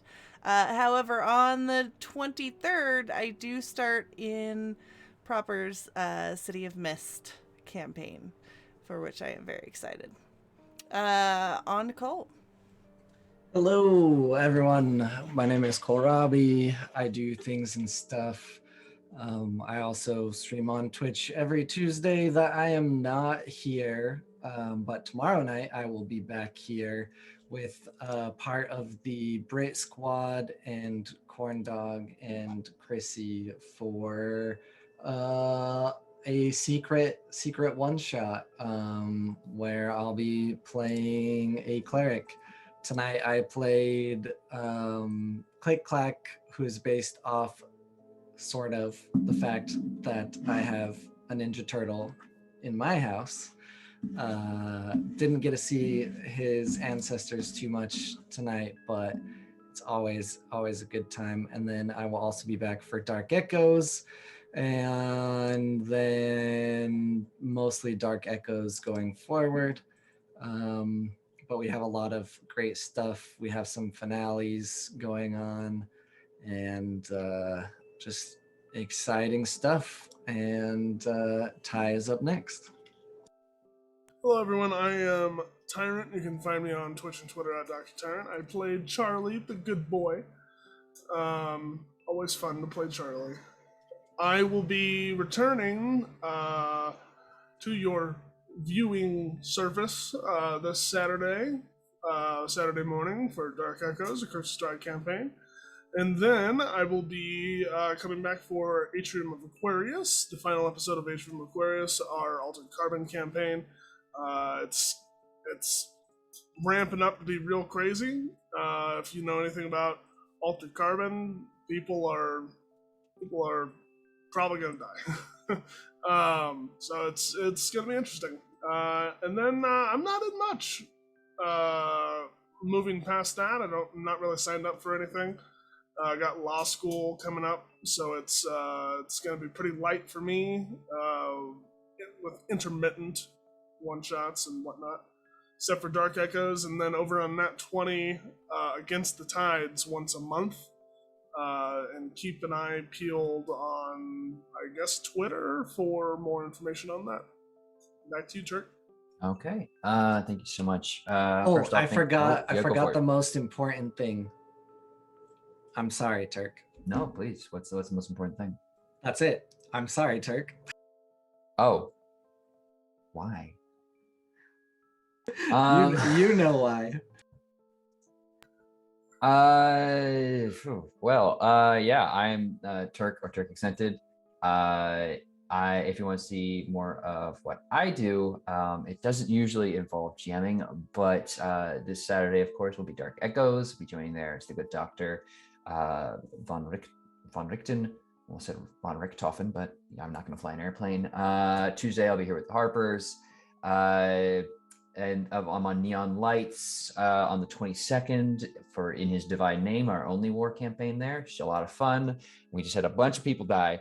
And I'm also going to be putting out we're going to be recording our second session, which hopefully the first session will be coming out soon, of Core Hearts, our Overarms campaign over on Neon Lights. It's super fun. We're going to have pit crews. It's a whole thing. It's a lot of fun. So hopefully we're getting that audio out very soon. And then of course the Bards Refrain on the 28th, and then on September 7th I will be running a new campaign, Oathsworn, Odyssey of the Dragonlords campaign. It's got a bunch of really awesome people in it. It's written by some absolutely incredible people, and I'm really excited. It's gonna be Greek mythology and D&D right out on your screen, so I'm gonna be a big nerd about it. So yeah, beyond that, of course, just check all the socials here for TPK, Neon Lights, Nat 20, basically anything. And so yeah, I guess with that said, thank you all so much for joining us. Thank you so much to my players for just being the best, and yeah, making this happen. I think we got one more adventure in us maybe down the road, so we'll see what happens there. I got a certain one in mind already, but let's see what happens. But yeah, for the moment, thank you all so much. We'll see you all later, and good night.